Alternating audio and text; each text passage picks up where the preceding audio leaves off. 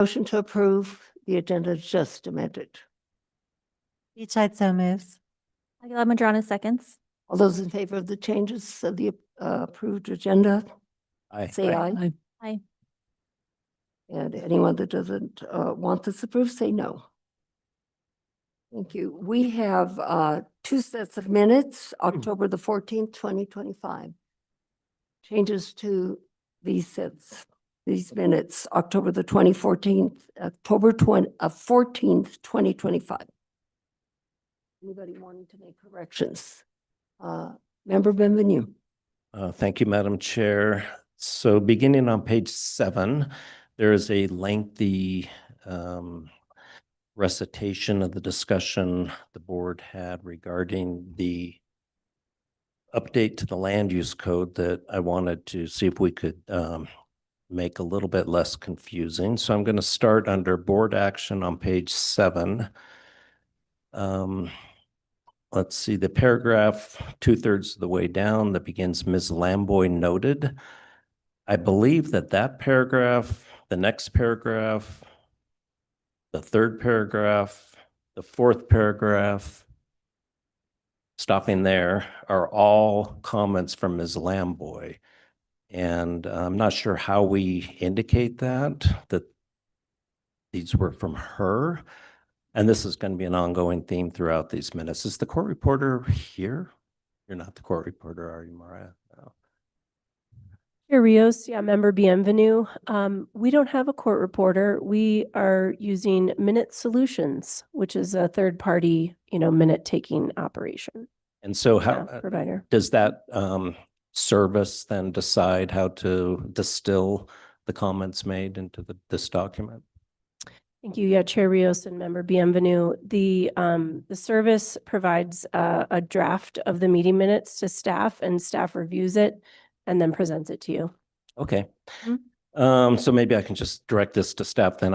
There's two ways I think this could be clarified. One would be to put all of those separate paragraphs into one, beginning with Ms. Lamboy, so that would make it clear that these were all her comments. The alternative would be to add in the beginning of every one of those paragraphs, Ms. Lamboy noted, or something to that effect. Would you have any preference? Staff? In that case, I would just make all of those one paragraph, so it would be clear that those are Ms. Lamboy's comments. And then turning to page 8, halfway down the page, this is a substantive change. It says member Bienvenue acknowledged the significant undertaking of the project, but noted that he believed the changes were minor. Add the word not before minor, so it states he believed the changes were not minor. Then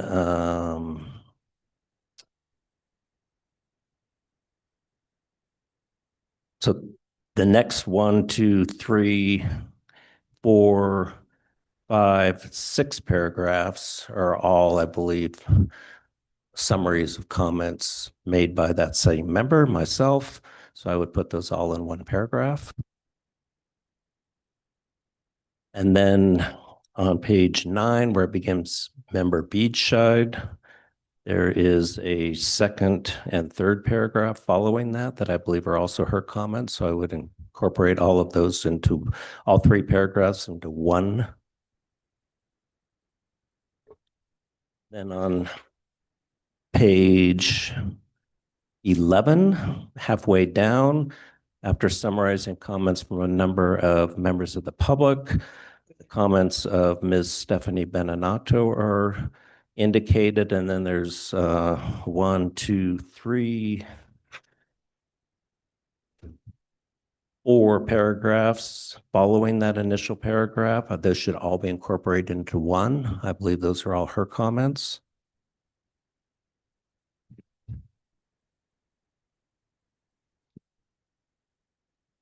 And then on page 14, just before the paragraph that begins staff communications, the very end of the paragraph beginning member Cherry, I would where it concludes now, reading the board supports the code, period. I would change that to read the board supports the rest of the proposed code revisions. Those are my suggested amendments. Are there any other changes to the minutes of October the 14th? Board members or staff?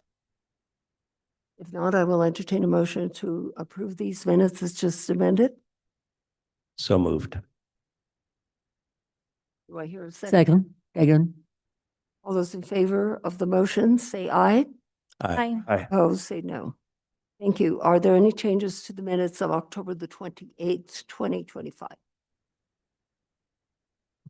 No changes. I will entertain a motion to approve these minutes.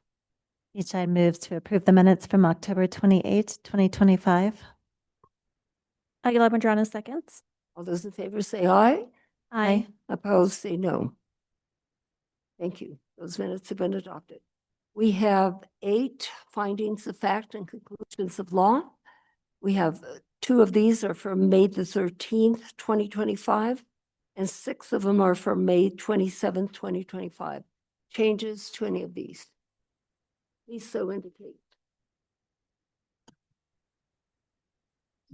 No changes. I will entertain a motion to approve all 8 of these findings and conclusions. Egan move approval all 8 aforementioned cases. And do I hear a second? Second. All those in favor say aye. Aye. Aye. And opposed, say no.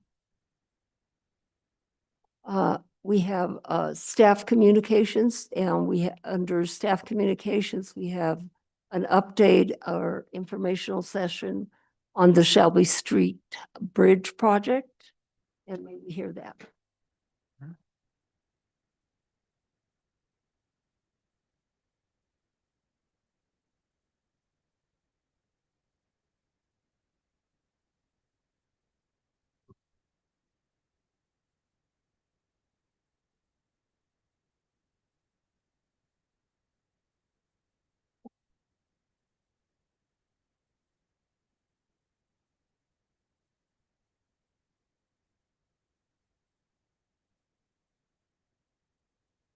IT, are the TVs working?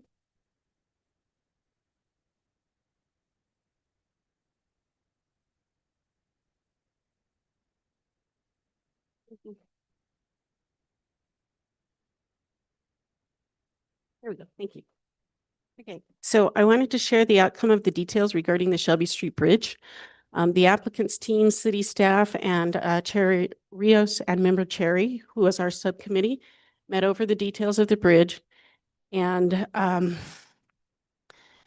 look at the design and details that met the requirements of the board. The existing footbridge was approved for demolition in 2025. The subcommittee was designated by the board to work out some final details for the replacement bridge. The board approved the length and width of the bridge as well as the required height of the railings. So the bridge dimensions will be changing to 6 foot wide and then 42 inches for the height of the railings. The new bridge will accommodate the ADA regulations for access to the bridge. The walkways around the bridge will be reestablished to match the existing walkways. The main concerns at the hearing were that the stone match what is on the existing bridge and where those stones would come from, the layout of the stone as well as the arch details. So the first thing we had to address was the accommodation of flood requirements. For the arch that is currently on the bridge will be reduced.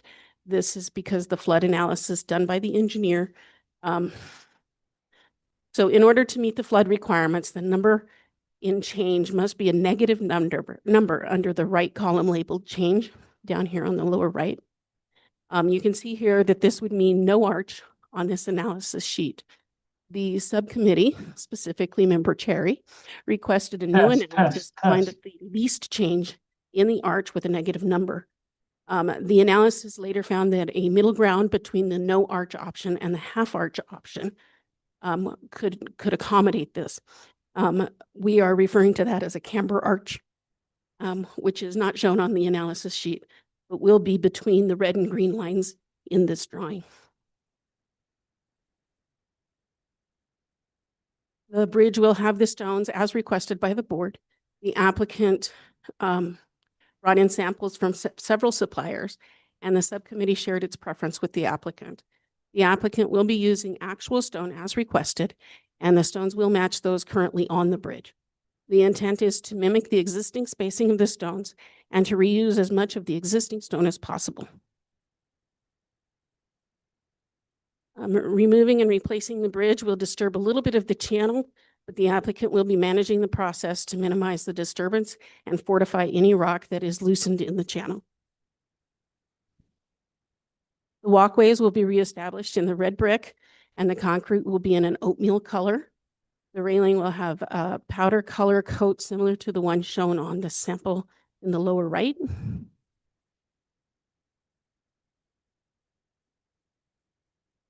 Approval for the bridge design and details was issued by staff on November 21st of 2025. So that's the,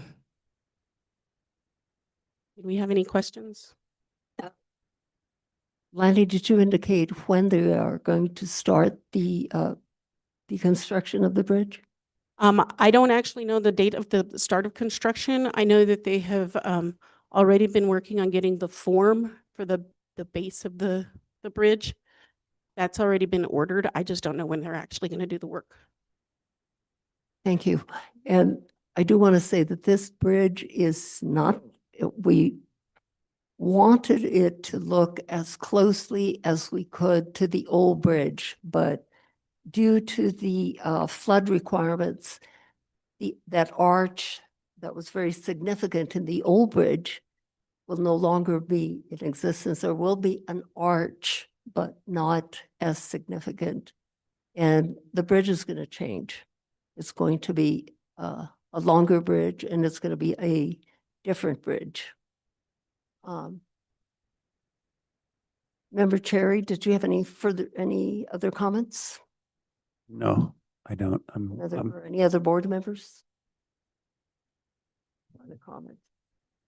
Okay, now we have reached the portion of the meeting to see whether the technical difficulties have been fixed.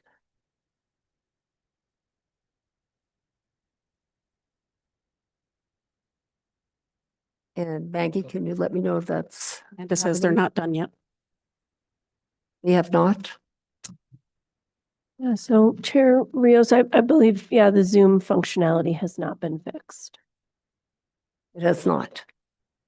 Oh dear. We're in a situation because it is important for us to get public comment. If people are not within this room, it is important for us to get public comment through Zoom. And that's the only way that that they can communicate. So I'm going to ask the city attorney and Maggie, what do we do? Thank you. Yeah, Chair Rios, we may be able to direct anyone on Zoom to call in by phone, but I would want to check with IT if that is also, if that's functioning. So we can inquire about that. I don't know, Frank, other than that. We could also postpone this to later on say we'll take it up at 7 or something like that. Testing, can you hear me? I was just gonna test for you. I'm here on Zoom. I mean,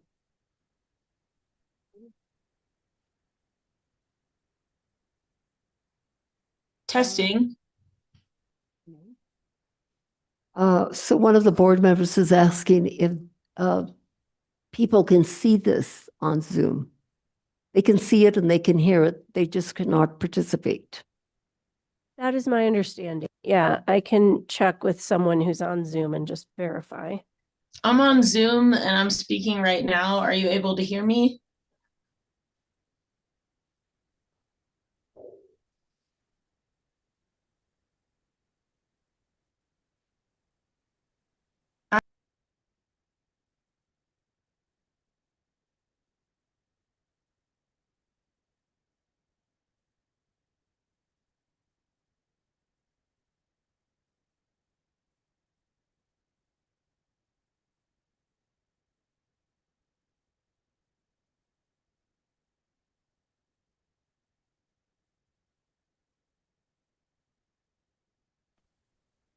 Test 1, 2. Can you hear me?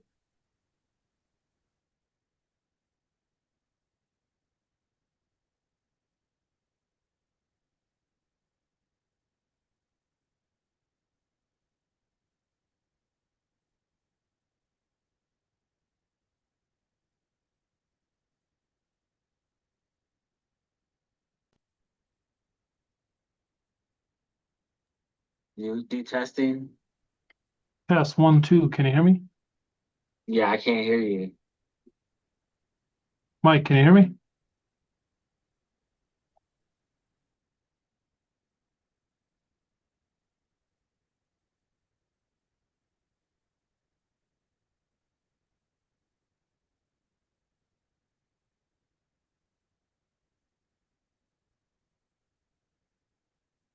Can you hear me now? No? Can't hear me? So it's just through the phone. You can't hear me at all through the system. No, not at all through the system. Well, when we were here, Wait, talk. That's actually coming. Rios, sorry, we've consulted test and 1, 2 test. our best recommendation right now is to adjourn for 30 minutes and reconvene at 6:30. Recess. Recess. Oh, thank you. Sorry, not adjourn. Right, recess for 30 minutes and reconvene here at 6:30 and reassess. Everybody heard that. We will have a recess until 6:30. And I mean, you have all come here for a purpose and we want to continue with the meeting. And so sorry about this. And so we'll see you at 6:30.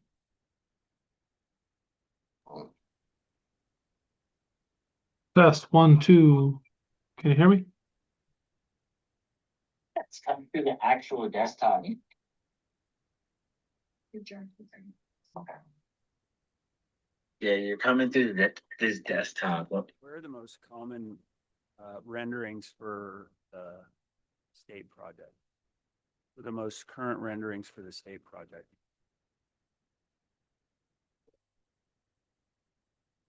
Well, they're not in our packet now, so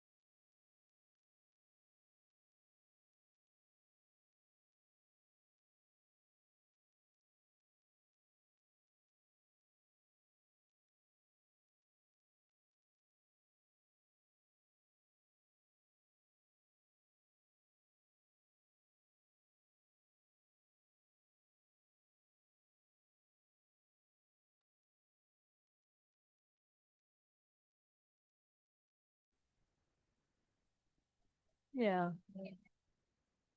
Our first home was out in a place called La Tierra. And it was one of the first developments. Why we were drawn to it was that it was just what it was. It had none of the fancies. It was next door to Las Campanas and I've seen the fence, but fine. yeah, and this is wild. We spent 1 year coming out here, took 6 trips out here in a year, to find a home. And our 6th trip, we find it. And an agent calls us up and she says, we found it. I've got your house. And she goes on about a swimming pool and I say, I don't want to swim. What do you want a swimming pool? She said, well, fill it in. It was the only swimming pool in the entire addition. Of course, it cost Las Campanas, they changed all that, but I mean, there. So it turned out that the couple we bought it from, who had it built, he was with the Boy Scouts, and he used to use these big entertainment. Like all the Scouts. So he probably did well with that. Anyway. Test, 1, 2, test. We loved it. We just loved it, but it was so far out, it was 13 miles. See, that's so far deeper in than where you are. Yeah. But that part of the world is so beautiful. The views are incredible and Cute, Sagada. nice. Yeah. Is your husband a professional? What's he do? Financial. Oh, good. Every family needs one. Yeah, it's great. All we need are finances to manage. It's so great. Oh, that's good. He's with Morgan Stanley. He's Oh, also nice. the manager of that office.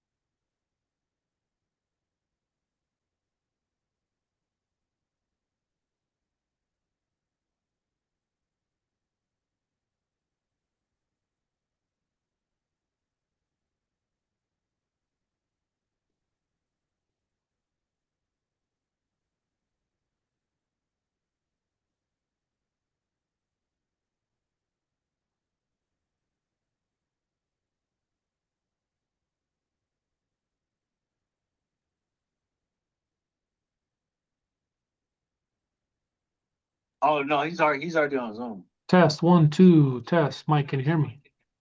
Yeah. Loud and clear, I can hear you. All right, we're good. We should be fully up and functional.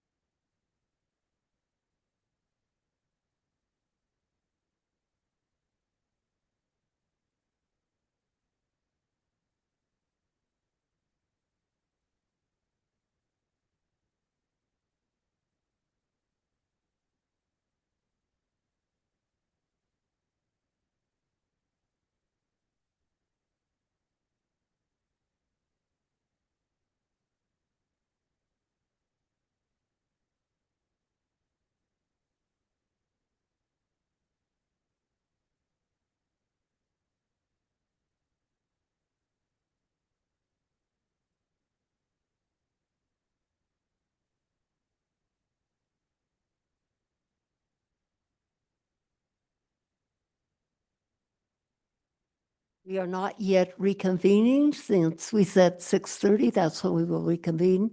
However, I do want to tell people that are on Zoom, they probably have been wondering what is going on.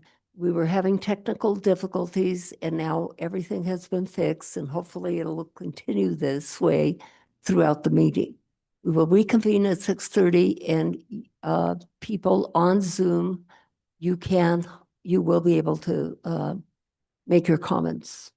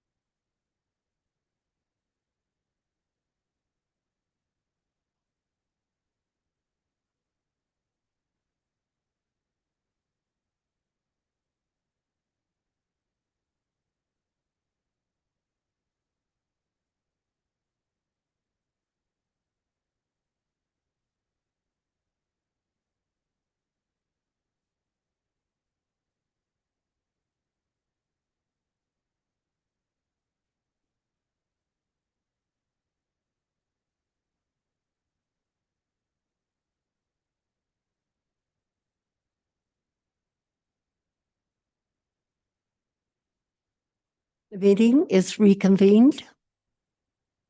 And I will now entertain matters from the public. If there is anyone in this room that wishes to come forward to the podium and speak of anything related to H Board matters, not related to cases this evening that are on the agenda, but something that you have on your mind related to H Board matters. It appears no one in this room is wanting to come forward, but is there anyone on Zoom? Yes, thank you, Chair Rios. We do have one hand raised, a Mr. Anthony Guida. Let me make sure that we can. Hold on, Anthony. I'm just trying to figure out how I can unmute you. And if anybody else is on Zoom that would like to provide comment, there we go.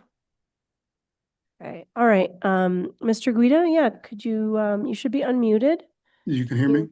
We can hear you. Thank you. Great.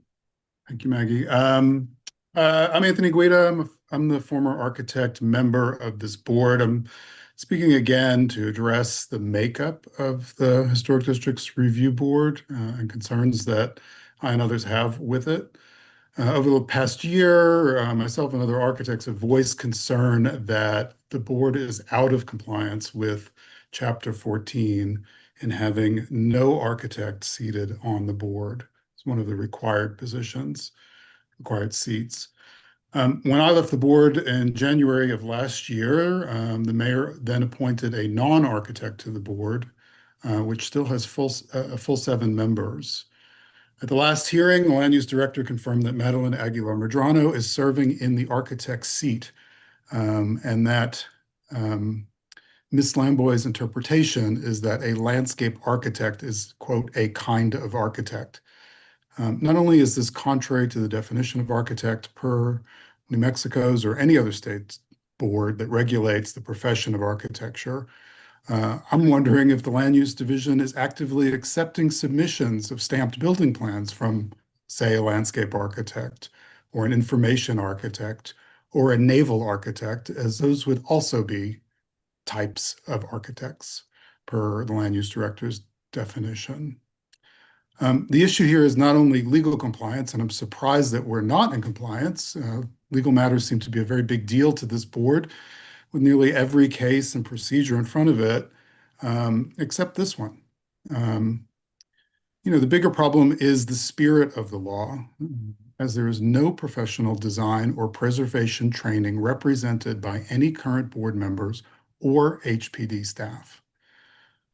There are other issues with the makeup of the board that are highly problematic. The domination of 5 of 7 seats by members of the Old Santa Fe Association when they only have 1 designated seat. The absence of actual representation for the downtown businesses because that seat has been occupied by the same person for 30 plus years, and the chair does not vote. I could go on, but I do think serious reform is needed. The architect issue is the paramount one. It's the most urgent and should be corrected immediately. Thank you. Thank you very much. Is there anyone else on Zoom? Yes, Chair Rios, Jordan Young is their hand raised. And so there we go. Okay. Hi there. Yes, please, we can hear you. Thank you. I would like to echo Anthony Guida's comment that HDRB is still operating without a licensed architect. I would also like to point out the multiple seats held by the Old Santa Fe Association in a town full of talent like ours and many architecture firms with young talent in them and many professionals. It seems like we have wasted a lot of time in not filling these seats, and there's opportunities to get professionals who maybe aren't involved with the Old Santa Fe Association involved in HDRB, and I think this matter needs to be remedied urgently. Thank you. Thank you very much. Anyone else?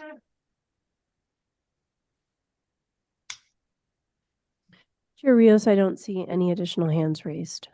Thank you very much. We will move on to old business.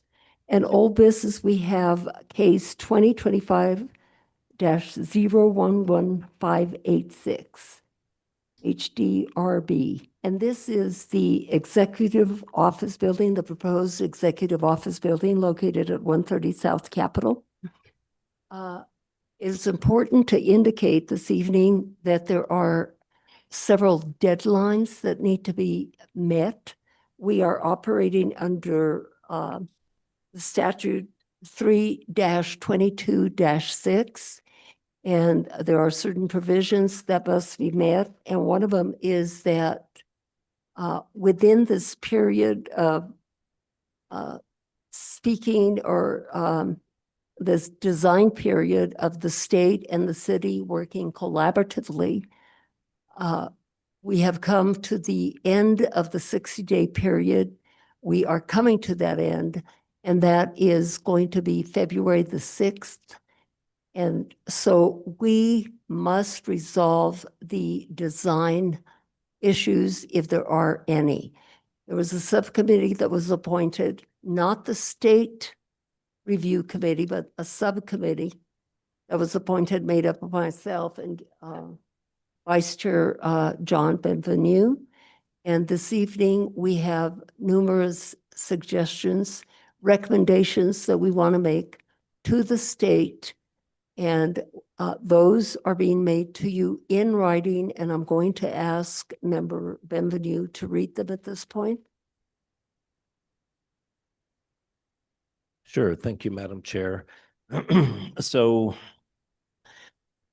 yeah, I guess I would just, by way of background, say that the document that has been circulated to the other board members, to the state, I believe, and hopefully to the public, is really just perhaps at this point more a set of talking points that was developed just over the last few days, given the very, very tight deadlines that we're facing and the holidays that just took place after the last board meeting.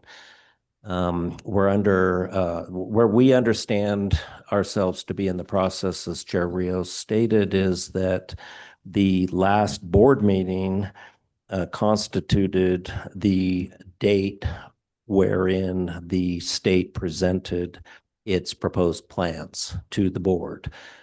The board, at the same time, confusingly perhaps, also had separate case numbers that it considered at that same board meeting with relationship to the demolition of the 4 small houses on the street. So really, even though plans were presented at that last meeting, there was almost no board discussion about the plans themselves. The board discussion, and I think most of the public discussion, was really directed at the demolition issue. And so it may have appeared as if the plans were going to be represented for the public and the board to comment on, but that really is not the case. I just want to emphasize that where we understand ourselves to be in the process is those plans have already been presented. And that means that under our ordinance and under the state statute, there a 60-day period was triggered that began running on the date of that last board meeting, in which the city has the right to submit written recommendations and comments to the state. 60 days. And that's the deadline that Chair Rios just indicated, which is February 6th. And members of the public and also have the right to submit written recommendations and comments to the state within that same period of time. The procedure further provides that if at the end of that 60-day period, at the end of that 60-day period, another 5-day period begins to run in which the city makes a decision as to whether or not its comments and concerns have been adequately addressed by the state. And in the event that the city determines they have not been adequately addressed, then it has the right to require the convening of a joint state-city commission that will ultimately decide the issue of the design. So that's where we're at right now. So it's an odd procedure. It's not a procedure that we go through with any other applications that are before us, except for the state and I believe maybe also the city and county schools projects. And it's a procedure that was worked out between the state and the city in order to reach compromise between the state's position that they were not even under that they didn't need to abide by the regulations of the city, and the city's view that they were required to so abide. So this is the compromise procedure that was worked out. The trick for us is that it's a very short period of time to be working out any kind of design details. And then there's an extremely short period of time to decide whether or not we have worked them out after that 60-day period expires. So what we want to do today, what we tried to do is just have the ad hoc committee in conjunction with staff's analysis of the project and recommendations as to what does and does not conform to our ordinance, put together just kind of some more bullet points at this point in my mind than actual formal recommendations, so that the board has some structure for a discussion on how to adopt ultimate final recommendations that will then be submitted to the state. If that can be done tonight, that would give us more time to work with the state before those deadlines expire. But if we cannot reach that point tonight, we'd still have enough time that we could reach a final decision at the next board meeting. So that's just basically a summary of where we're at. So I'm going to, with that, go over the bullet points just to set up the discussion for the board. Did you have something you wanted to add? I was just going to reiterate that after you read the recommendations or the bullet points, then we, board members, you have an opportunity to also comment on these, on what we have recommended, or make your own recommendations. And per the statute, we also have to entertain public comment. And in specific, the statute indicates that preservation groups should be involved, and you, preservation groups, should submit your written comments as well to the state. So with that being said, John, can you Sure. And so, yes, I'll reiterate what Chair Rose just said, which is these are not intended to be final recommendations, but really just discussion items. And we hope that the board all weighs in on these and that the public does as well, so that we can reach a consensus, hopefully. So there's, first of all, a set of 11 general comments, which actually, some of which are extremely general, some of which are quite specific. So I'll go over them quickly. Number one is that breaking up the mass, this is an extremely general comment, breaking up massing is important, and also bringing the building down to a pedestrian scale. The building will be larger than the Capitol building and other buildings in the streetscape. Therefore, the HDRB, here it says recommends. I would say more appropriately, the HDRB, that we wish to have a discussion as to whether the HDRB would recommend that the east and north elevations have additional step backs on the upper floors in order to break up that massing. It goes on to say there should be more one-story sections of the building. Again, I would actually rephrase that just to say discussion should be had as to whether more one-story sections of the building would or would not be appropriate. Number two, only one stucco color. Right now, the building does have multiple different colors. It's actually just two, I think, separate colors, but they appear variously throughout the massing of the building. That's something that actually is not normally allowed. except under portals, under our ordinance. It's not the norm with any of the other state buildings. It's something that has been previously brought up by the board, a decided preference for a single stucco color. Number 3 references pedimented window frames. As we all know, this is a territorial style building, perhaps neo-territorial. The number 3 currently states, unlike other state buildings, there's no pedimented window frames. I think that it's not entirely accurate. They do appear to have some pediments. I think the question is whether they're triangular pediments or not. Some buildings in the state complex do have triangular pediments, others do not. That, again, in my mind, is just a discussion item for the board as to what their preference is and their recommendations on the pediments.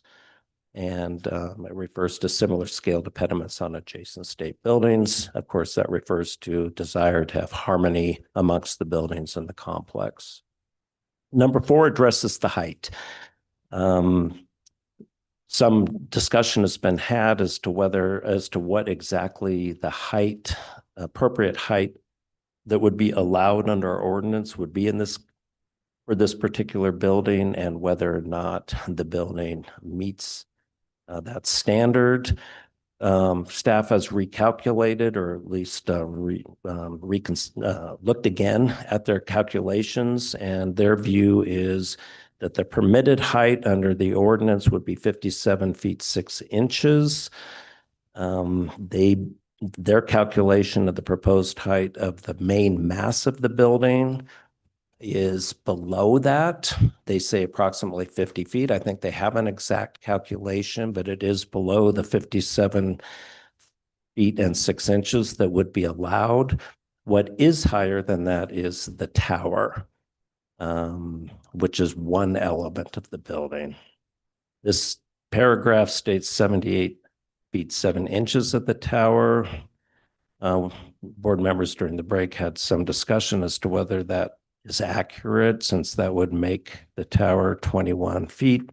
That's something that we could clarify. The point of this entire paragraph, though, is just to say that the one item that actually is outside of our permitted height would be the tower. I think that everyone would agree there are good arguments to be made that the tower is actually beneficial to the style of the building.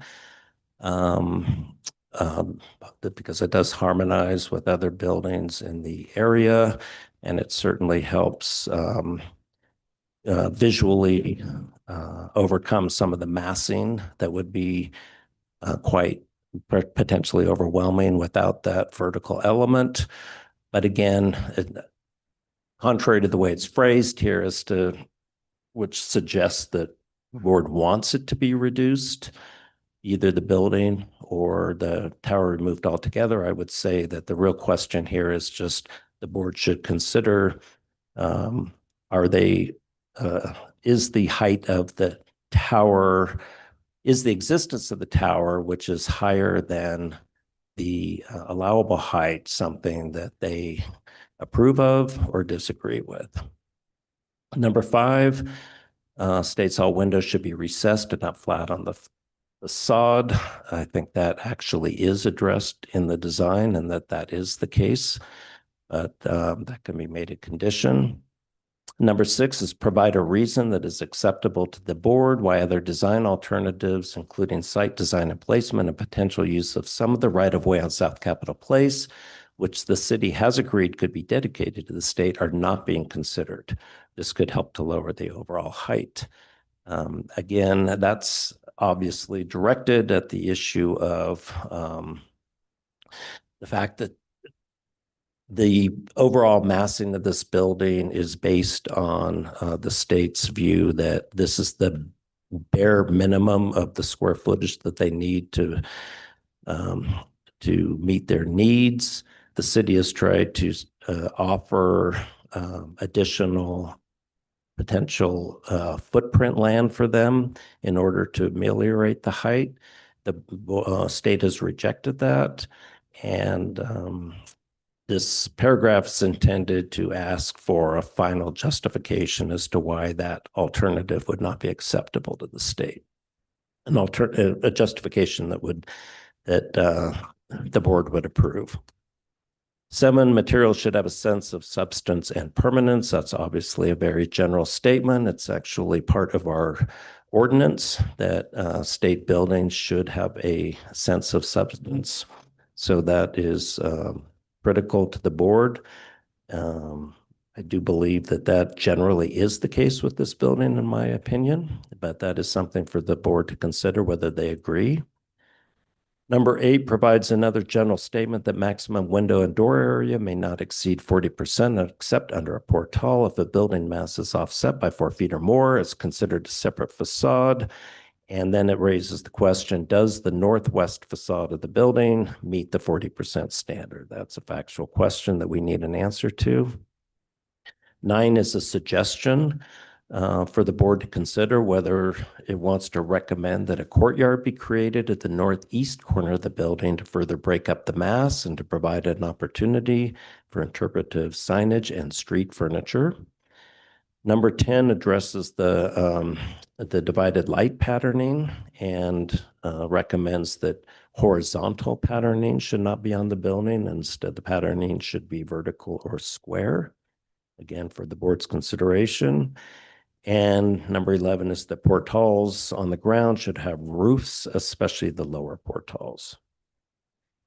Specifically with regard to the north elevation, again, the first bullet point or paragraph is just questioning the design rationale for the tower. This is not to say that the board rejects the tower. I think there could be, as I said before, very good reasons for wanting the tower to be in place. But this is intended to be a discussion item to see whether the board has a consensus agreement on that point. Number 2, windows under the portal shouldn't go all the way to the ground. It does look to us in the renderings, and we can go over them if the board, as the board desires to see more specifically. It appears that some of the windows under the portal are basically storefront style windows that go all the way to the ground, which is not something that we ever approve under our ordinance. And we are pointing out that the state capitol building, the roundhouse, provides a potential solution because their doors and windows have built into them, not stuccoing, but a lower opaque material to create, to prevent the glass from proceeding all the way to ground level. Number 3, questions whether the small windows on the second story, as pointed out on the north facade, are out of scale and relate well to the rest of the facade. That's really, again, just a question. My own personal opinion looking at them is that they may be completely acceptable, but that's something for the board to make sure they agree with. And number 4 is that the windows at the east corner of the north elevation are may be out of scale. Again, a question for the board. East elevation, number 1 is to incorporate more one-story masses. Again, that's actually should just say query whether more one-story masses should or should not be incorporated, and query whether the building should be stepped to make it more pedestrian friendly. Number 2, again addresses the possibility of creating a courtyard at the northeast corner to make it more pedestrian friendly and an opportunity for gathering space and signage. Number 3 addresses the mass at the southeast corner and questions whether it is out of scale. And whether or not there is too much fenestration as on that facade, and whether it meets the 40% rule. Because if looking at the rendering, there does appear. I think the board just needs to discuss whether or not that appears to be something that, as our ordinance requires, could be built out of Adobe as structured with that amount of fenestration on both the ground level and then the two next stories. And I think that those were the specific comments and recommendations. Again, not so much recommendations for conditions of approval as recommendations for board discussion. And I would ask the board to go ahead and have discussion on those items. So board member, I know this was a lot for any of us to digest at this moment, but board members at this point, do any of you have additional comments? Or do you have comments in reference to what John just read?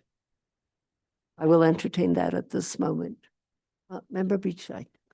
Yeah, just quickly, I thought I would just offer up that I appreciate all the work that everyone's done on this. It's nice to have this laid out, and I understand the purpose to be just to make sure we go through and consider all the things we would consider in a normal application process so that we don't leave anything out. But there's only two things that I feel would make this a better design. One is the single stucco color. I'm in favor of that. And the other is that the windows are recessed and not flat against the facade, which might already be the case. The other is I feel like there's, I'm willing to compromise, if that's the right word, with respect to the code, because I think the design is consistent with what surrounds the building. I feel like the scale is appropriate for the large space that it's filling.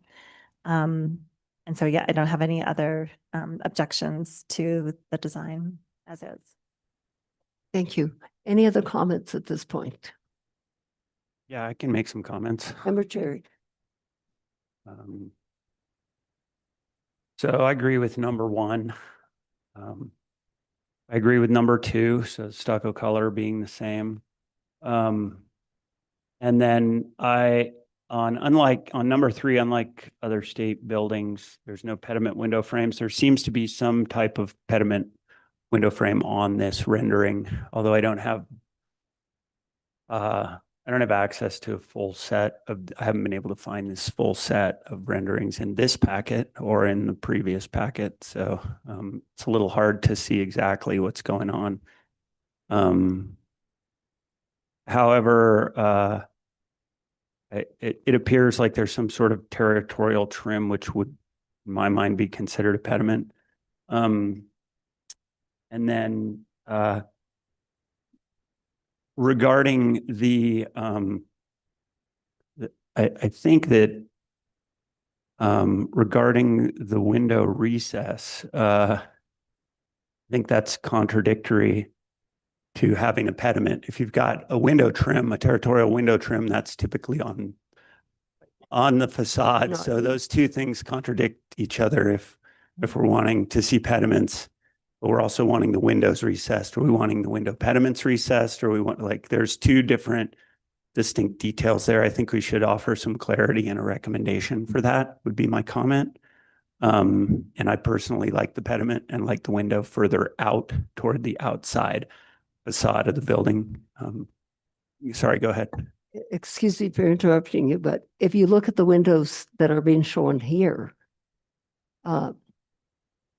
those do not actually have a pediment, but those should be recessed. Yeah, I would agree with that. I mean, and they are. Right. You're talking about the lower windows because there's upper windows too.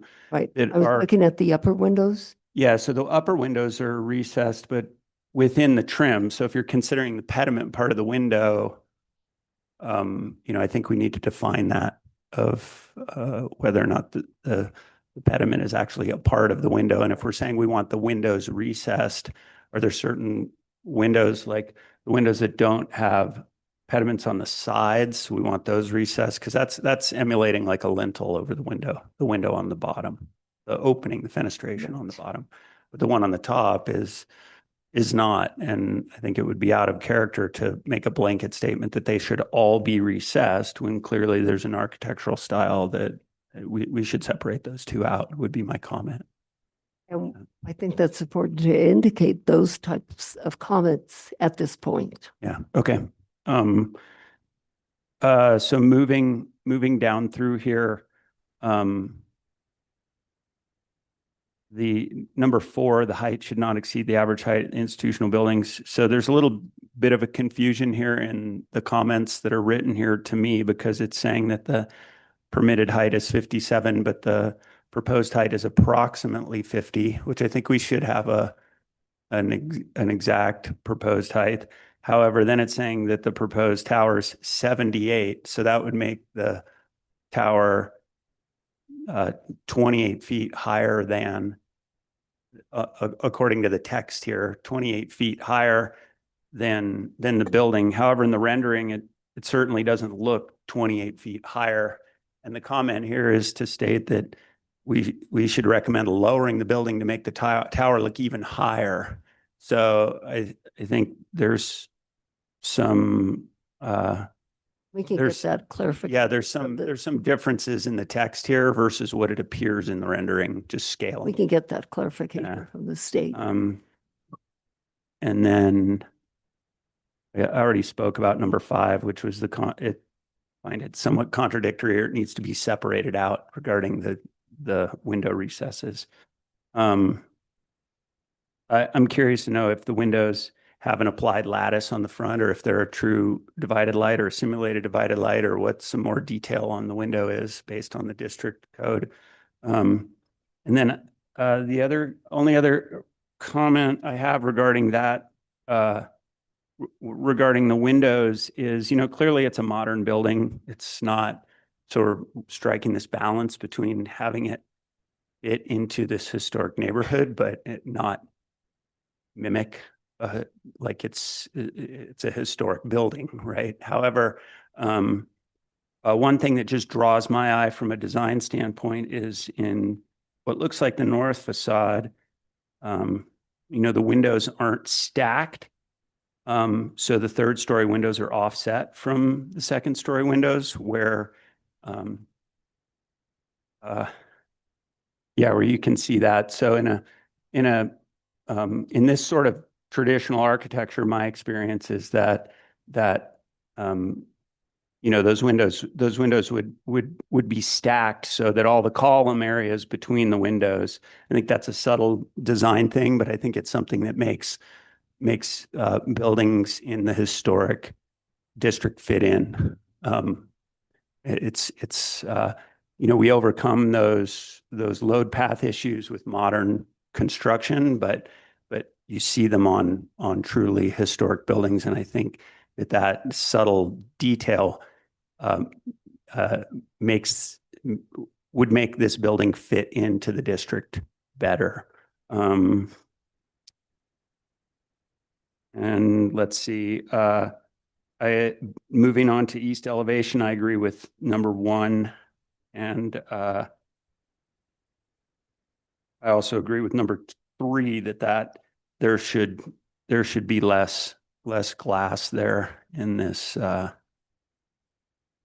fenestration, as well as the comment regarding the windows going all the way to the ground. I think it would just be a more in keeping design if the windows that go all the way to the ground can go all the way to the ground. And those are my comments. Thank you. Other board members? Thank you, Scott. Other board members have comments at this point? No? Okay. Yes, Jennifer. You can come forward.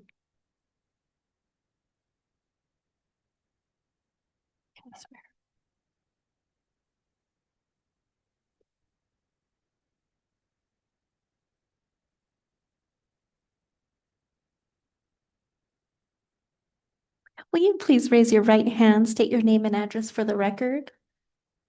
It's 130 Grant Avenue.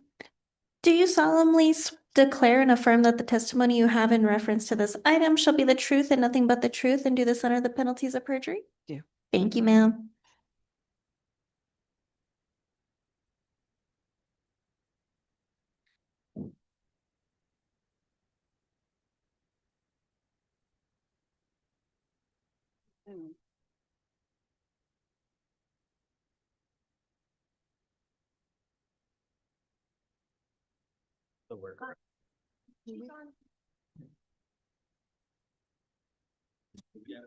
He bring, you just bring those up. Okay. Good evening, Chair Rios, board members. It's lovely to see you again. I'm Jennifer Jenkins with Jenkins Gavin here this evening on behalf of the state of New Mexico regarding the executive office building.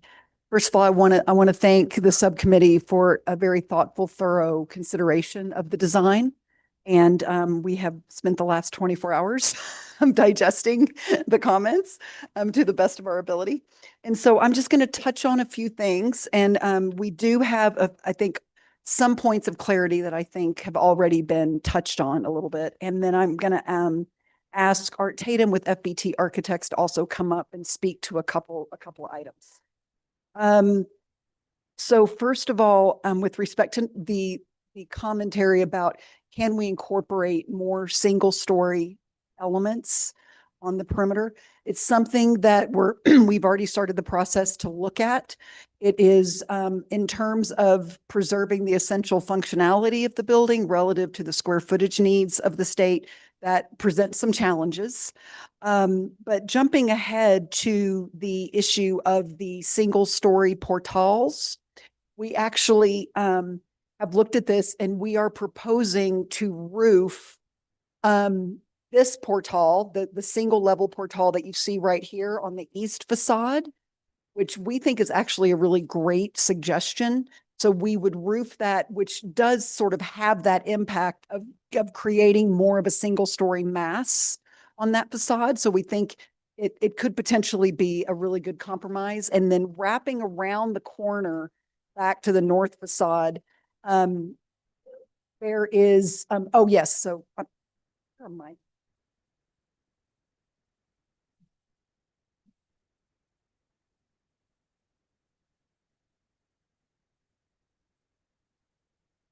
So with respect to the upper level, kind of pergola portales, we would prefer to keep them open because they provide so much natural light into the building. But we do appreciate just the kind of the historic nature of a traditional roofed portal on the ground floor. So in those two areas on the east facade, as well as on the kind of east end of the north facade, we can roof both of those, and we're absolutely willing to do that. We're fine. One stucco color, not a problem at all. We can confirm that all the windows are recessed.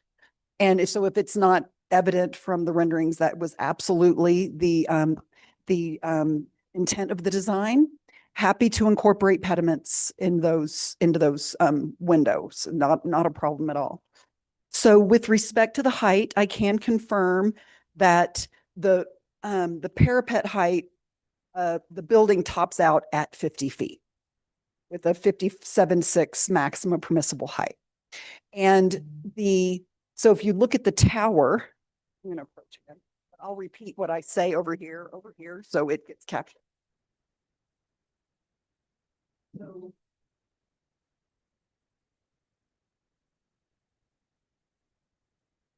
I'm just wondering, do you have a mic that she can take so everything that she's saying can be picked up?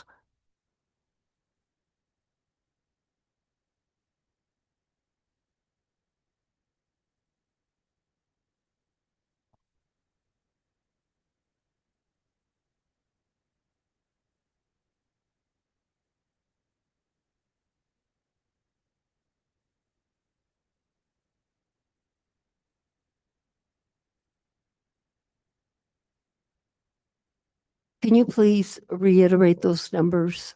I was just pointing out that with the tower element, the stuccoed elements of the tower, before you get to the open framed element, tops out at 57 feet.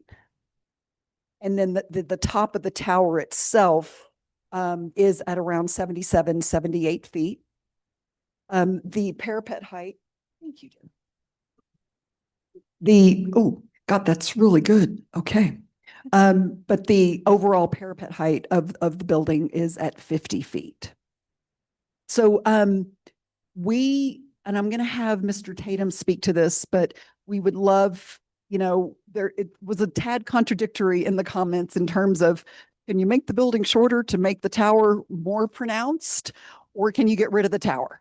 So would love to understand kind of the general thoughts on the tower. We feel that it's a important architectural element to the building. And like I said, I'm going to have Mr. Tatum speak a little further to that, but we're happy to, you know, have the conversation.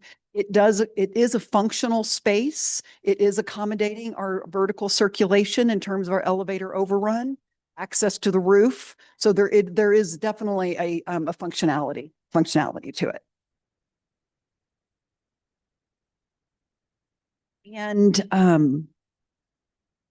And with respect to the overall building height, getting below 50 is going to be very, very difficult. We're already well below the maximum permissible height. We have 15 feet floor to floor. And with the mechanical needs, and this is a Class A executive office building, we want these spaces to feel generous. So we have 10-foot ceiling heights interiorly in the interior.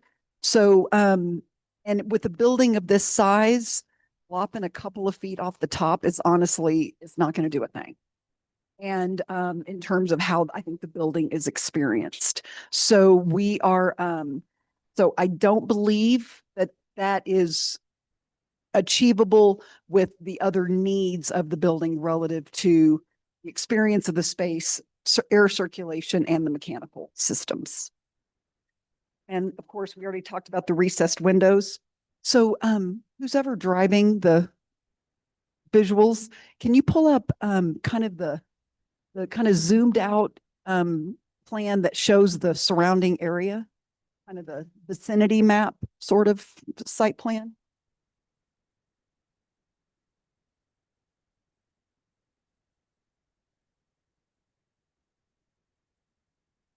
There's that aerial where the site plan is dropped into the aerial that kind of shows the surrounding neighborhood.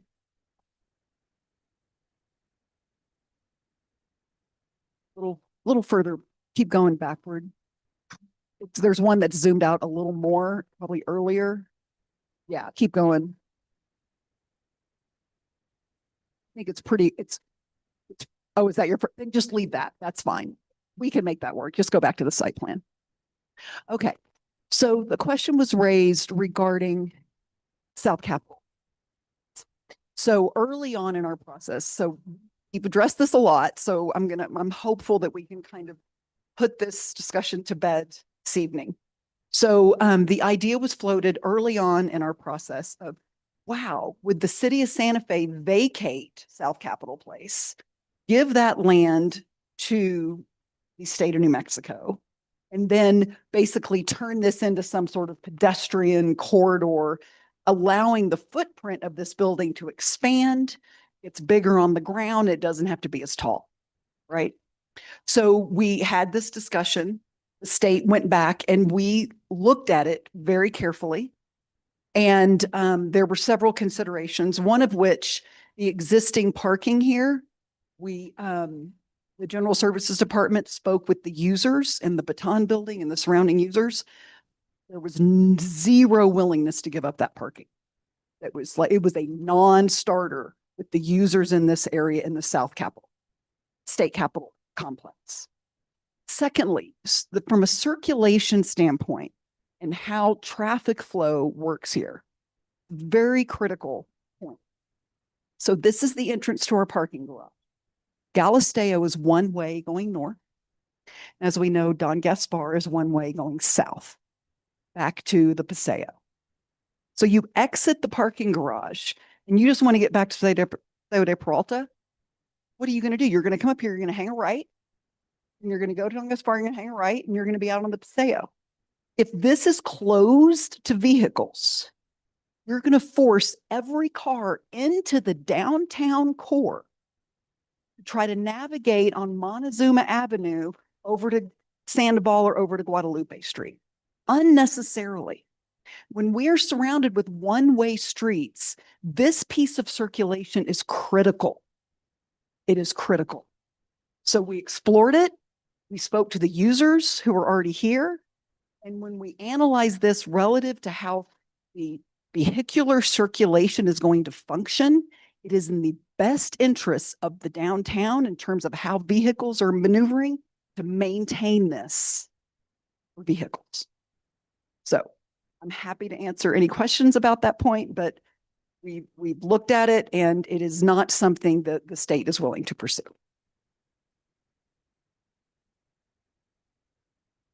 Let's see, materials should have a sense of substance and permanence. We could not agree more. On the 40% rule, we're going through and kind of reassessing just to make sure that we haven't missed the mark, but we are completely willing and understand our obligation to comply with that. So not a problem at all, but we're doing a once through to make sure we didn't miss anything there. So we do want to, so with respect to the courtyard at the northeast, can we pull up the site plan again? Just the drawing we were just on. We would like to understand a little more about what, in the board's view, that achieves. And we have spent a lot of time today visiting about that. As far as, the pedestrian experience, what our focus has really been, has been pulling the building back and getting these nice pedestrian, very gracious plaza areas for, for seating, potentially for gathering, but just having a really gracious streetscape and pedestrian experience. Carving something out of the corner here, I'm not quite sure how a space like that, how much that's going to get quote unquote used. But we would like to understand, we're very open to, the conversation about what do we think that achieves. One of the things that feels important to us is to really anchor this corner, especially relative to our relationship to the Capitol across the street. So we really like that strong presence at the corner of the building. And again, I think Mr. Tatum's going to speak to that a little bit as well. There are some structural challenges that potentially presented there, but we're happy to have the dialogue. Let's see.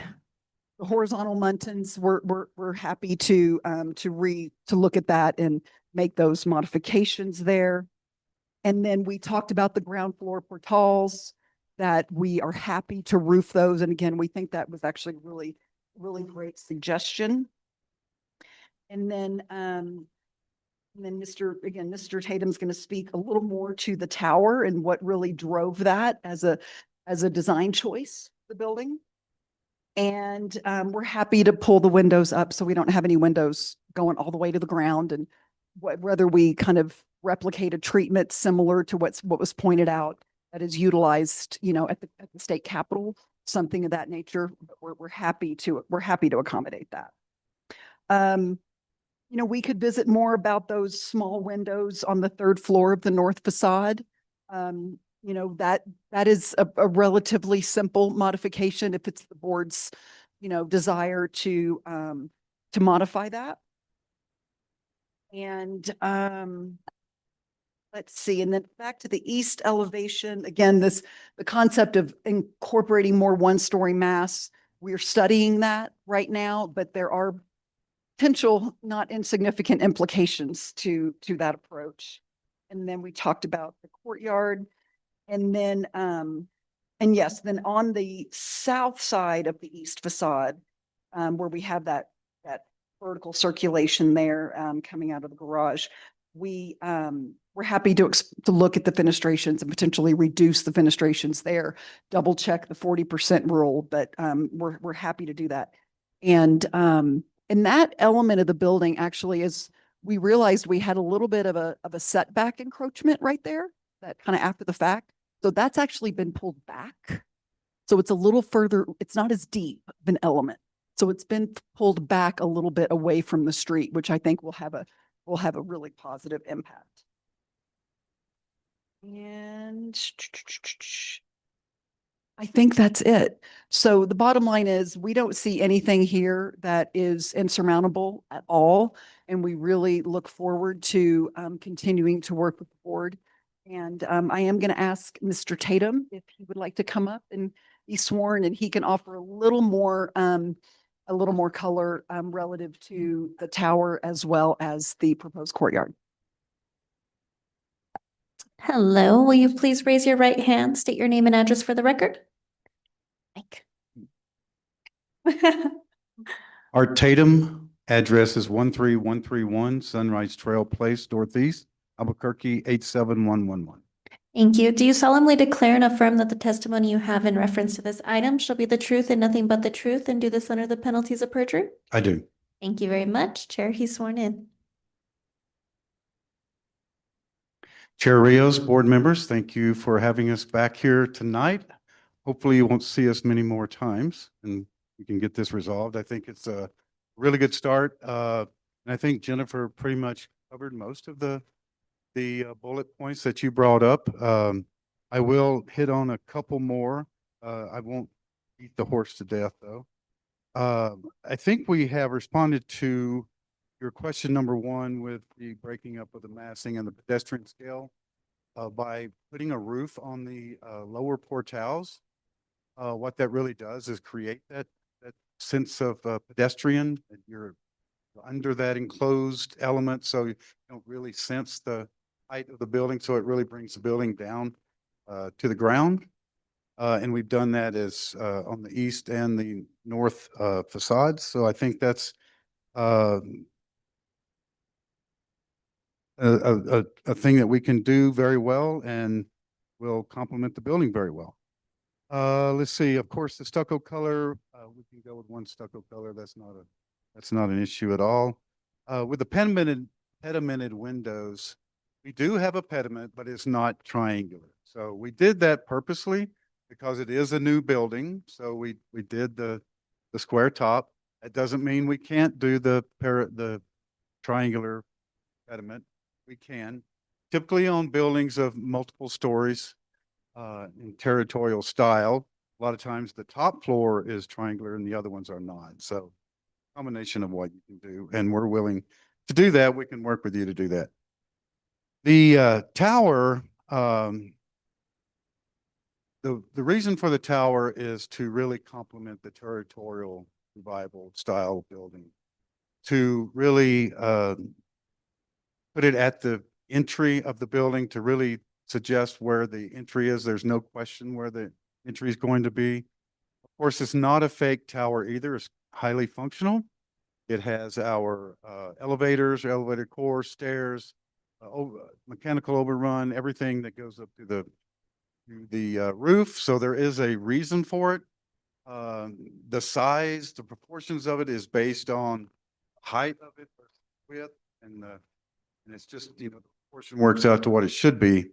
The cupola on top, which is about 20 feet tall, is open, so that's not a solid structure. So we wanted to do that purposely. That addresses the tower. Let's see.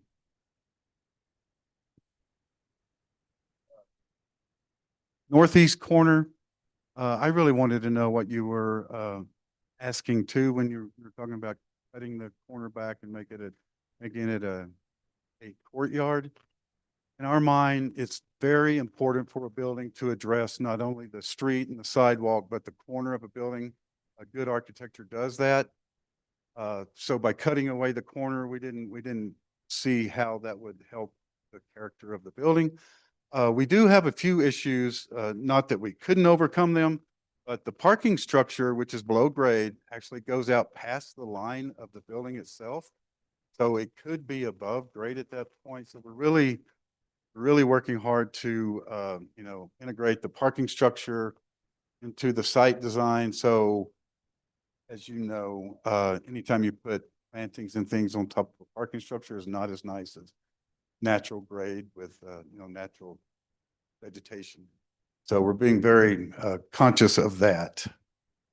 Let's see. Does that answer your question on that? Okay. Windows not exceeding 40%, of course, we're going to look at that to make sure that we don't exceed that in any areas of the building itself. Let's see, on the north elevation, I think we've already talked about. the tower and the rationale behind it. The small windows on the third floor on the north elevation, those were there to help set off the entry element of the building. It was very important to the users that, because this is an executive office building, that entry is very prominent, very executive. That is a gallery on the third floor behind those windows. It doesn't mean we can't play with the size of them or the number of them. We can certainly do that, but that's the reason why it was done that way. Pardon? Yes. And then of course on the east elevation, we think we've addressed the single story concerns with covering of the portals themselves, because they do then become really a single story element. The kind of tower element that you see on the very southeast corner, we have pushed that back some and reduced that, but we will also look at the windows as you have addressed there to make sure that we're in compliance with that. And with that, I believe I have all of my comments. Thank you. I have a question for either one of you. Can you please reiterate the dimensions of the tower? Yeah, the height is 78 feet to the top. And that is to the top of the cupola, which is open. I believe this is 57 feet. Yeah, but just the dimensions of if it was just, if they had pulled that portion that you are speaking about and put it on the ground, I know that it's 78 feet to the top, from the bottom of the ground to the top. But I just want to know what the dimensions are of the tower itself, Of the width? of the width and the height. I'm going to have to ask my team back here to see if they can help me. I don't have that exactly. We're talking about the width. And also, is it common to have a tower with open space, an open area like that? Yes, and a lot of times it's used for a bell tower, but it's just it caps it. It's just a design element that caps the tower. It's territory. That's a territorial treatment. If you look at the Baton Building or just about any tower on a. Is the Baton Building's tower, is that enclosed? No, it's got an open cupola on it. But is a portion of it enclosed? You know? Is the what? Is a portion of it enclosed? It is, right? Of the tower itself? Yeah. I don't know what. Yeah, the Baton Tower doesn't have any windows or anything in it. It's not an entry. It doesn't really have a function behind it. So it's really an architectural element. We tried to make this a functional piece of the building. So if the tower went away, what happens to the elevator? Oh, it stays. It just stays, it just doesn't. Yes, this is an architectural expression. We wanted it to be functional. We didn't want to put a tower that had no use. Can you treat it differently? You bet you can. But we wanted it to be a territorial design tower. The wood element at the top, although that wouldn't be wood, it implies wood. That's typical of territorial towers. Okay. I don't know. I'm not seeing it as a tower right at the moment. I've seen it as an element that's more like a. Towers on territorial buildings are used at entries and entry and at corners, typically where you see them as I mentioned earlier, a building wants to dress the corner. So a lot of times you drive around Santa Fe, and I know you have many times, there are several of these around town, and they're used in, different ways, but um, I'll be anxious to hear what other board members have to say in reference to this particular tower.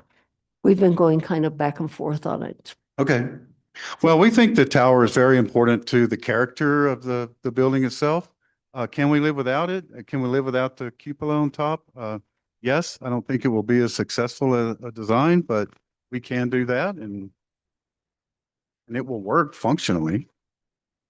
It's just architecturally, we don't think so strong. But let me see if other board members have Okay. comments or questions. Anybody else have comments or questions? Yes, Member Cherry.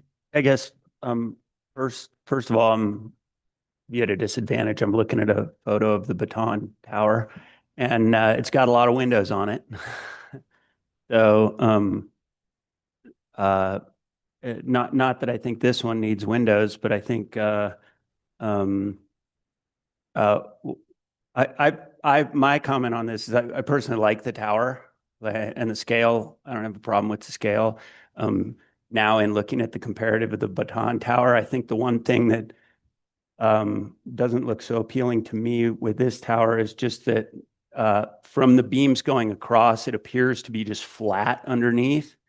And I'm not referencing the Baton Tower because I think it should look like the Baton Tower. I'm just noticing that like this is a different feature that to me works on the Baton Tower is that beam is lower than the ceiling of the tower. So it gives some more dimension up underneath there. So it's not just such a big flat plane. Something about that big flat plane to me makes it look more Greek, like they're Mediterranean, they're I don't know, you're eating figs and grapes up there or something, but I think the scale and everything to me looks really nice. That would be just one little subtle detail of a change that could be made that might make it look more territorial, because that's how you would build a territorial structures with, post and beams, and the ceiling would be sort of more recessed up above the beams, perimetering it. Well, we certainly want to finish the design of the people in the tower itself. Gotcha. Yeah, that's my only comments on it, looking at that other tower for reference. So that's all I got to say about that. Anybody else at this point? No? Member Benvenu? Okay, thank you, Madam Chair. Yeah, so before I was just sort of presenting the subcommittee's thoughts, and a lot of that was generated in conjunction with staff, because as you know, normally when projects come before us, we've had very, very thorough staff review. And the staff has worked very carefully with the applicant before we even see a project and tried to work out all the detailing, and that really had never been done here. So a lot of this was brainstorming from staff as well as the committee to make sure that we're just highlighting a few things that the board needed to consider. But I will just say now, my personal opinion is, you just ticking through some of the points, the tower, I'm in favor of. I think without that, the building would be much more nondescript. I think the tower both makes it part of the complex. I think it's helpful for really adding to the sort of substantial institutional context of the building. I think it highlights where the entrance is. I think it's a nice feature. I really like Member Cherry's last comment, though, because you will be looking from ground level up at the tower, and that does make the tower look a little fake to see a flat ceiling on the inside, if that's how it's designed. And so I think that if it was a ceiling that was consistent with the outside shape of the roof, that would make more sense, because of course, if it were really a bell tower or something like that, it would not be a flat ceiling. So I think that's a great suggestion. And just generally speaking, I think that's what I would like to see in new renderings, is a little bit more information about the details, because I'm very, very comfortable with one exception that I'll mention, the basic design. And to me, it really now is just a question of making sure the detailing is right. I know you are in complete sync with that concept, so that does not give me concern. But it would be nice to see the final chart of sort of exactly what materials will those doors be made out of, for example. That's very critical.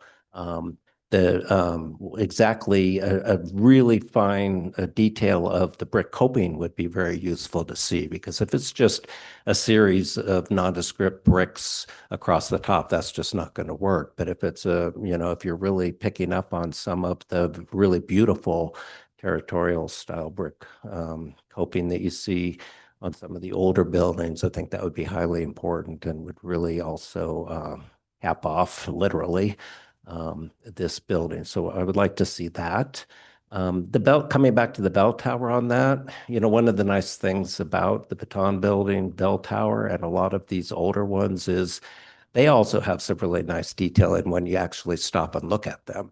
I think the Baton might even have double posting and some corbels and things like that. I'm not really saying we don't want to imitate that tower, but it would be nice to see the same level of attention being put on this, so that if you actually stopped and looked at that bell tower, you'd say, wow, that's really beautiful workmanship and design. So I'd like to see exactly how you would pull off that, because that's going to be an important element. That breaking up of the corner on the north, that concept of breaking off the northeast corner, that was a staff suggestion. I'm sort of persuaded that that's probably would not really be a meaningful addition based on the comments that you've made. So I'm fine with that. To me, you've adequately answered the issue about the South Capitol parking area, why that's not really an acceptable option. So that brings me to the only thing that I really still have some discomfort with, and that's that element that we're not seeing here, but the element on the southeast corner that we've talked a little bit about, is that the 40% rule. I just feel there's something off about that element to me. It just doesn't look right, and that's going to be an extremely prominent facade, because that's what you're going to look at directly from the steps of the Look at that elevation.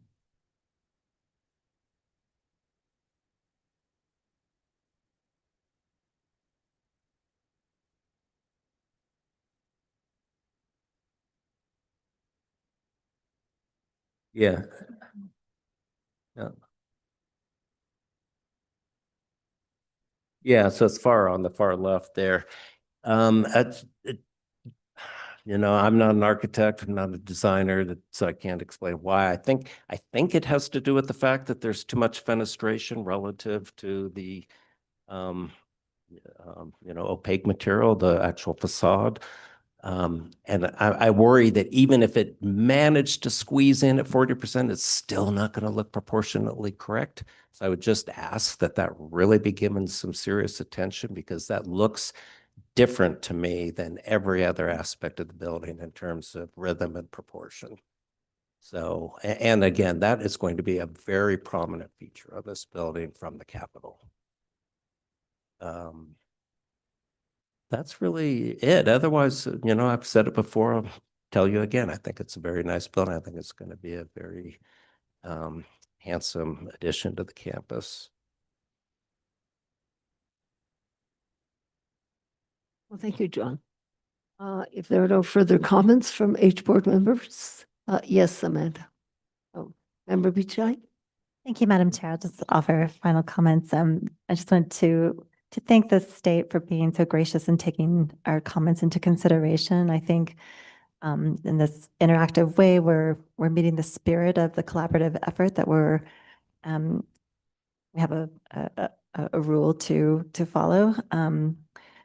I agree with the state's proposed incorporation of the comments, and also the ones that you reject. And with respect to the tower, I appreciate the architect's comments about the design origin and intent. And I think that my advice to the board, and especially with the vacant architect position, we should really, heed those comments. I think that we should give a little bit more weight to the architect before us providing those comments. And just a simplistic view, I think the tower relates really nicely to the Baton Building and identifies this as another state office building. I think that is a very consistent feature in the area. Thank you. Thank you. Any other comments, board members? Yes. Thank you, Manager. Sorry to keep talking, but I did have one other comment that I forgot to make, which was, I thought Member Cherry also made a good point about the stacking of the windows. Is that something, do you have any comments on? Because there is something a little bit odd about the way they're offset, and I think the point, I think, is well made that structurally there's a reason. It may look off because it questions whether, what's underneath. We'll fix that. Okay. I mean, do you agree with that? Yes. Okay. I don't know why they look that way. Yeah. Okay, great. Okay, well, I'm very anxious to hear. Amanda, did you have something? I wanted to add, Chair Rios and members of the board, in regards to the East Side Portal, we were mentioning that to have the story and of the bungalows, and we had formally discussed it to have that inside. But staff is requesting under that portal to have that there, so, on the east, under the East Side Portal, so that way there is, that's not going to be changed, and it's part of the exterior, a permanent fixture instead of something that can. Right, and the public can enjoy it from the outside. And thank you. What exactly is going to happen there? In honor of the bungalows, are you indicating that? Bungalows, it was talked to in our meeting that the state was willing to do a sort of revisitive time.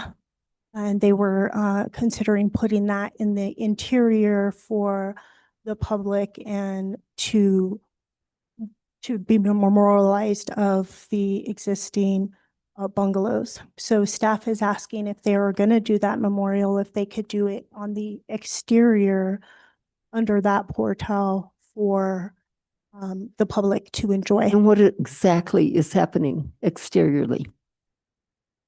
That is not, that we don't know. That is the process that the state. But is it's going to something that the staff wants something to happen and to work with the state to memorialize the bungalows. Yes.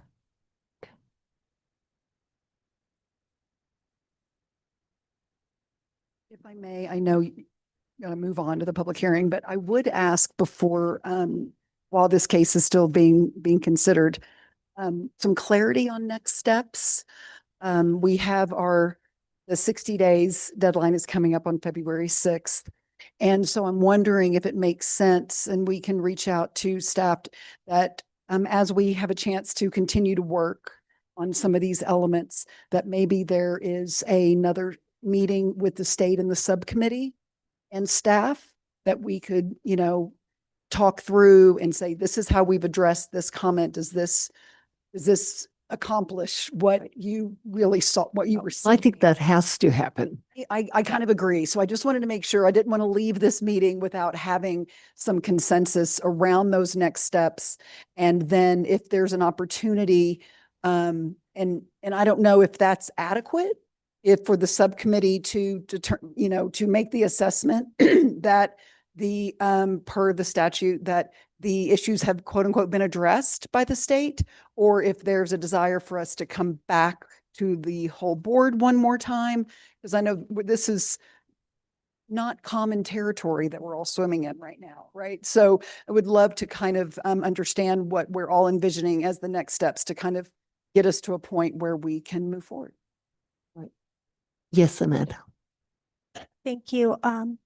I do, according to M, so I do believe it's a great idea that we meet again prior to, I would say, the next board hearing, because I think the whole board needs to be able to say this is the final comments and vote on it. I don't think that it's the subcommittee to vote. And then also, the members of the public still are going to be giving you comments for the 60 days. And we want to see that those comments are addressed as well before the final it's done, because this has a lot been between the state and East City. And I think the public also needs to be able to have their written comments. And that's what's going to happen next.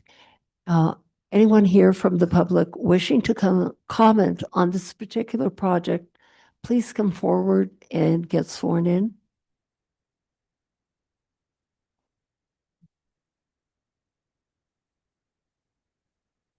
Hello, will you please raise your right hand and state your name and address for the record? Rad Acton, 1206 Canyon Road. Do you solemnly declare and affirm that the testimony you have in reference to this item shall be the truth and nothing but the truth, and do this under the penalties of perjury? Yes, I do. Thank you. Chair, he's sworn in. Evening. Good evening, Brad.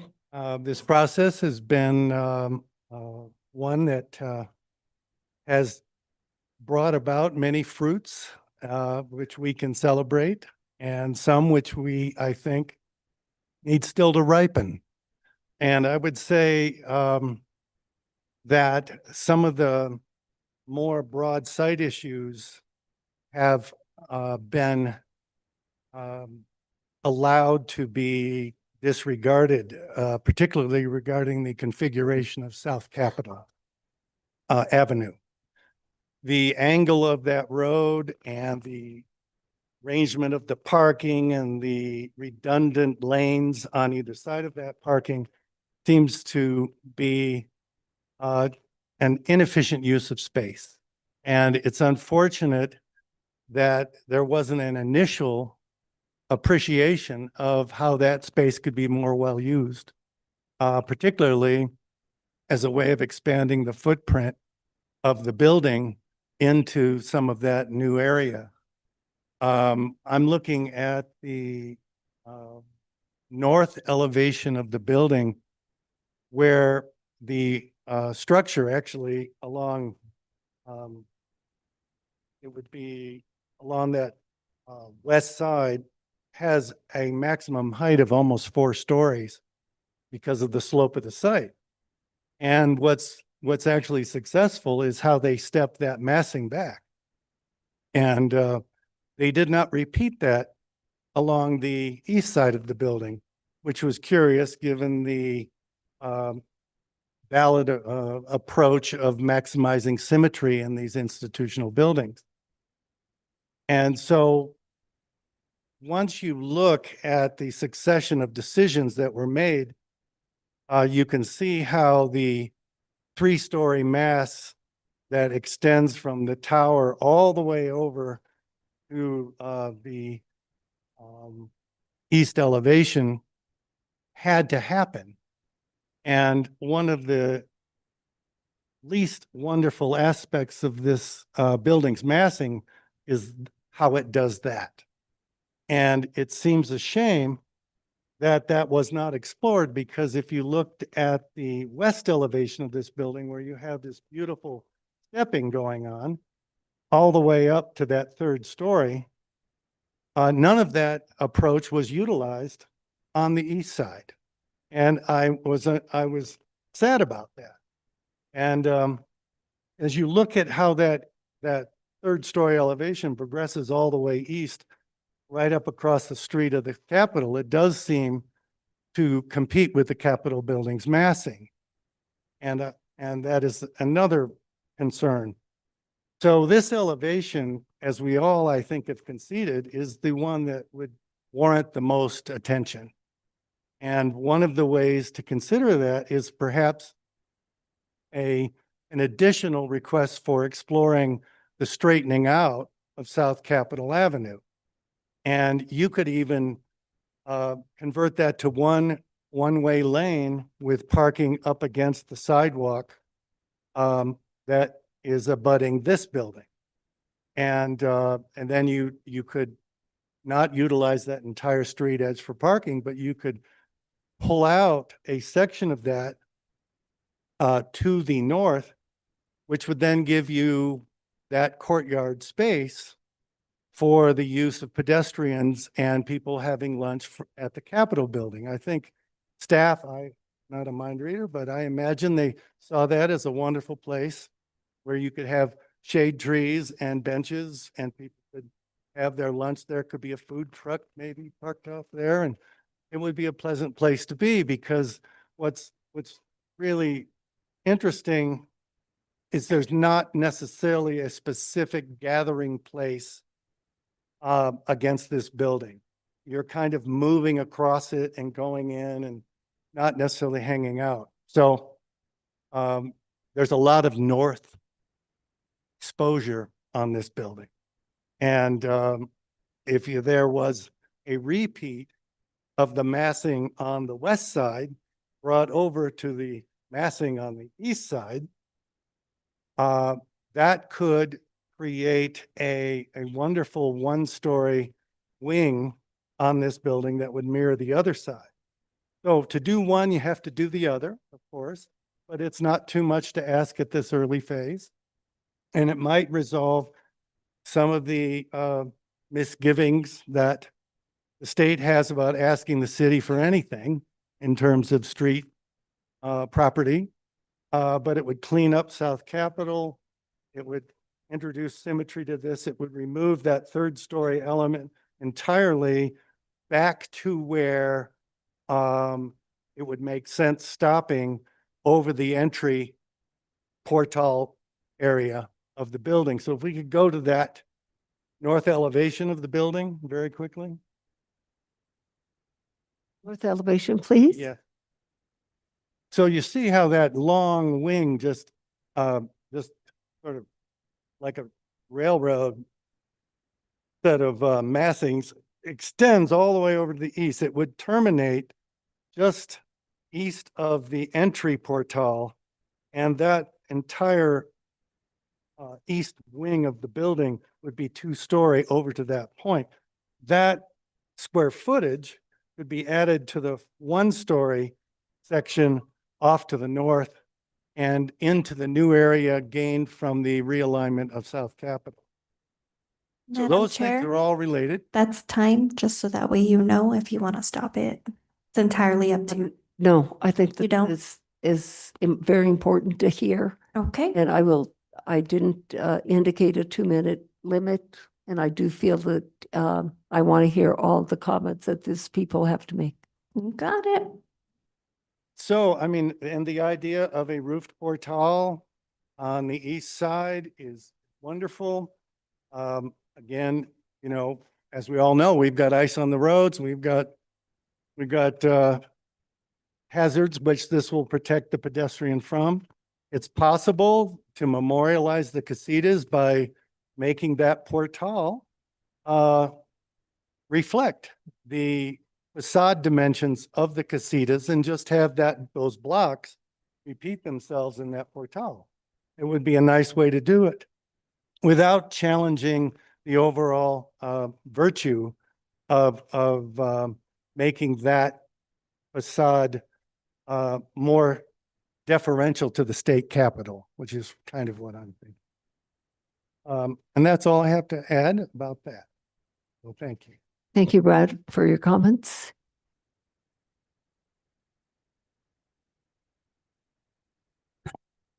Hello, will you please raise your right hand, state your name and address for the record? John Eddy, my address is 117 Avenida, Campo Verde, Santa Fe. Do you solemnly declare and affirm that the testimony you have in reference to this item shall be the truth and nothing but the truth, and do this under the penalties of perjury? Yes, I do. Thank you very much. Thank you, Madam Chair, board members, and thanks to the applicant for allowing this dialogue to take place. I think it's very helpful. I just want to talk about a couple of details. We all know the devil's in the details, but the devil really exists in the lack of details. And what has been identified by members Bienvenue and Cherry are very interesting about the cupola. I think that, and I think as a carpenter, because I've lived my life as a carpenter. So when I look at a design, what tweaks me is seeing that the carpentry is not visible. On the cupola, if the cupola goes forward, I think that the idea of being able to see up into the ceiling of it is very helpful, as Member Bienvenu has mentioned. I think the double hipped roof on that cupola would add very much. The fact that it just appears flat is what throws everybody. There's no character to it. Straight, flat, square. The other thing that could help there is dental work around the top of that roof structure, which would again mimic and help this read as a territorial building. So I'll leave that alone. What essentially look like lentils on the windows, I think are fine, but again, a lentil in New Mexico needs to read as overlapping onto the wall beyond the opening of the aperture of the window, because that's how lentils are constructed. So if they bring those lentils out onto the wall, even if it's 2 inches or 3 inches, that's going to help soften that facade. I also think that a pediment on top, that I can't tell from these renderings whether there is a pediment on top of those lintel features that projects out away from the building to help shed the water, as well to give dimension and setback to that window. It's the fact that there's no setbacking in the windows that's throwing everybody. The last suggestion I have, I like the idea of roofing over the portales, but I also think that they're shooting themselves in the foot if they don't let sunlight through them. So in the least, I would suppose that there could be skylights in those which are not visible, or translucent material on the roofs of those, which would allow the sunlight to get down into that lower story. As it is now, these porticos allow that sunlight in, which is a very healthy thing for everyone. So it's just another little bit. Thank you very much. I appreciate it. Thank you very much, John. Hello, please raise your right hand and state your name and address for the record. My name is Edward Archuleta, P.O. Box 2952, Santa Fe, New Mexico. Thank you. Do you solemnly declare and affirm that the testimony you have in reference to this item shall be the truth and nothing but the truth, and do this under the penalties of perjury? I do. Thank you very much. Thank you. Madam Chair, board members, I'm again Edward Archuleta with the Old Santa Fe Association. I'm the co-director. As you can imagine, we've been very concerned about this building for a number of years, ever since we heard about it. There's a lot of concerns we've had about the height, different things. We haven't, board has not seen this yet.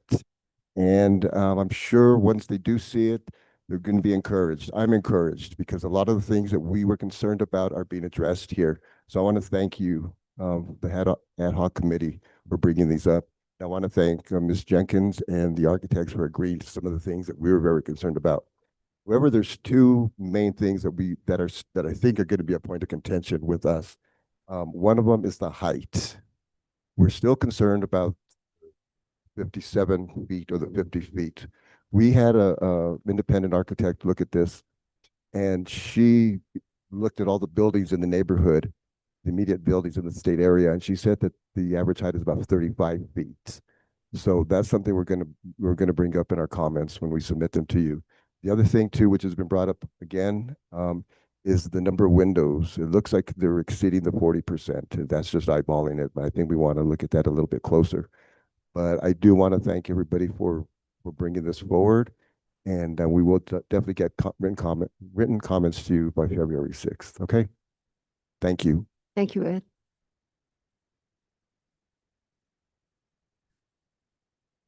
Will you please state your name and address for the record?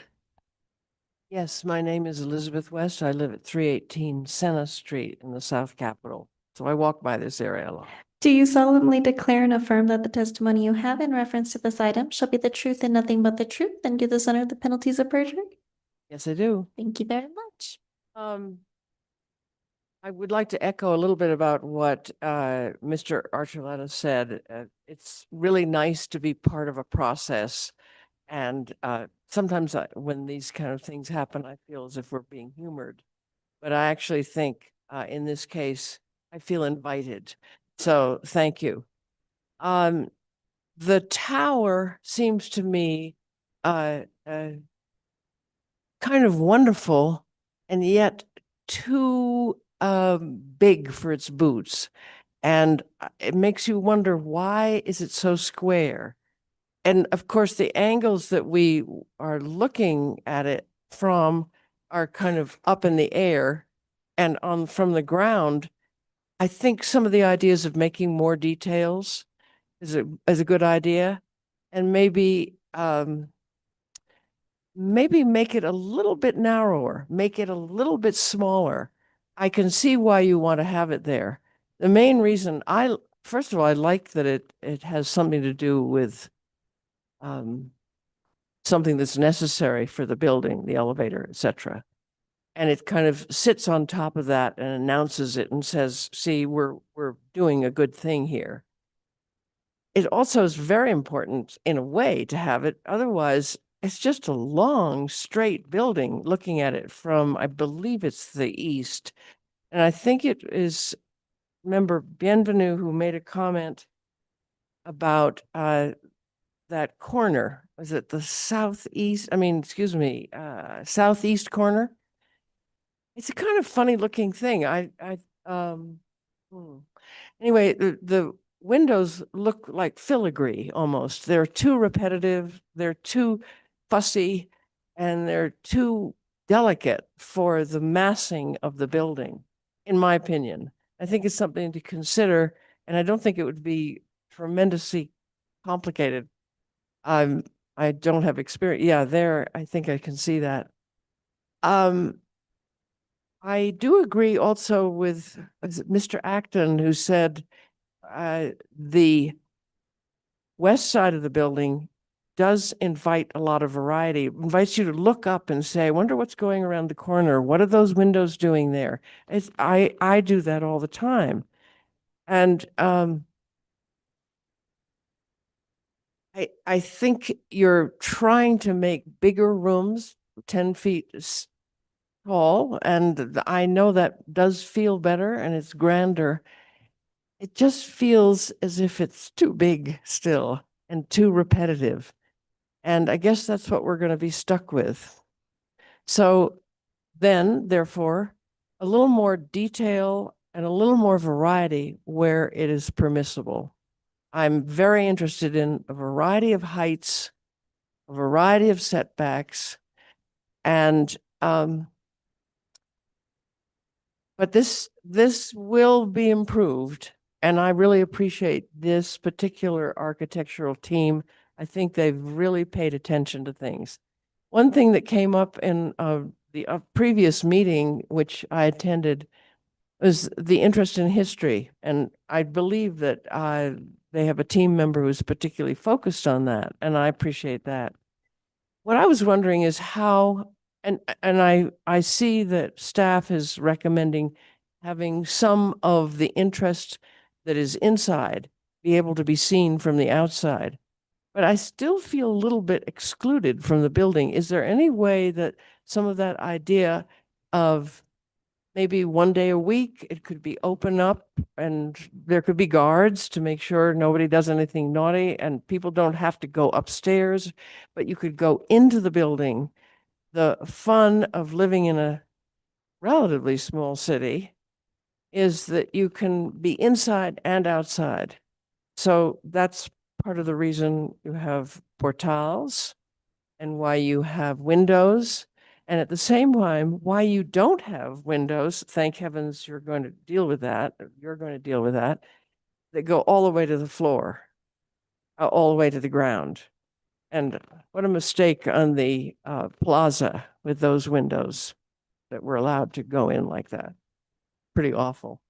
So I think that's all I have to say. And that long, long, long line, let's make sure Mr. Bienvenue, you had a good idea of saying, we're going to want to look at the details. We're going to be hungry for details on this massive building. Thank you. Thank you, Elizabeth. Hello, will you please raise your right hand, state your name and address for the record? Name's Kathy Rivera, and I'm at PO Box 363 in Santa Fe, New Mexico. Thank you. Do you solemnly declare and affirm that the testimony you have in reference to this item shall be the truth and nothing but the truth, and do this under the penalties of perjury? I do. Thank you very much. Madam Chair and members of the board, I am encouraged by this process. I understand we are swimming in uncharted waters for many of these projects.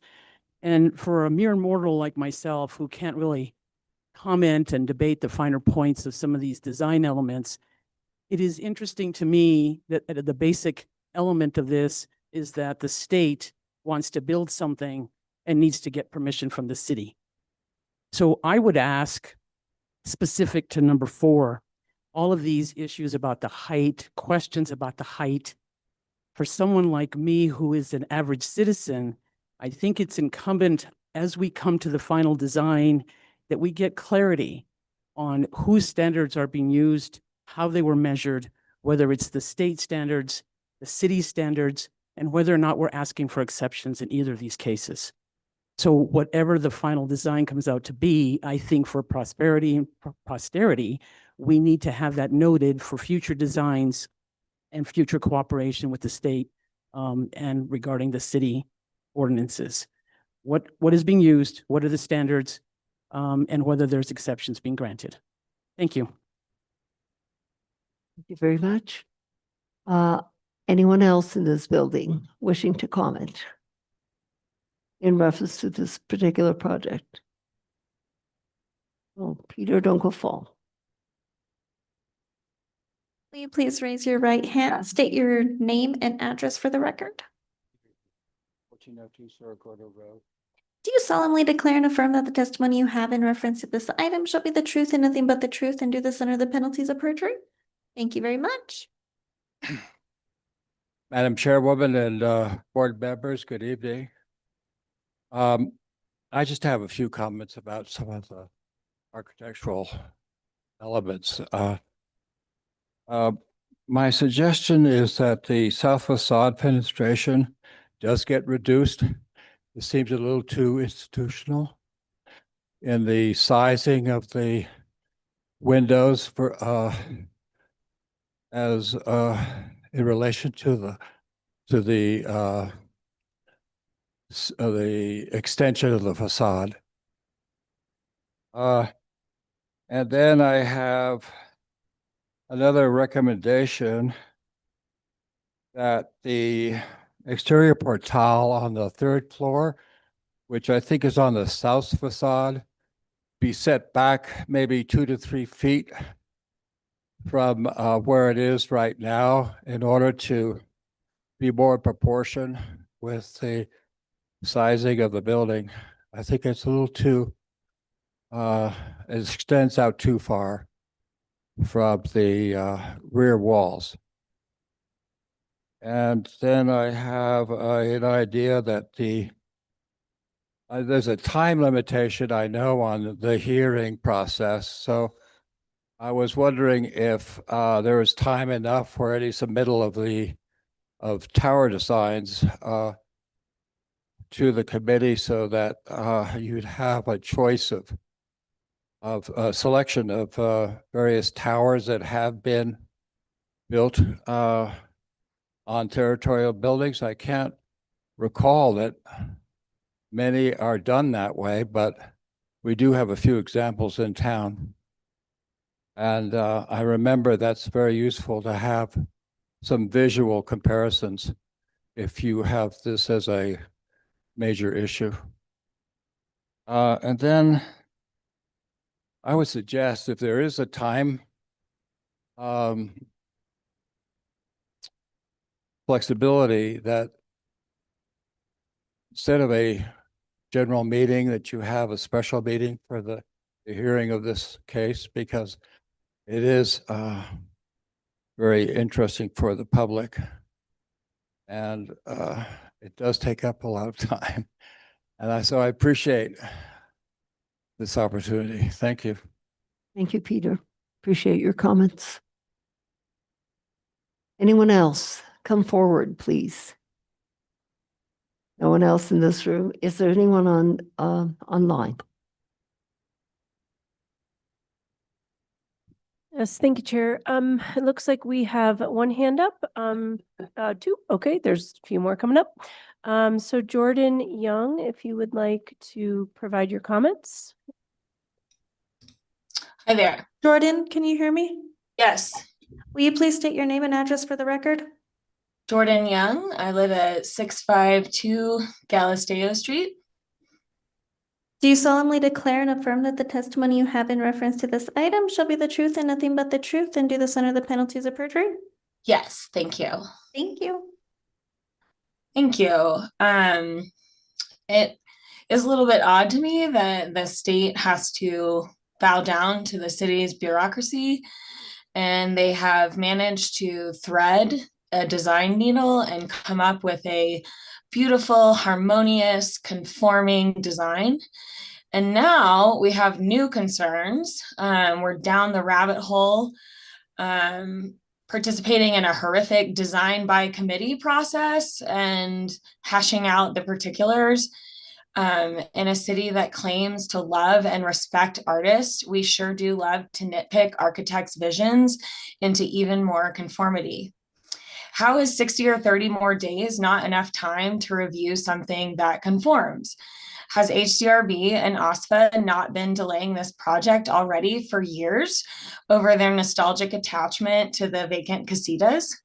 Does anyone on the board respect that time is literally money when it comes to project management and development? I personally have already attended 2 meetings to discuss this design, and I saw beautiful renderings. OSFA, after failing to preserve the crumbling casitas, is now piecemealing the design along with HDRB committee members in this design by committee mayhem. Is there no respect for the architect who has spent time designing this building? Is he not a professional?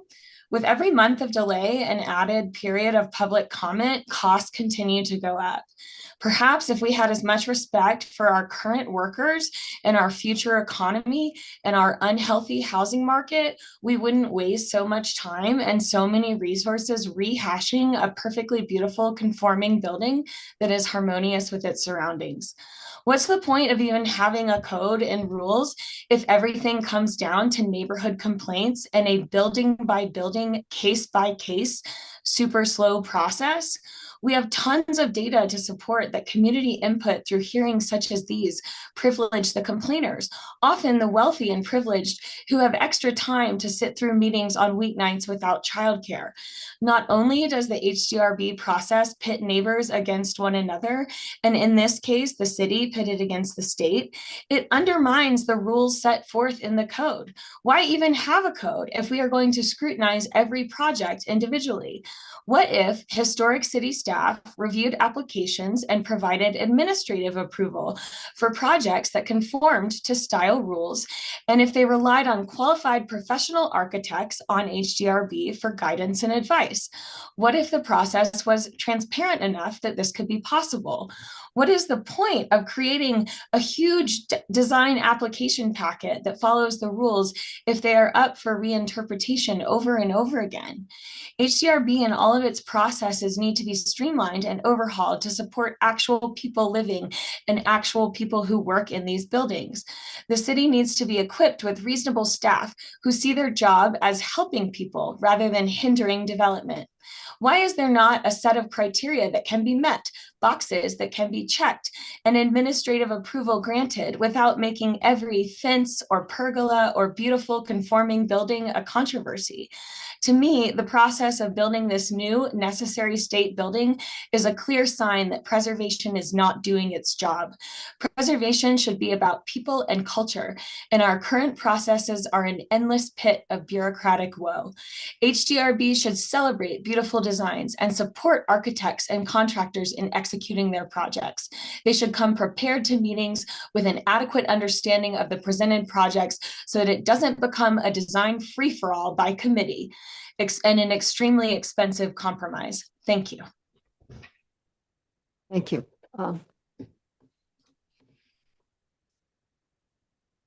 Inappropriate for the clapping. Is there anyone else? Yes, Chair, we have Anthony Guida who has his hand raised, please. You sworn in before your testimony? Thanks. Hi. Anthony Guida, 1711 Second Street, Santa Fe. You solemnly declare and affirm that the testimony you have in reference to this item shall be the truth and nothing but the truth, and do this under the penalties of perjury? I do indeed. Thank you. Thank you, board members. I am in agreement with the comments of Jordan Young. I think they're really on point. I'm also happy that the applicants tonight are putting some of the board's comments and concerns to bed, and doing so with incredible grace and patience. I'm wondering, can we do the same with this egregious public review process over state and county projects? This project has been in design and review and redesign for the better part of 4 years. There has already been a meeting with preservation stakeholders, in fact, several. The site and massing strategy of this project have been justified over and over again. I'm not suggesting that no improvements are possible, but this is already a building that has been compromised by having to conform with our incredibly and overly prescriptive and contradictory code. I agree that the board's comments are vague and contradictory. For instance, more differentiated in mass, but more uniform in stucco. The tower is too tall, but not tall enough. It should look more like mediocre buildings from 75 years ago, but not the same as those buildings. It's both too detailed and not detailed enough. I highly doubt that more non-expert design by committee or redesign by the public is likely to result in a better building. Back to this process, are we really dragging this out another 35 days? Was the public made aware that they have a 60-day review period to comment on this project? Or do we have to start the clock all over again? I strongly support this project and the current design. The massing is fine. It responds to the context around it. It doesn't need to be shorter or more symmetrical or more 1940s or have more carpentry. It is a 21st century steel office building in the territorial revival style, not a house. It conforms with our code. It is perfectly suited for its site. Time and informed feedback do make better buildings. More rules and more opinions, particularly when they only come from a very specific subset of our city's residents, do not make better buildings. We've seen that time and again. I love the idea that this building will bring more people to our transit-connected downtown, other than just tourists and shopkeepers.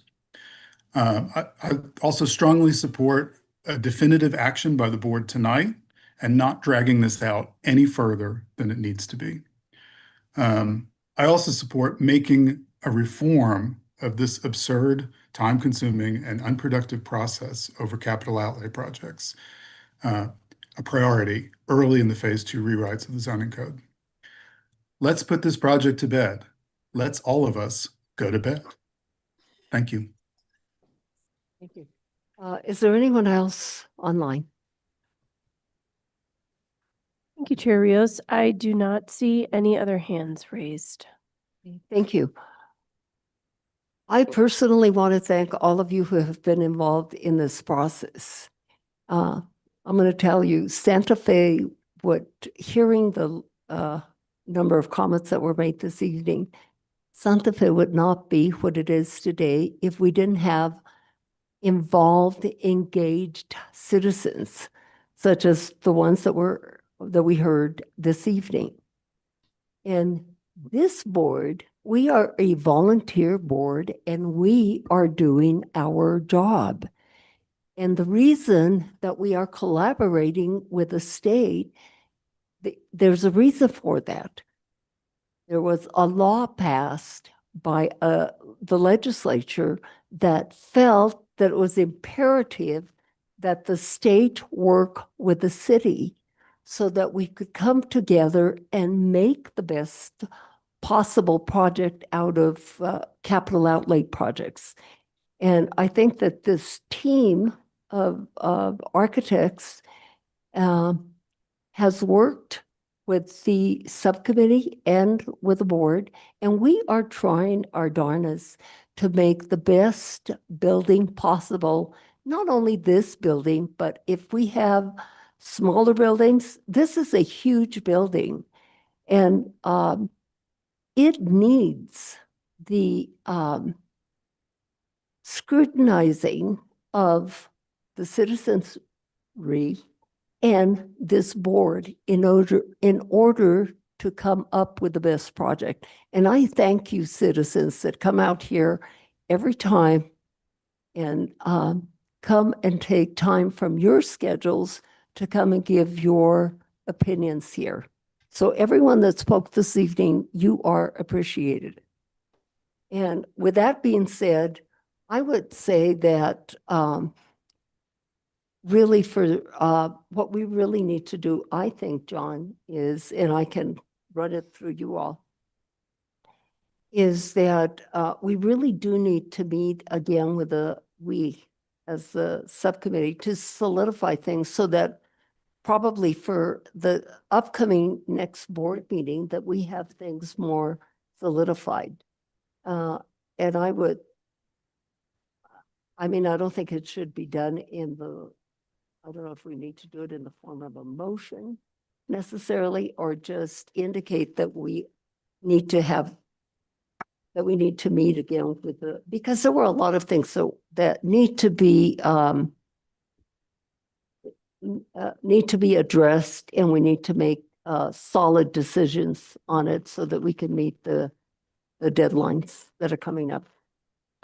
And I think that the people from the public actually had some good suggestions.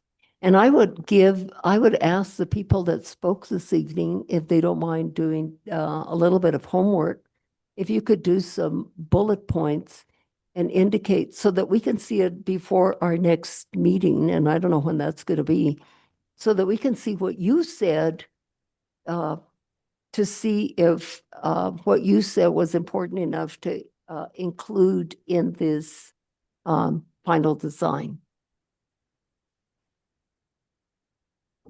Yes, Jennifer, what? So in looking at the schedule, and I really do appreciate the dialogue. So again, we're all really clear on our next steps. So the deadline for us receiving comments, we've received yours, which we so appreciate how promptly those were issued to us, so we can jump into these corrections right away. But the comment period lasts until February 6th. So I think that I will reach out to the subcommittee and staff about finding a time to meet here within the next few weeks, so we can show our progress and get your feedback. But I'm imagining that as far as the next hearing before the full board, we're probably looking at February 10th, because to be meeting, if we meet at the next meeting this month in 2 weeks, but yet more comments trickle in up to February 6th, that is going to be, that's going to be potentially problematic. So, we are anxious to, get this resolved and move forward. But we also don't want to get into a start-stop situation where we think we're good, and then all of a sudden more comments trickle in, and then we have to circle back. So I'm sort of thinking that we get together with the subcommittee here. Like I said, we'll find a mutually convenient time here over the next few weeks. And I need to get with my team so I make sure they have adequate time to do some meaningful work here. But I think it would make sense if we could plan on an agenda item under old business for February 10th would probably make the most sense. And I do, for the folks here, the sooner the better that those written comments could be issued, we would greatly appreciate, because if stuff starts trickling in on February 6th, then we're going to be scrambling. So, yeah, I would say do it ASAP. Yeah, that would be much appreciated. Thank you. Madam Chair. Yes, Member Berman. So thank you, Madam Chair. So I guess I understand what you're how you're trying to thread the needle. I don't think it actually works. And here's why.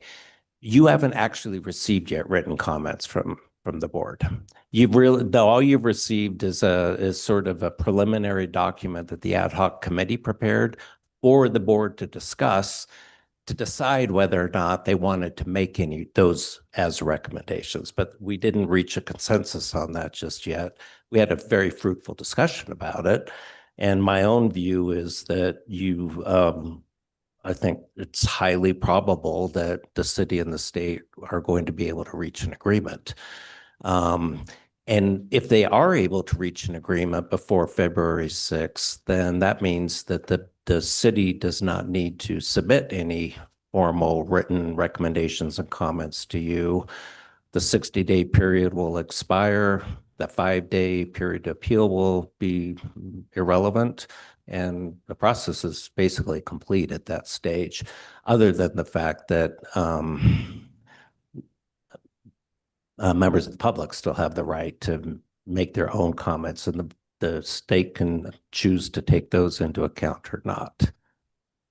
So what I think needs to be done, because of the strange way this process has been written into the code and the statute, is the board still needs to make a formal decision as to whether to issue formal written recommendations and comments to the state, and if so, what exactly they are.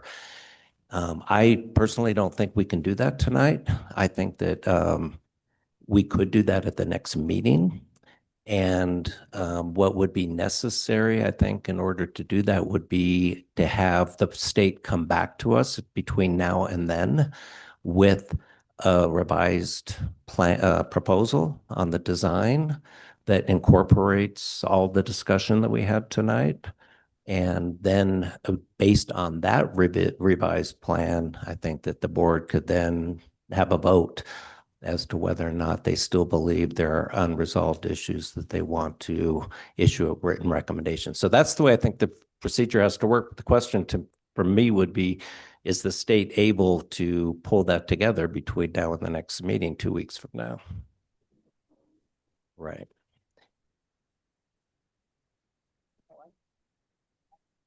To confer with my team.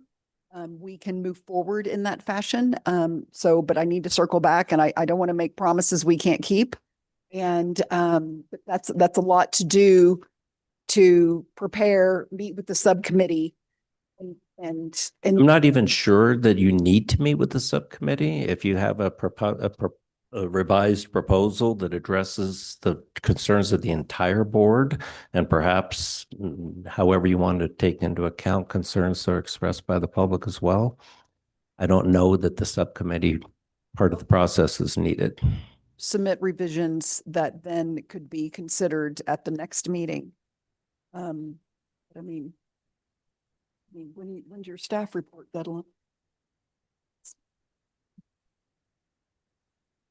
Well, I feel, It's old business, so there doesn't need to be any, doesn't need to be a new agenda item. I don't even know it needs to have a staff report. I just think we just continue this discussion based on a new revised proposal. because what has been solidified? What What- has the board acted upon or We solidified? haven't. That's We why I haven't? don't think we can So- resolve anything tonight. But I think that Right. a fairly clear consensus has been conveyed, and the state has indicated a willingness to take into account virtually every concern that was expressed. So now it's just a question Right. of seeing it in a design. I do think it's beneficial if the subcommittee meets with you all. I really do, before you come back to the full board. Yes, Member Beachey. Thank you, Madam Chair. So my understanding of the process is that the board is not required to take any action other than to decide if we have major concerns that require a written recommendation to the state for a formal resolution, and that could prompt the formation of the big committee. So I haven't heard anything along those lines tonight. We provided some recommendations for discussion. Those were well received by the state. There's no major issues unless I'm not hearing them. I think the state has agreed to consider everything that we've put on the table. The state has also heard the public comments and can consider those at their discretion. I don't know why this meeting can't serve as evidence of the resolution of any issues the board would have. And I'm not sure if this is allowed, but maybe the next proposal for the next meeting could be a list or some commitments from the state to consider things in a certain way from this discussion. It could just be a summary of here's the things we heard you say, here's the things that we are planning to address or not. And that could satisfy the board's need for some sort of final description of the details in lieu of a completely revised set of plans. As we're not approving this project. We don't have to see that in the way that we see other cases. We don't need a staff report. So I'm just wondering if that's a possibility. Because I mean, the objective is to determine if it's going to go to the large city committee. And I don't see any evidence for the fact that we might be headed there. We're going to reach a resolution here. Like, we have compromise on both sides, I think. So yeah, is there another option that doesn't just delay this unnecessarily? We're not going to get any more assurance than the state telling us that they're going to consider these design recommendations. So I'm a bit confused. So you indicated that this board does not have to see the finalized project? We're not approving it. I mean, we're providing recommendations. If we have a serious objection, it goes to the committee process. Unless I'm misunderstanding something, please correct me if I'm wrong. We don't have approval authority here. And so a final design is not something we can really demand. We can ask for it, and the state seems pretty willing to try to entertain our request, but I don't think that that's required. Is that the way you understand? Thank you, Madam Chair. Not exactly. I think that, I mean, it's true that in a way we don't finally approve them, but we do indirectly because we have the right, if there are unresolved issues at the end of the 65-day period, then we can demand the formation of this committee. And so that in essence means we have to decide whether there are still unresolved issues. We want to get this resolved. And I think we will. So I don't see that this is delaying things. I think it would actually speed things up by just taking off the table the formation of the committee. If we just agreed that we're not going to, that we've reached agreement. Member Cherry? Yeah, what I heard in Member Bienvenue's proposal was it sounds like a little bit of a fast track as opposed to the subcommittee, basically writing down all these sort of conclusions that were made and then giving them back to you guys and you saying, yes, we agree with it. It just fast tracks it to say, you've heard all this, revise the plan and bring that back as the result. And it just kind of makes it into a one-step process for the next hearing. Is that? Yeah, and then the board could decide, okay, if that's acceptable, this case is closed as far as we're concerned, or no, we still have unresolved issues. Yeah, and if they're not severe unresolved issues, it could just be stated there's some minor tweaks, and those would just be added to. Member Beachline? Thank you again, Madam Chair. I don't, what are the unresolved issues? Like, we can resolve them all tonight. I think I haven't heard anyone say I absolutely cannot accept any design detail that we've been presented with. I don't know why we wouldn't just. I don't think there are any unresolved issues. That's what I mean. This could be the final meeting on this. Perhaps we could have a summary of what the state understood us to say tonight. I don't think that the meeting with the subcommittee again to rehash what we already have here is necessary. But unless that the state feels that what the public indicated, the different things that the public indicated might come into play into what you want as to incorporate into this project. Chair, board members, I've been taking copious notes all evening, so I don't feel as the state needs another kind of written record of this. This is all being recorded, we can access it at our leisure. And as far as the public comment, I think most of the comments were echoing essentially some of the comments that that the board has shared relative, whether it's the 40% rule or more detail and different treatment of the cupola, which we think is well taken. And so I didn't really hear anything from the public that was a significant deviation from the discussion that we have had this evening. But again, I wrote everything down and we will take it all under consideration. So with that being said, are you willing to do what several board members have indicated, that you all review the plans again and then incorporate the main points that were brought out this evening, and then bring us the new architectural drawings at the next meeting? May I confer with my team before I commit them to something that is, unfortunately, this does not rest with me. So if I may, indulge me for one moment. Can I make a comment while that's going on? I think we should just be specific about what we're asking, because when you say revised plans, it's like, I think what we're wanting is just revised renderings that just show. We're not looking for, just we should be specific about what we're asking for, so it's not just ambiguous, could be anything. And you might also incorporate if you felt that some of the comments that the public made are legitimate or improve the project, those really need to be taken into consideration.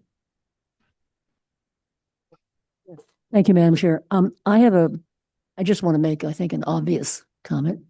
It's obvious for me, excuse me. When we request of an applicant all that we have talked about this evening, and I am very impressed with their willingness to listen to comments and let us be part of the process. But when we make these comments and recommendations, they are not obliged to honor them. I mean, they're going to do in good faith what we're asking, but their design elements might be limiting them. I mean, there are things that they need to talk about. So we do need to see this again. I'm sorry. I mean, that's my thinking.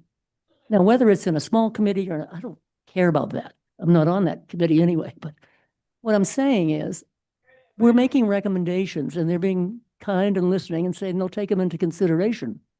But they are not obliged to honor them specifically. So what do you do with that? I mean, if we're going to approve a project or or disapprove, depends. I'm not sure we're going to do that. I think we're all very pleased with the process as it's working. And I agree. We can belabor things and drag them out, but this is a pretty important piece of Santa Fe, and appreciate your willingness to entertain our queries and requests. That's our job. That's all I want to say. Thank you. Thank you. Yes, Member Vita. Thank you, Madam Chair. I'm sorry to belabor the point, but just so we're clear, I just want to make sure everyone understands we don't approve of this. It's not like a regular case. We can delay the process further by forming a very serious subcommittee between the state and the city, which I understand is reserved for serious disagreements about the design, which I don't think we have. I think unless somebody disagrees with that, all we are charged with doing is making a decision about whether or not that some design element requires that level of additional scrutiny and compromise. I don't think we're there. So even if we get a revised design back, the state is under no obligation to build that design. It's not contingent on our approval. This is just an opportunity for us to work together to get the best design possible from both sides of the equation. Thank you for that, Jennifer. I understand and agree with that completely. That's not what I'm saying. We have a duty here to respond to an application. And by our lights, whatever our lights are, and our experience and background, it's just what it is. We're just one element to be or to consider what is being proposed for our city. And all I'm saying is, to say tonight, we're not going to vote, maybe, I don't know whether we're voting tonight, to tell you the truth, I guess we're not. But to, again, thank the applicants for their efforts and their willingness to work with us. We appreciate that. By saying token, we want to make sure that our work and what we think we do is helpful in the community is meaningful as well. Long way of saying, and I don't want to belabor this any more than I have, I just think we need to have a further review somehow of what the reaction is to our recommendations. I mean, that makes sense to me. Maybe I'm the only one that thinks it does, but I appreciate that. I just feel like we've received that tonight. I feel like the state has been really receptive to the comments we've made so far, and I don't think we have additional comments. I don't see the point in continuing this beyond tonight, just based on the way things have been received in this public forum. Well, I think that I agree with Member Cherry that we do have to reiterate what specifically, because we're working with you, we need to reiterate, even though you have taken notes and you're taking everything under advisement, but the board needs to reiterate what we feel is important. And then I think for the next meeting that the state will come and present hopefully the final product. That's the way I view it. We can get the work done so we can get it to staff the end of next week. So it can be turned around in time to be in your packet. So you would have the drawing for the meeting on the 27th. I love it. I really like it. I think it's really cool. And I like that it's like, it's different, you know, it doesn't look like everybody else's table. So that's what I think. That is staff is good with that. So if someone here on the board is willing to now indicate what those specific recommendations are. So, Well, do we just need a motion to have it to, not to state what need, like the criteria is, but just and this would be a question for you to bring it back as old business next meeting. Is that how you would see that happening? The way I read the process, which is found in NMSA 3-22-6, the board needs to vote on some recommendations. I think it should be the collective vote of the board.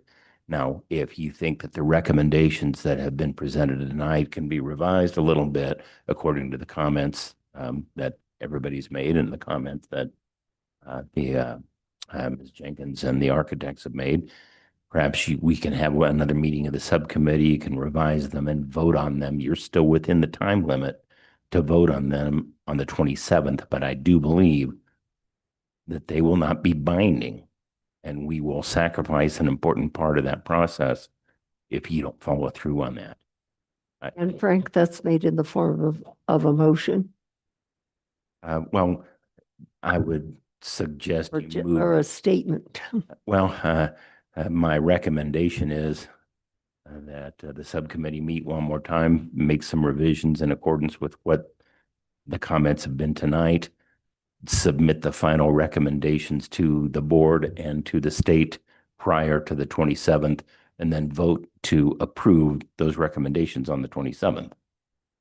I think there should be some collective decision to the board, some set of recommendations. Can I make a comment on that? See, that's just not the way I see it. I think that's making extra work for everybody.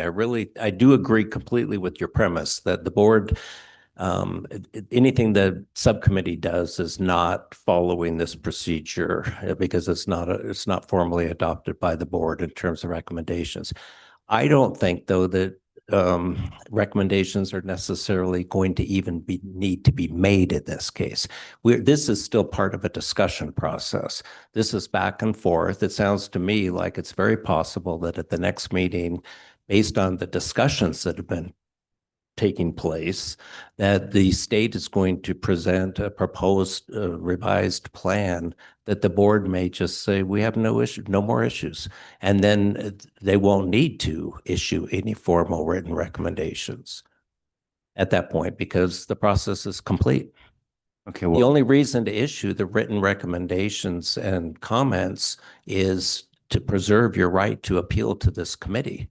Otherwise, there's no purpose to be served in it. And if there was a reason to do it, it could be as simple as saying our comments are, we accept your revised plans as being consistent with our design ordinances, and we have no objections. So what are you suggesting happens? That would happen tonight. We Right. just basically defer any further consideration of the matter to the next board meeting. It's put on the agenda as No motion, no nothing. I don't think there even needs to be a motion. We're just deferring to the next meeting, continuing the discussion. If you need a motion, it would be to reconsider this matter at the next board meeting based on revised plans made consistent with the discussion that took place tonight. Dagan, second. Yeah, I don't know if that's needed, but Madam Chair and Member Bienvenue, then what is to stop the state from deciding we don't need to follow these recommendations? there's no recommendations been made. That's my whole point. Well, what is to stop the state from deciding we're not going to follow any of the suggestions that the board or the public has made? We would find that out at the next board meeting. And then we would say that we're going to issue formal written recommendations and comments that we don't accept the proposal. And 5 days later, we would ask to have the committee formed. Well, I believe that since this is a legal matter, that it would be appropriate to bring it up at another subcommittee meeting. I mean, we can argue about this and iron this out. Oh, you mean just to decide the legality of the procedure? Right, Oh, right. I mean, my position is the board should vote to That's make fine. recommendations, but whether you do that tonight or whether you do that on the 27th, is, since we're still within the time frame. Right. But I believe for those recommendations to carry any weight, the board ought to vote on them. Exactly. If we're making recommendations, we have to have a board vote. That's why we're going to have another meeting to decide whether that's going to take place or not. Okay, and we can. Completely agree with that. Okay, thank you. Yeah, I agree with that too. I guess my non-lawyer brain on this is thinking like if we're making the recommendations, it's on us to compile the recommendations to make.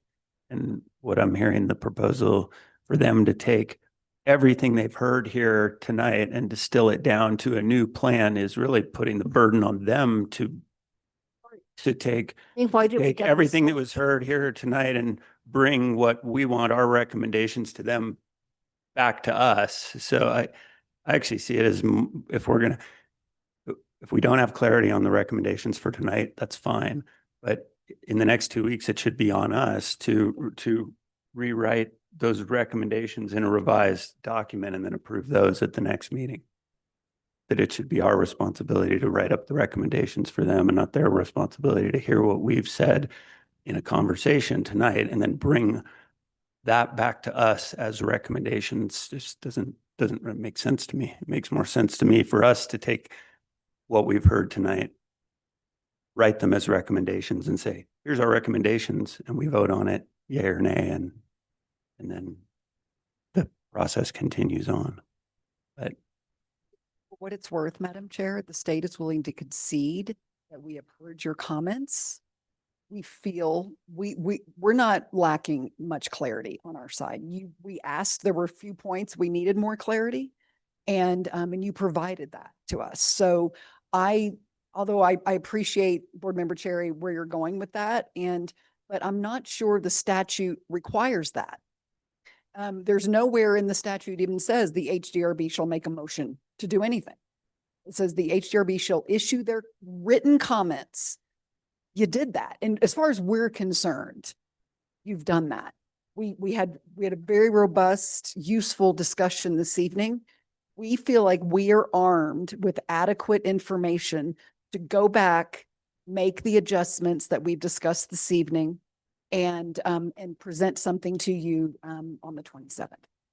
Madam Chair and members of the board, since this is an area of the law and these are statutes that have not been tested in the courts of appeals, I believe the board should do everything it can to follow every step to engage every benefit that is given to the board under the statute. You can, if you decide to sacrifice some element of the statute that protects the board's interests, you may find out that the Court of Appeals has decided you didn't follow the statute.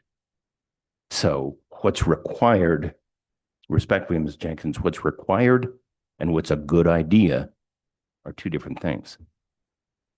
All right. Again, we can discuss this some more. You know, we can discuss these legalities in a subcommittee meeting. But that is Aguilar Madrona. Thank you, Madam Chair. A bit of a separate issue, but I want to just propose the idea of perhaps if it sounds like this case may be coming back to the board and perhaps holding a special session for it. I'm just really feeling for the public right now. I mean, it's 9 o'clock and we still have a lot of cases, and I think it's already hard enough to ask, you know, people to come to this board after they've just gotten off work and skipping dinner and time with their family, and we haven't even started our standard cases at 9 o'clock. And I think this is the second time this has happened with this case, and I think and all this conversation is warranted, but I think it almost deserves its own separate session just so that we can make sure we're hearing everyone else's cases in a timely manner and getting them to work in the morning, not super exhausted. So that would be my proposal if we do hear this case again.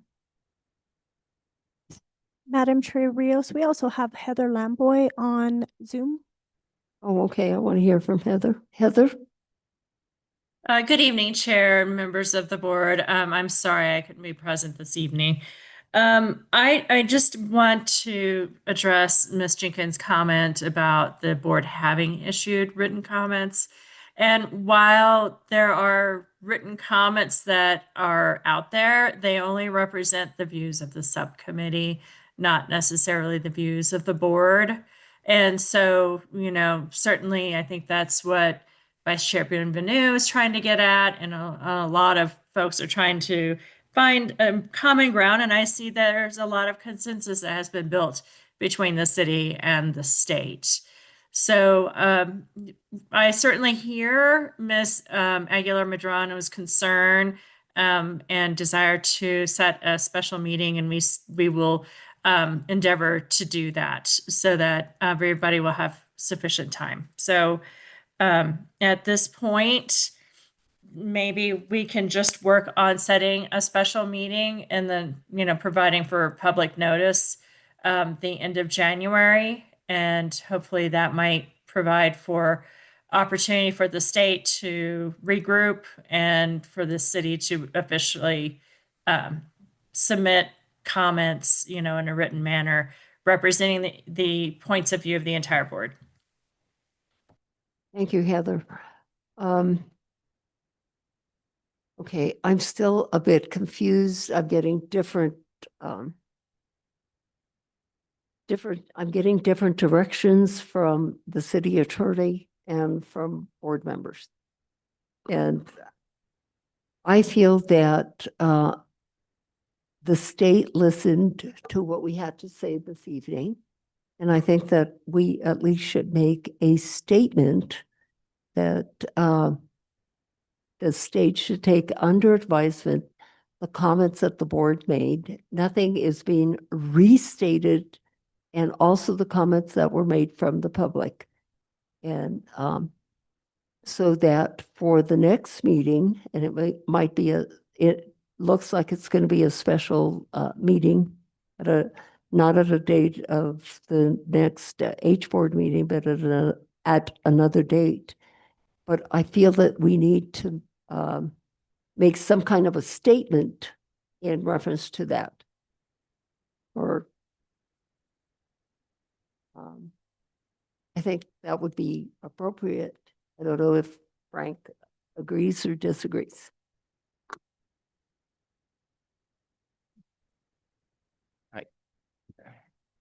I would have to discuss with Ms. Lamboy the idea of having a special meeting. I think we've covered everything we need to cover tonight. And if you want to vote to approve those recommendations tonight, you can. If you want to take them and revise them according to the comments that have been made, and then present them at the next meeting. But I don't know that you have to reopen the next meeting to public comment and comments from the applicant, because I think you've covered all that. Comments? But the chair has a lot of discretion in that regard. Yeah, Member Beechek. Yeah, I'm just wondering, I understand the subcommittee put this together and the staff assisted with that. So is there a way for this to be revised for presentation at the next hearing for a board vote so that we have consensus on our, if we want to call them recommendations, we can do that. Yes, we'd be happy to do that. Okay. Thank you. I think, and I don't know that my opinion is we don't need to see a full revised set of plans from the applicant. I think they're willing to do that. I'll leave that to your discretion, but I think what the board needs to do is be clear on what we agree is an issue or not. And so if we could revise this based on tonight's discussion so that the board can review it as part of the packet and then vote on whether or not we all agree these are our final comments on the project. That would probably avoid another conversation just like the one tonight next time. And what is your timeline in terms of? At the next hearing on the 20th. You think that this should be revised by the next hearing? As a set of final comments from the board, rather than just talking points. That we could vote on. But I'm happy to hear other people's opinions on that. I don't know, I'm just thinking. I don't want to have this discussion again. I feel like feeling that we're not going Juan to and I accomplish. Thinking the same thing. I'm not sure, but I'll just weigh in. I think we're going a little bit in circles because we're all repeating our positions, but I really just think this could be a very simple matter but to get to resolution, I think we need to see what the state has and has not taken into consideration in the comments. That's the only thing left to do in my mind. Yeah. Other than that, I disagree though. We haven't given them any comments. We've had a conversation that have had a lot of comments we in it. haven't given, I agree, we haven't given the formal comments yet, but we've had a robust discussion. Everybody has had a chance to have their say. The public has as well. The state has took that in and responded to almost every single one of them. And almost every single one of them said they would do and meet those concerns. Now, the only question is just seeing that and seeing which ones they didn't. But the result that we need to come up with out of this process is we need to have, am I incorrect? My understanding of the result is that we need to issue as a board, not as a subcommittee, recommendations. No, no, we don't have to issue recommendations. If they present us a plan, all we have to say is our comment is we agree, it's fine. And we're done. No more recommendations. I think it's a waste of time to go through the ones that have already been done because those were just discussion points. And to me, we're going to very likely end up in a place where the board's just going to say, okay, we approve this proposal. And then the process is over as far as the board's concerned. So all we need to see are the revised plans. I think we could have a very quick discussion about that at the next board meeting. And then we can we do at that moment need to make that final decision as city attorney is emphasizing, whether or not we are going to issue formal written recommendations and comments, because we have to decide to do that by the deadline if that's our plan. So are you for or against having a special meeting? I don't think a Or just- special meeting is necessary. I think we can just resolve this in a 10-minute discussion at the next meeting. I think that we need to revise. But I'm not objecting, if the board wants to have a special meeting. I think we need to revise what was said this evening and submit it to them. Because as the state has said, they took copious notes. They understand all of our concerns. The board elaborated on them as individual members. They responded to them. We had discussion. I don't think there's any purpose to be served in revising. Are you all in agreement with them?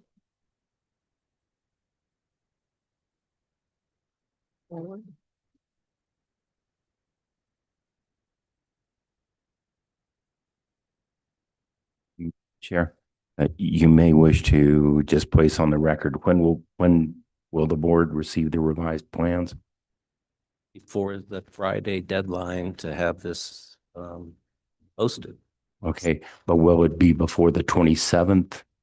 Staff have spoken with the applicant and we advise them that packets go out on the 22nd of January and they will have revised plans to us prior to that date so it can make it into the packet. Or the 27, the hearing on, I'm sorry, the 28th? And the applicant, 27th, and the applicant. the applicant agrees with that. Is that correct, Ms. Jenkins? And just to be clear, by plans, we don't mean anything more elaborate than we've seen, just Yes, renderings and. Yes, that is correct. So this evening, do we have to make some kind of a statement? I that don't think was so. said, I Or would is this just- the end of No. this? This is the end of it. Yeah, I think. And for the record, I I would would agree more that the public, we really need to move on to the next agenda. Yeah, and I would just say, I would agree with either way. I think the result is the same either way. In other words, we're either writing the recommendations and it's a 10-minute conversation at the next meeting to approve them, or we're asking them to do them. They've agreed to do them. So let's just get going. Is everybody clear on that? Staff is clear. City staff is clear. All right, I just want to clarify for staff that my suggestion to revise it does not need to happen. Like we're happy to get the revised renderings from the applicant. And staff does not need to rework this document.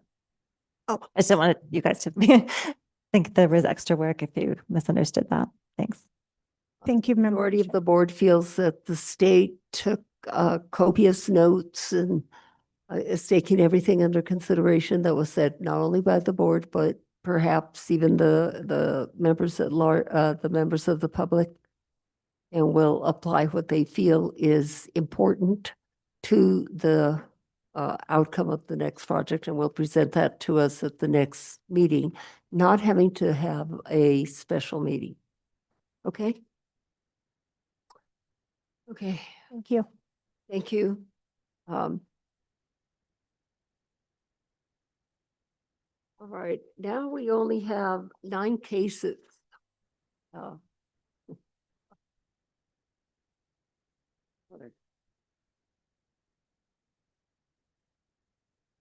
Okay.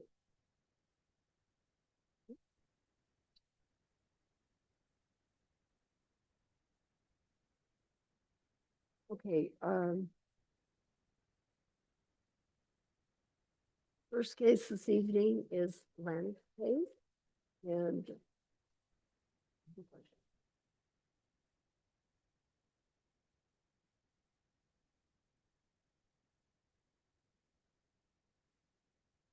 okay, well, we'll do it quickly.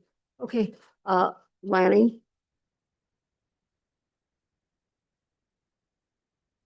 Oh, is the applicant here for 123 Camino Santiago? Oh, there you are, John. Right behind me. Okay. Okay, so this is, actually two cases in one. This is, 2025-01170770 and 2025-11771 HDR, and that's for the quadruplex, structure at 123 and 125 Camino Santiago for status review.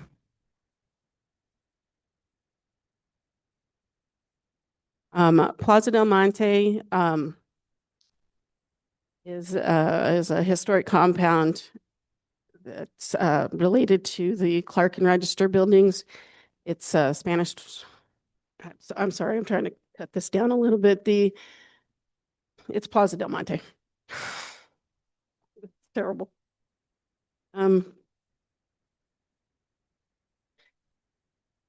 So the quad apartments at 123 and 125 Camino Santiago were constructed as part of the Plaza del Monte compound in 1970 and are currently listed as non-contributing to the downtown and east side historic district. The structure is rectangular and designed with bilateral symmetry, having block massing at the north and south ends of the structure and a block mass in the center. The center block holds a large single square opening. The block massing bookends a portal on each of the south and north ends of the elevation. The doors and windows on the east street facing elevation are in a uniform pattern. The entry doors are wood with light panels.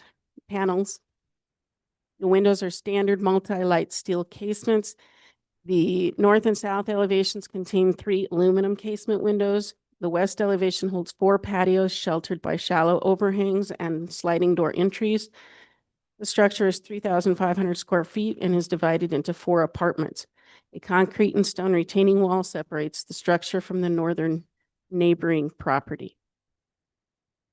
All structures in Plaza del Monte were assigned statuses under case H17098A and H19019 in 2018 and 2019. Under the case H17098, the property at 123 and 125 Camino Santiago was designated as non-contributing due to its age. No yard walls were considered for status except for those located at 126 Camino Santiago, which were designated as contributing. The applicant is requesting status review with primary facade designation if applicable for the property located at 123 and 125 Camino Santiago. Staff finds the structure to be a contributing structure due to its association with Clark and Register's master plan, community, and historic compound Plaza del Monte, and the association with the Presbyterian Church.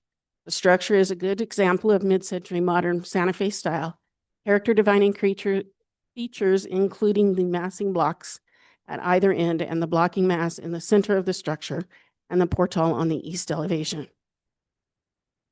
So staff is recommending the historic status of the residential structure be upgraded to contributing with the east facade, R1, 2, 3, 4, and 5 in the facade diagram, designated as the primary facades, including the portal, but excluding any non-historic materials, and the north property line retaining wall be designated as non-contributing per section 14-5.2C.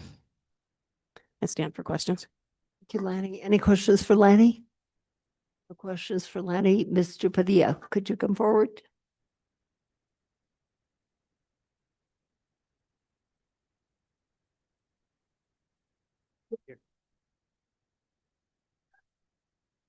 Will you please raise your right hand, state your name and address for the record? John Padilla, P.O. Box 22986, Santa Fe 87502. Thank you. Do you solemnly declare and affirm that the testimony you have in reference to this item shall be the truth and nothing but the truth, and do this under the penalties of perjury?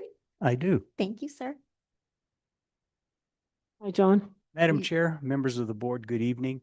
There is also the owner is on Zoom, I believe. And at some point during this testimony, I'd like him to be able to join. I'd like to open with his comments this evening, if we might. There should be a Larry Lujan. Do you agree with staff's recommendation? I'll let. Or you're gonna. Yeah, I'd like to make my presentation after the owner. I think, Chair, I see someone named Larry's iPhone. So Larry, you should be able to unmute yourself and please, you can provide testimony after you've been sworn in.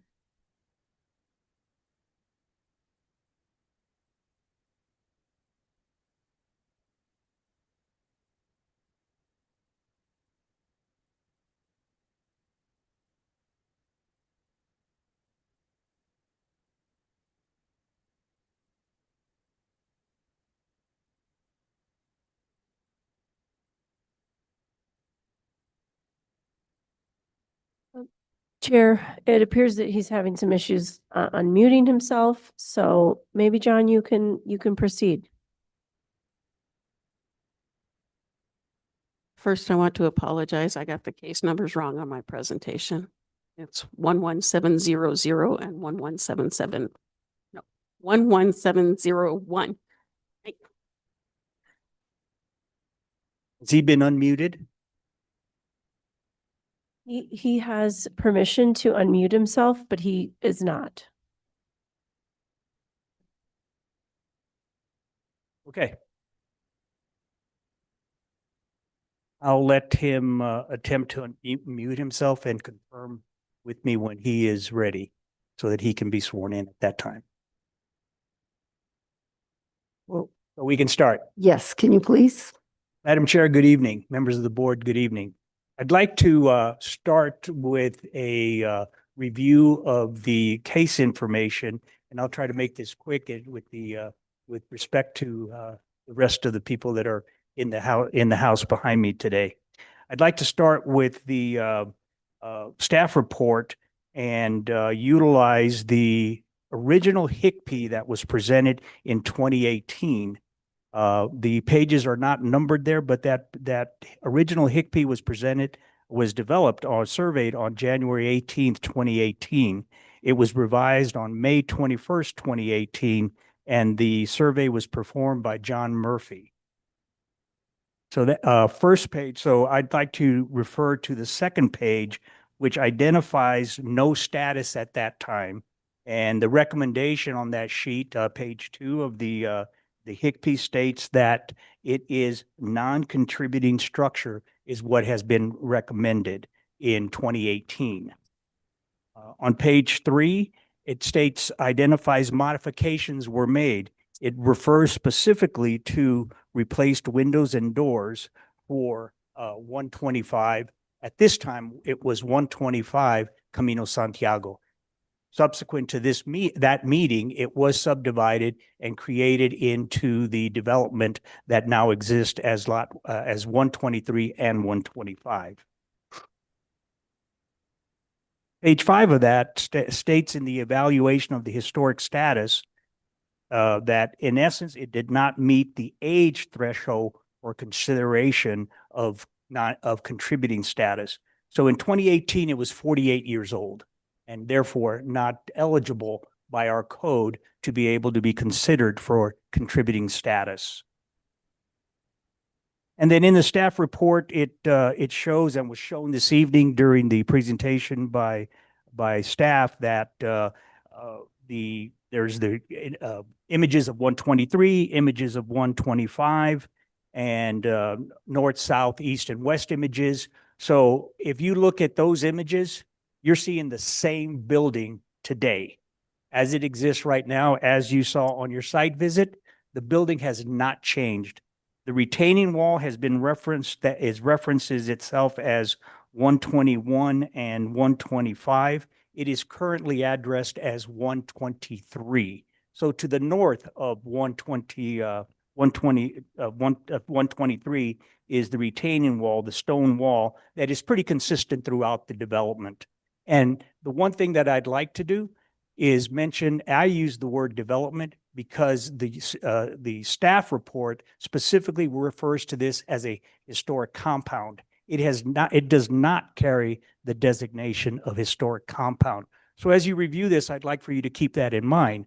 The developer looks at this as a unique development to Santa Fe, especially with this proximity and location near the downtown, in the downtown and historic east side.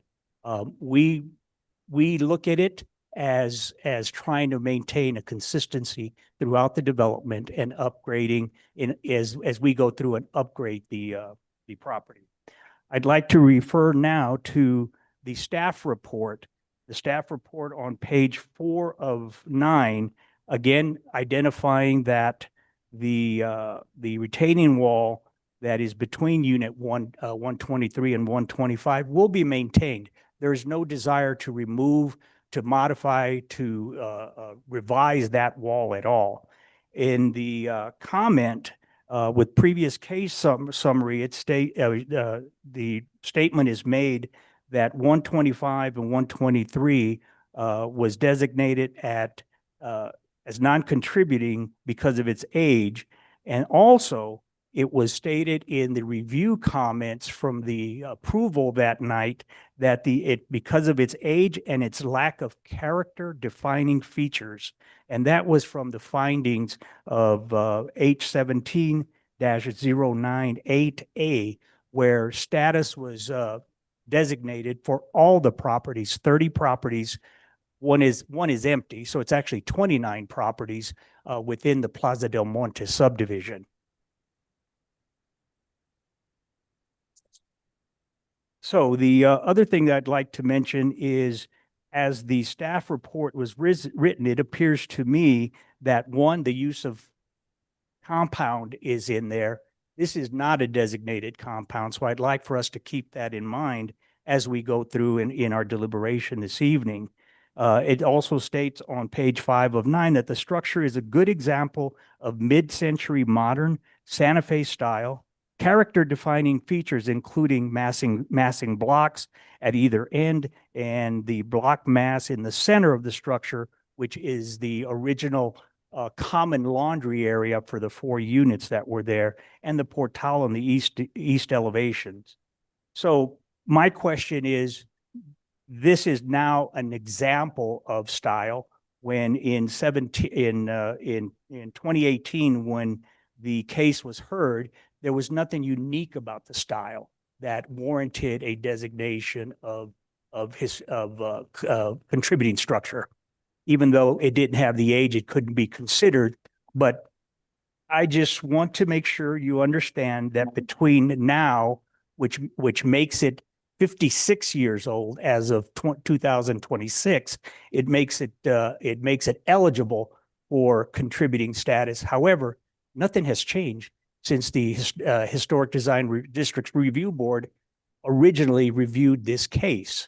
So on behalf of the owner of 123 and 125, Mr. Larry Lujan, I would like to really request that the board consider this unchanged, and the decision that was made by the board in 2018 stand as non-contributing. That is the request that we are bringing forward to be considered by the board this evening.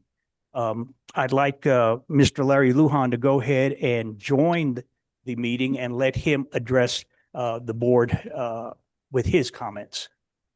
Mr. Lujan, you're there. John, can you all hear me now? Yes, Mr. Lujan, you are clear. Okay. You need to get sworn in. All right. Hi, Larry. Can you please state your name and address for the record? Larry Lujan, and I'm representing 123 and 125 Camino Santiago. Do you solemnly declare and affirm that the testimony you have in reference to this item shall be the truth and nothing but the truth, and do this under the penalties of perjury? I do. Thank you, sir. Madam Chair and Board, my name is Larry Lujan. I'm the managing partner of Plaza del Monte and of 123 and 125 Camino Santiago, which is part of Plaza del Monte. I was born and raised in Santa Fe, lived there for a long time. I currently live in Albuquerque and have a lot of family there. In fact, my grandfather was Manuel Lujan Sr., who was a 3-term mayor there in Santa Fe. And in fact, he and John Gamim have a lot to do with what is now the Historic Board. They didn't start it, but they did get started in understanding while he was mayor that there was a huge need to preserve the buildings in our amazing city. But at the same time, there had to be some upgrades with electrical and plumbing, et cetera. And that was something that they actually did. I applaud all of you for serving. I know it's volunteer work. The reason that I was approached and was able to buy Plaza Del Monte was because of my roots there in Santa Fe.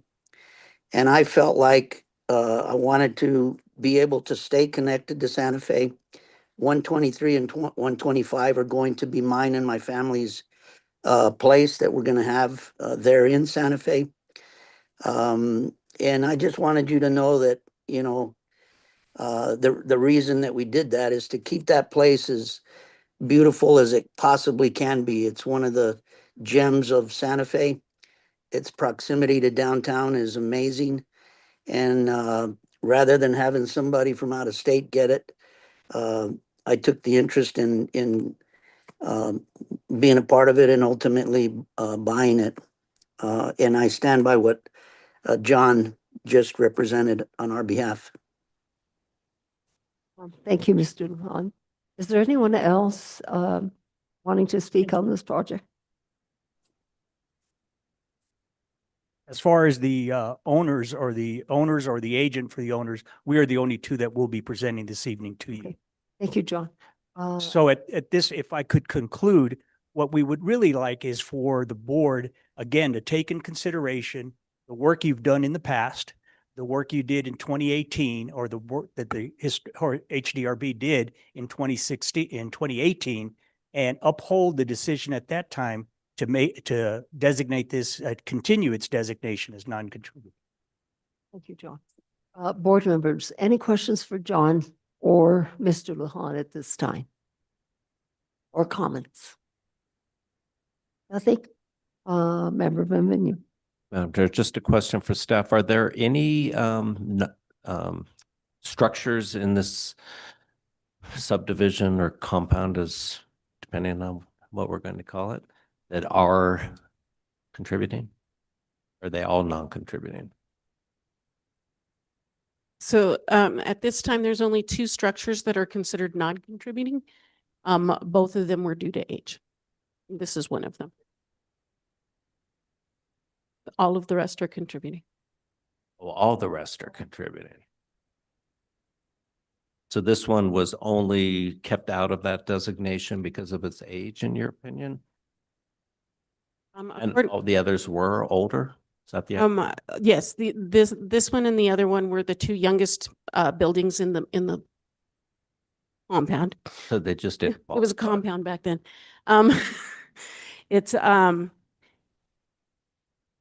the designation, according to the minutes, John is correct that was due to age and non-character.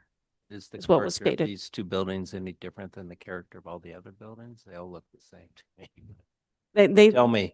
I think if this fits in with the other characters, the other buildings and the character, Is there, the compound as a whole. is there any respect in which they don't fit in? Is there any aspect of these 2 buildings that are different than the character of all the other buildings in the subdivision? Not according to staff. That's what I meant, in your personal opinion, yeah. Or your staff opinion. Okay, thanks. Other questions? Anyone in this audience wishing to comment on this project? Come forward. Elizabeth, you've already been sworn. I know you're going to make your comments quick. Yes, I love this compound. I prefer Colony Compound because ever since 1966, I've prowled around there and I've seen it and been aware of it. And I think preserving compounds in general in Santa Fe, we don't get very many opportunities to do that. And here's an opportunity that is incredibly wonderful. I don't know why somebody would want to not consider these contributing. Perhaps there's a reason, but if it has to do with, I'm speculating now, but it has to do with some renovations that you want to do. Probably you find an exception to get them done. I don't know why somebody would not want to honor this compound. Thank you. Thank you. Anyone else? No one else? Anyone on Zoom?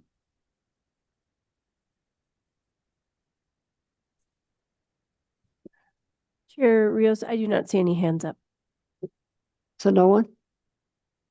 Okay, thank you.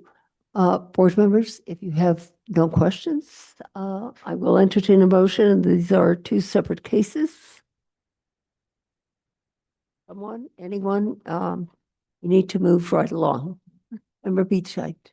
I'll make a motion. Can I make a single motion for both cases? Is that okay? Yes, as long as you, no, we have to make two separate motions. I would think so.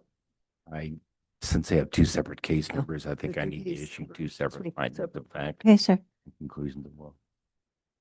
And case number 2025-011700 HDRB at 123 Camino Santiago.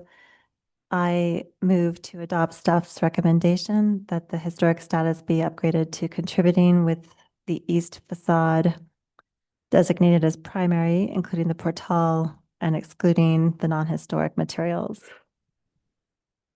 Is there a second to this Degnan, motion? second.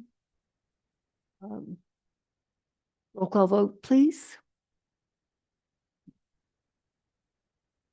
Member Bienvenu? Member Aguilar Madrona? Member Cherry? Yes. Member Beachide? Yes. Member Degnan? Yes. Motion has passed. Thank you. Next case. In case number 2025-011701 HDRB at 125 Camino Santiago, I move that the board approve staff's recommendation to upgrade the status from non-contributing to contributing with the east facade designated as primary, including the portal and excluding non-historic materials. Degnan, second. Roll call vote. Member Degnan? Yes. Member Beachide? Yes. Member Cherry? Yes. Member Aguilar Madrona? Yes. Member Bienvenu? Yes. The motion has passed. Thank you, Mr. Padilla. Good evening. Next case is located at 521 Calle Corvo. Is that applicant here? Is the applicant here for 521 Calle Corvo? He was going to be online. Not here? Madam Chair, members of the board, can you hear me? Yes. You're Is the applicant here. Zoom? Do we need the applicant? That was. Yes, Chair Rios, Paul Duran, case planner, will be presenting, and Raja Bose is on. He's also online. Yes. We will go forward with the case. Paul? Hello, Madam Chair. I am working on sharing screen currently. Chair Rios and Paul, I have the presentation up so I can share it for you here. Oh, great. Thank you, Maggie. Okay, in case number 2025-011537 HDRB 521 Calle Corvo. 521 Calle Corvo was built in 1946 in the Territorial Revival architectural design style, as seen by the red brick coping on top of the parapet, recessed wooden framed picture windows, and terracotta tile on the entry portal, commonly observed on the Calle Corvo streetscape. In September of 2025, Mr. John Murphy conducted a historical cultural property inventory survey of the property and concluded that the main residential structure has maintained its original footprint since 1958. The structure should remain contributing, and further that the south facade should be designated as primary, excluding the yard wall that was constructed in 1984 and non-historic doors and windows that can be observed on that facade. As we move through, Thank you, Maggie. This is our west facade. The windows, the window openings maintain their original inception. Maggie, if you may, to the next. Here is a great aerial photograph that Mr. Murphy was able to provide in his 2025 HCPI survey form, showing that the original footprint, which stands today, currently, is what was then in 1955. The vegetation that borders the property boundaries on Calle Corvo now is the low-hanging CMU stucco yard wall. So it was at once vegetation prior to the yard wall. So that is why the yard wall is not being taken into consideration this evening. Maggie, may you go to the next one? Thank you, ma'am. Here is the proposed facade diagram that staff is presenting. That south facade designated as primary, the entire structure designated as contributing, and the facades 1 through 4 as your primary. So in that, staff recommends the historic status of the main residential structure be maintained as contributing.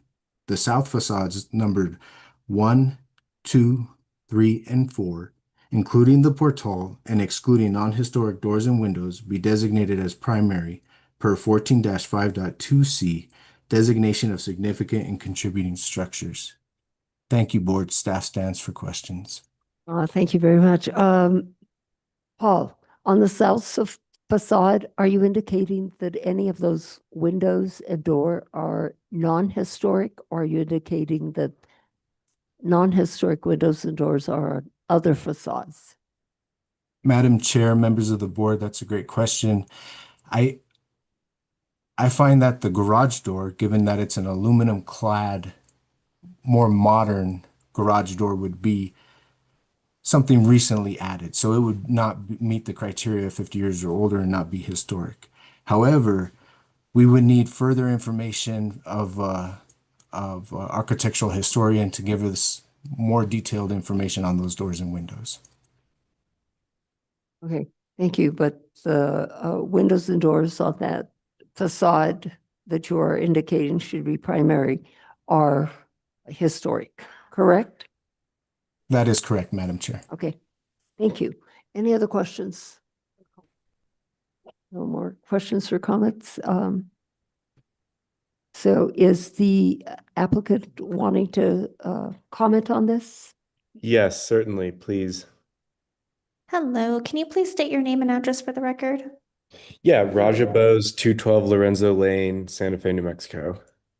Do you solemnly declare and affirm that the testimony you have in reference to this item shall be the truth and nothing but the truth, and do this under the penalties of perjury? Yes. Thank you very much. Thank Yes, you. Mr. Bose. Thank you. I would just like to, I appreciate Paul's comments, and we completely agree with what's been said.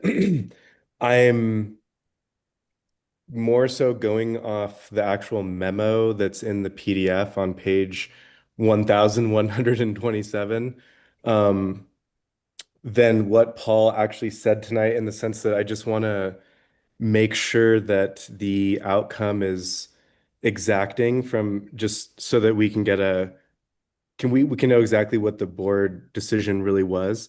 So I think it's clear from the image on the screen. Actually, could you go back, whoever's in control, to the site plan diagram? Maggie, that might be the facade diagram. It would be the last. Or sorry, yeah, that colored, yeah, this one. Yes. So Thank you. we obviously agree that the 1, 2, 3, and 4 facades are of the building are the primary, or would be the primary if we were to have to redesignate it, which we're doing. The one question for me is more about the actual nature of the openings. I think Madam Chair Rios was asking the right question, and Paul, I think your answer of just yes is I just wanted to dig into it one step deeper. So sorry, could we flip back to that front southern facade photo that we were actually on just before this?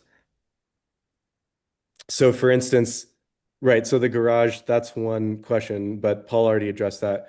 The next window over, let's call it the kitchen window. Yes. Yes, thank you. That window is clearly, first of all, probably done out of permit and out of compliance with the neighborhood, the district guide, Munton layout guide. But not only that, I think the materials are no longer primary in that sense. And then one step beyond that, I would even say, is that I'm not sure that the opening size wasn't modified at some point. And we may have to look at the Hickpie stuff from Mr. Murphy to determine that.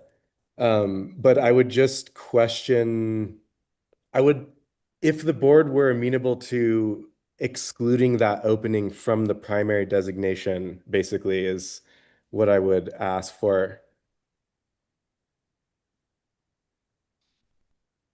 And obviously the replacement window would still have to comply with a primary facade, like set of guidelines, right? But the opening itself, I just question. So, and then ultimately, or I guess in conclusion, the other windows on this set of facades on the south are, I do think they are mostly original. I also question the kind of living room big plate one, how original. I think in that case the opening is the original authentic primary opening, but I don't know that the actual piece of glass in there.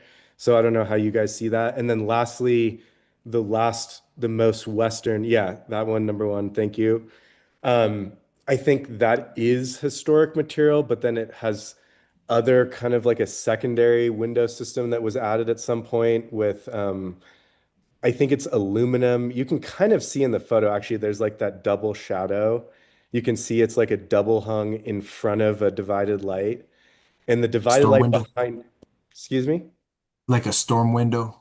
Yeah, like it's exactly. So again, I'm not sure. You have to defer to your code, speaking to the board directly of how you allocate these things. But again, as you can see, the story of this southern facade is certainly more complicated than, oh yeah, that's all original, authentic, more than 50-year-old material, whatever. So I would just, we're not questioning the primary designation facade-wise, but I would like to kind of request that the openings themselves be excluded to the extent possible, or the extent that the board thinks is appropriate. And I don't know if Paul, you back me up, but certainly express if you do back me up on that. Madam Chair Rios, members of the board, Raja, with consideration of the openings on that southern facade, we know that aluminum clad garage door is modern. So we know that is modern and non-historic. The opening is most likely historic. The material is not, though. On the picture windows and the door, those most likely are historic openings. However, to what extent those windows and doors are original to the structure is unknown without a window and door assessment from an architectural historian. So without further information, we could not we would need more information in order to make a better judgment on those features.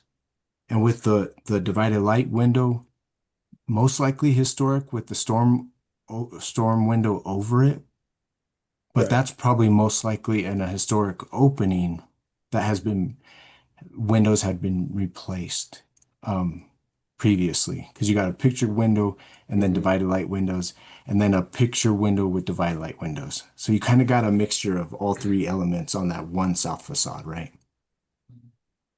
Yes. Okay, we have a board member that wants to make a comment. Member Cherry? Yeah, I have a question for Paul. Paul, you just said, we know that garage door is modern and non-historic. What evidence do you have of that? How do you know this? Madam Chair, Member Cherry, the aluminum clad wooden garage doors would most likely not have been built in 1946 when this house was originally constructed.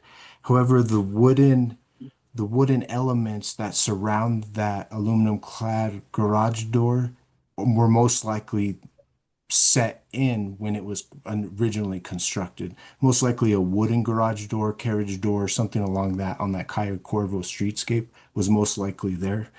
We see a lot of garage doors that have been replaced that are aluminum clad on that streetscape.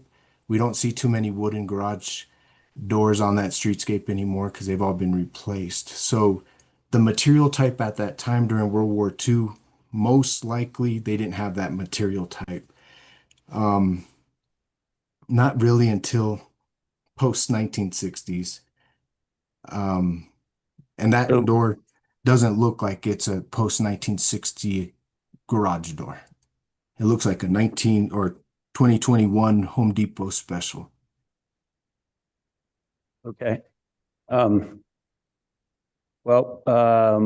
disagree with you. That's fine. I think, I don't think the door's original, but and I don't think it's aluminum clad. I think it's just an aluminum door. And the question becomes, did the door exist there prior to 50 years ago, which would make it historic?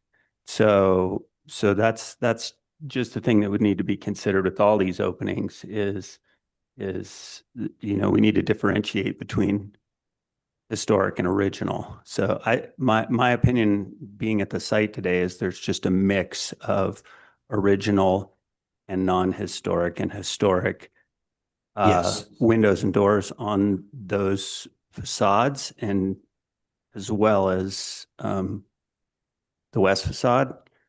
But exactly what,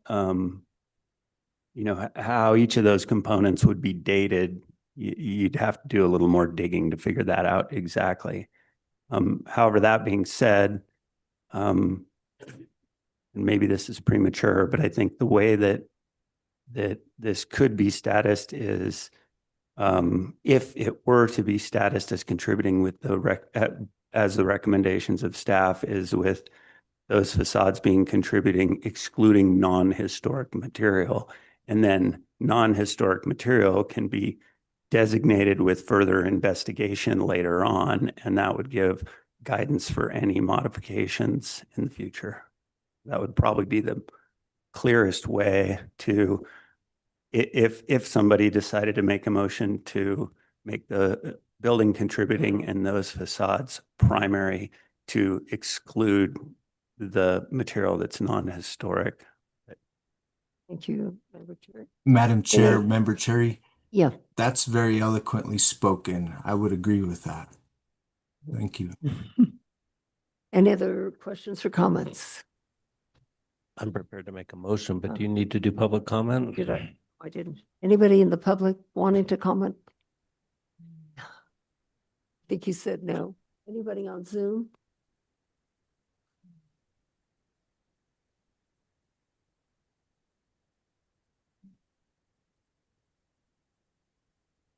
Chair Rios, I don't see any hands raised. Nobody? Member Bienvenue?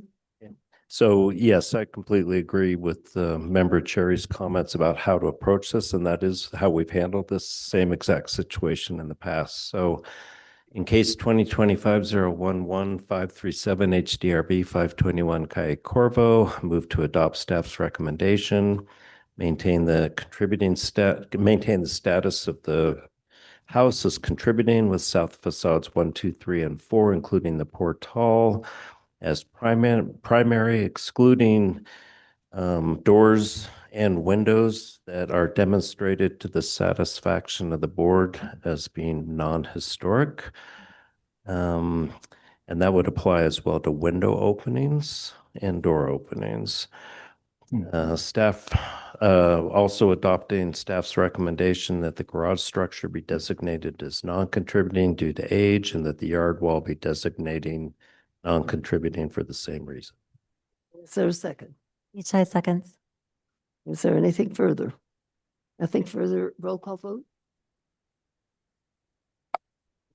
Member Bienvenu, Yes.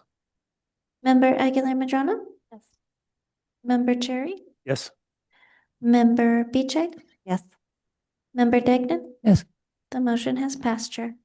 Thank you very much. Is the applicant for 665 West San Francisco here? Can I make one clarification on that? Yes. I said doors and windows, but that, I just want to be clear, that would include the garage door as well. So that's also subject to being subject to being non-contributing if sufficient evidence was provided that it's not historic. Lanny, the applicant is here? Is Dominic online? No.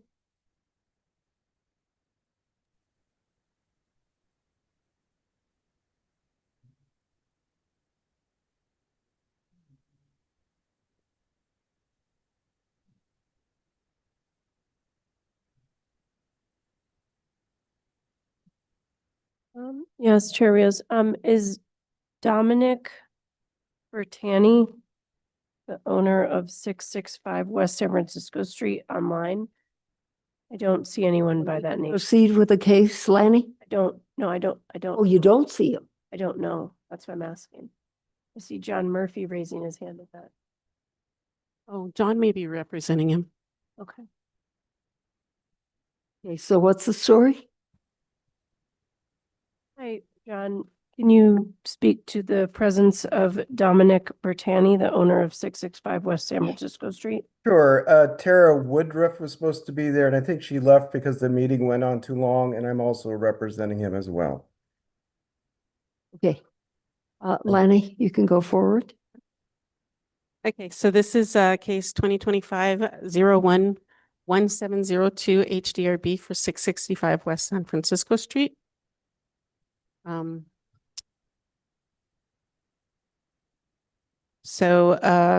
gabled residence is listed as non-contributing to the downtown and east side historic district. The south-facing vernacular style structure is a mix of adobe and concrete blocks with a raised concrete foundation and gabled roof. The windows consist of vinyl and aluminum units. Portions of the building date from the 1940s. These original structures were flat roofed. However, in 1984, the original units were expanded and unified under a pitched roof. The 1984 renovation provided new windows, doors, and a deep front porch.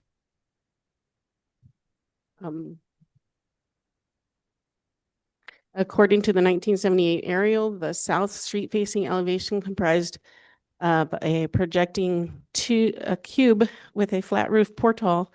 The 1984 remodel removed the portal and moved the roofed area out to align with the original projecting area and created a large porch with a concrete floor and textured plaster ceiling. There is an indication that the entry door was relocated from the south elevation to the east elevation under the porch. The 1978 aerial photograph shows the east elevation as having 3 stepped wall planes, while after 1984, these were consolidated into a single uniform wall plane.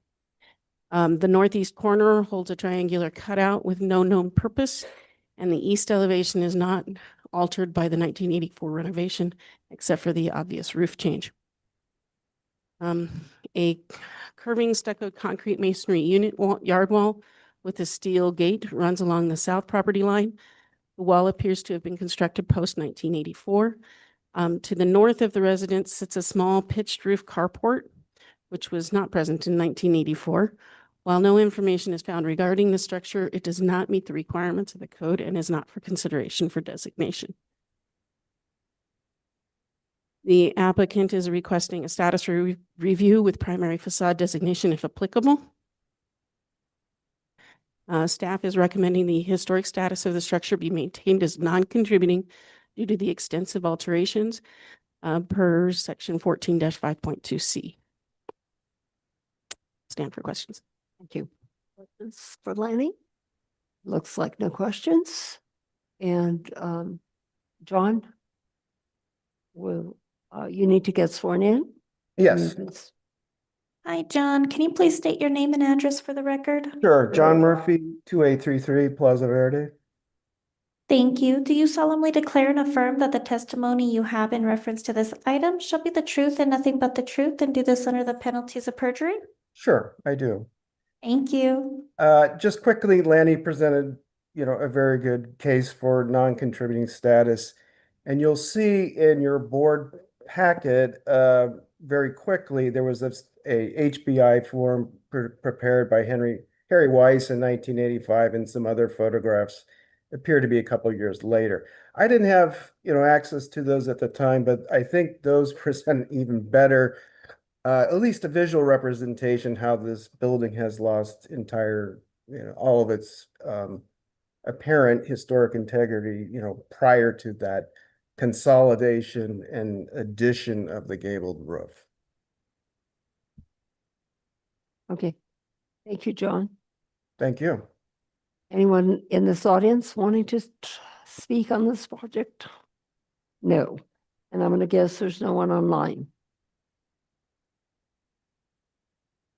Yes, Chair Rios, I see no hands raised. Thank you. Motion, please, board members. Member Villamaggiore. In case number 2025-011702 HDRB at 665 West San Francisco Street, I move to adopt staff's recommendation and maintain the status of non-contributing. Do I hear a second? Second, Agnon? Roll call vote, please. Member Bienvenu? Yes. Member Aguilar Madrona? Yes. Member Cherry? Yes. Member Biche? Yes. Member Dagnan? Yes. The motion has passed. Thank you. 424 San Antonio, is the applicant here? Or online? Oh, there's Chris. Okay. Ms. Lanning, go for it. Okay, this is case 2025-011703 for 424 San Antonio Street for a status review. Let's see, so sitting near the center of the lot, the small Pueblo Revival style residence is one of 4 houses constructed by the Peniscutan family along San Antonio Street. Apologize if I slaughtered that pronunciation. It was constructed around 1931, primarily of adobe, and features an inset portal centered on the front east-facing facade. A frame addition was constructed in 1995 on the southwest corner. The single-story residence is flat roofed with parapets and is stuccoed in a pale brown color. The windows are older wood casement windows that are inset by about 14 inches with top mounted projecting steel hinges with large exposed knuckles. In front of each window is a wood frame that once held screens and now holds metal storm units. The doors are wood with lights above panels. The front portal has an exposed viga ceiling. The west end of the north elevation holds a single viga projection. The configuration of the windows on the north elevation indicates that the interior has had alterations that resulted in a different use of space. The west elevation holds the 1995 addition, which stands out from the rest of the house due to the window inset of only 4 inches, smoother wall plane, and the more modern doors and windows. A 365 square foot single vehicle garage was constructed in the northwest corner of the lot around the same time as the residence. The garage is constructed of adobe and finished in stucco that matches the residence. The garage door is a white carriage style door. The south elevation houses a single window and a post-1978 addition of the utility room. There are no other fenestrations. A low 21-inch high adobe wall topped with a white picket fence with 4-sided conical tops that raise to the height of another 21 inches sits on the east property line. The picket fence turns to run along the driveway. While the yard wall holds layers of stucco, the fencing has a single layer of paint, suggesting it is a newer addition to the yard wall. The property is a part of the 1926 Phineas subdivision, which was created by Ava Scott Phineas and her daughter Lenora Scott Curtin and her daughter Lenora Frances Curtin on strips of previous farmland in a 1922 5-acre purchase of the Acequia Madre tract. The houses along this tract were previously addressed on Acequia Madre, but were changed to San Antonio as the subdivision developed. Residence at 424 San Antonio was previously known as the Phineas Residence and the House of the Three Wise Women. The residence at 424 San Antonio is listed as non-status on the GIS map as contributing in a 1991 HICP and as significant in the staff report from case H95071. That same case approved an addition to the southwest corner of the structure. The garage unit, yard wall, and picket fence are non-status in any of the documents.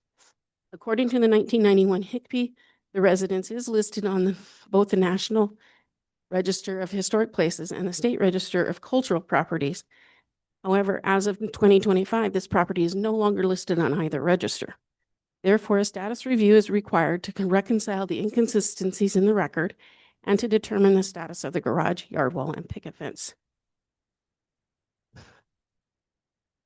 Staff recommends the historic status of the residential structure be designated as contributing with the east elevation, or R1, including the interior of the portal, north elevation, R6, and south elevation, R2, excluding the 1995 addition as the primary facades, and designate the accessory structure as contributing with the east, or G1, as the primary facade, and designate the yard wall, excluding the picket fence, as contributing per section 14-5.2C.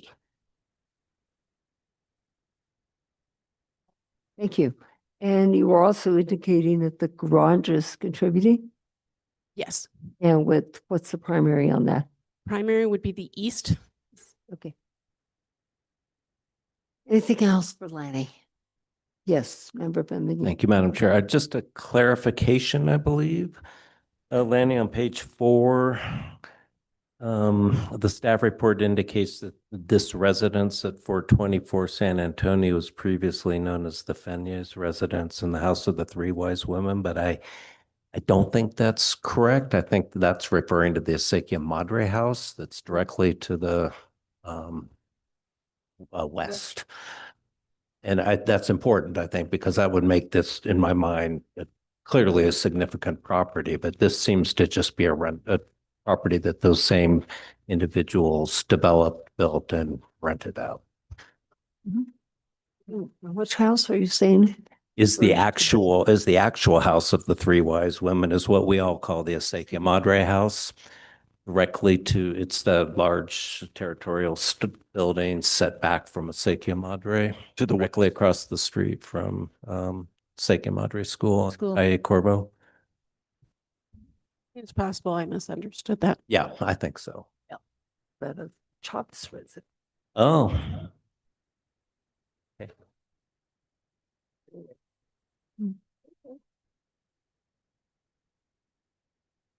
Anyway.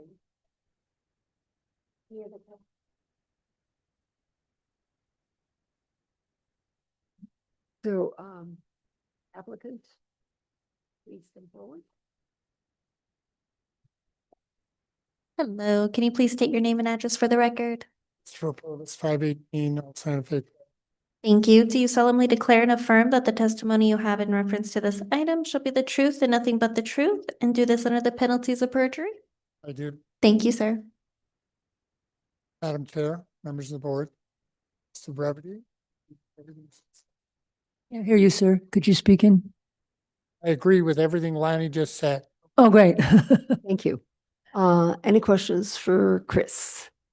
No questions for Chris? Anyone in this audience wanting to talk about this project? No? Anybody on? I have one clarification. Yes. I agree with the status. I think Lanny made reference to aluminum storm windows. We don't think those are historic in the motion. say something about that. Fix Anyone online wanting to public comment? Chair Rios, I do not see any hands raised online. I have one question. Member Chair. Maybe I missed it, but what's the date of the wall? Not the fence, but the wall. I don't know the answer to that. Does Lanny, do you?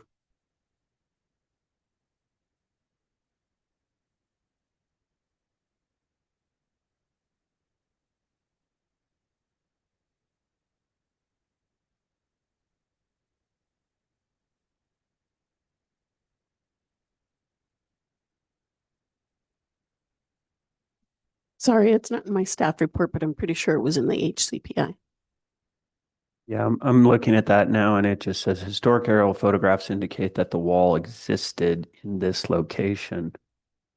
But the picket fence appears to have been replaced. So it just doesn't have a date, but it's indicating here that it's more than likely historic, whether or not it's original or not. That's okay. It's a low. Thanks. That was all I had. So any further questions or comments? Will entertain a motion, please?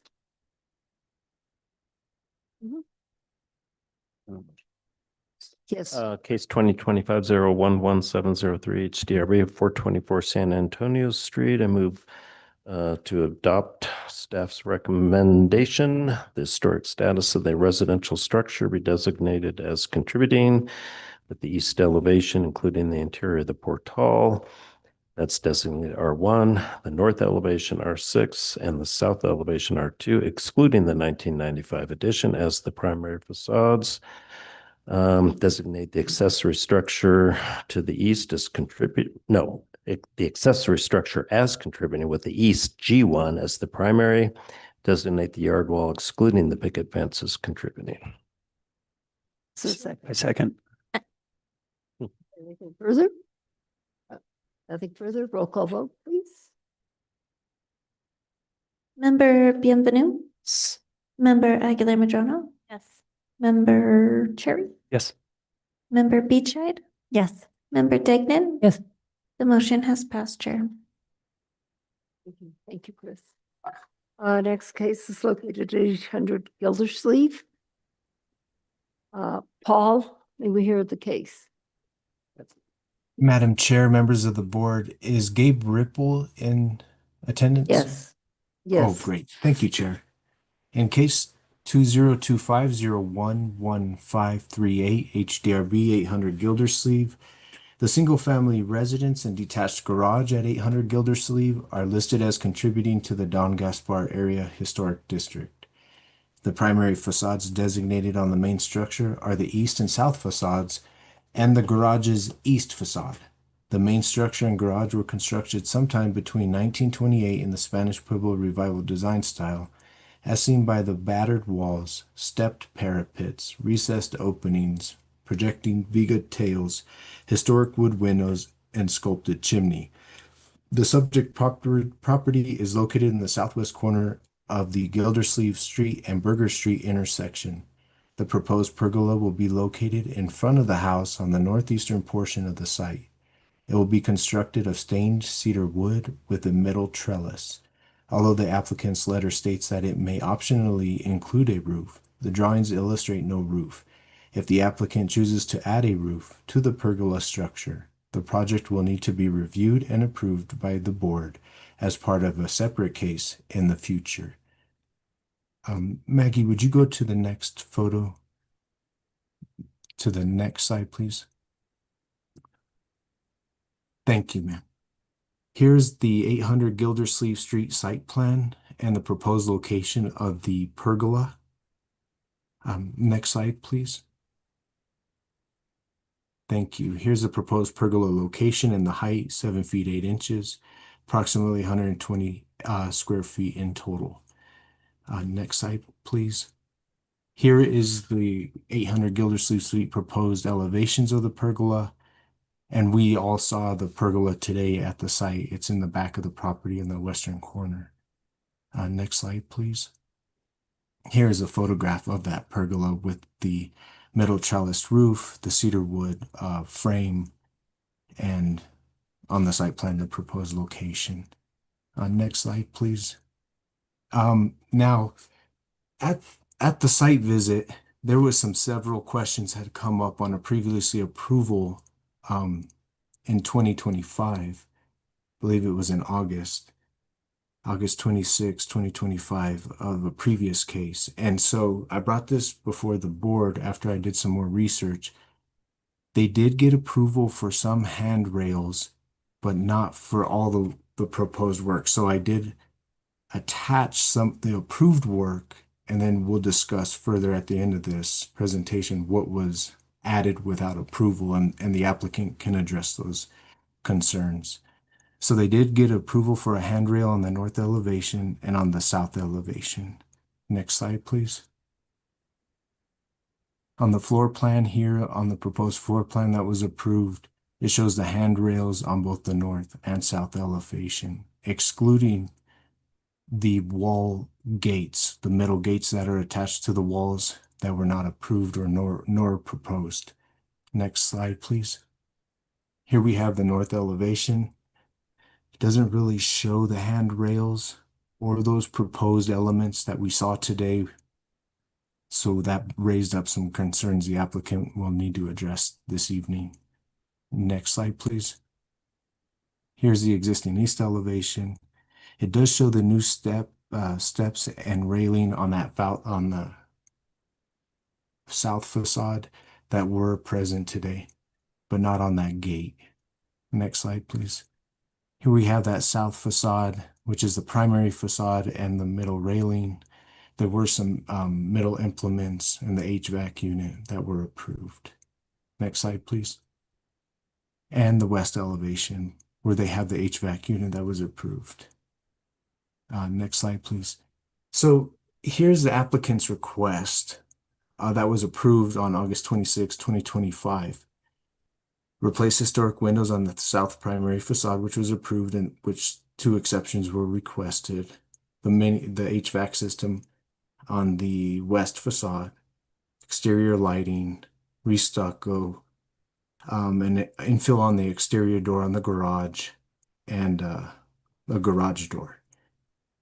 They didn't request any middle gates or middle elements on that north facade, which had some concerns. So on 800 Gildersleeve Street, not approved architectural elements that were observed today was the middle gate on the north elevation wall, the middle gate on the east elevation wall, middle architectural railings on the north elevation of the structure. And then I noticed some of the windows weren't all colored the same color. So all the windows need to be colored in the approved earth tone color. Several of the windows were currently white. And the concrete that is currently there needs to be colored in earth tone, brown, tan, terracotta red, something to that sort. But the applicant will be able to address that further this evening. So with that being said, staff recommends approval of the proposed project with no roof structure and finds that the application complies with section 14-5.2D, general design standards for all historic districts, and 14-5.2H, Don Gaspar area design standards. Thank you. Staff stands for questions. Thank you, Paul. Any questions for Paul, board members? Not any at this Yeah, I have a time. question. Oh, yes, Paul. Chair. So the approval is what considerations did you have for the materials of that proposed pergola? The wooden elements, the middle trellis, some of those elements can be mimicked on that property that we saw today and along the streetscape. But staff defers to the board to make the determination if it complies with the district standards, as well as staff considers it does apply to the district standards for the Don Gaspar Area Historic District. And so we're recommending approval. It's it's for the board to consider if it does as well. Okay, The so it's wooden just elements, the based on the materials themselves, not the specificity of them, just that it's wood and metal, not any particular kind of wood and metal or finish. Is that, am I understanding you correctly? Madam Chair, Member Cherry, yes, sir. Okay, thanks. And Paul, the pergola is proposed to be put on the south elevation? It's proposed to be put on that northeast corner of the property lot. Oh, north, that is north. Sorry, I meant to say north, not south. Yes, ma'am. Okay. Any other questions? No applicant or applicants, please come forward.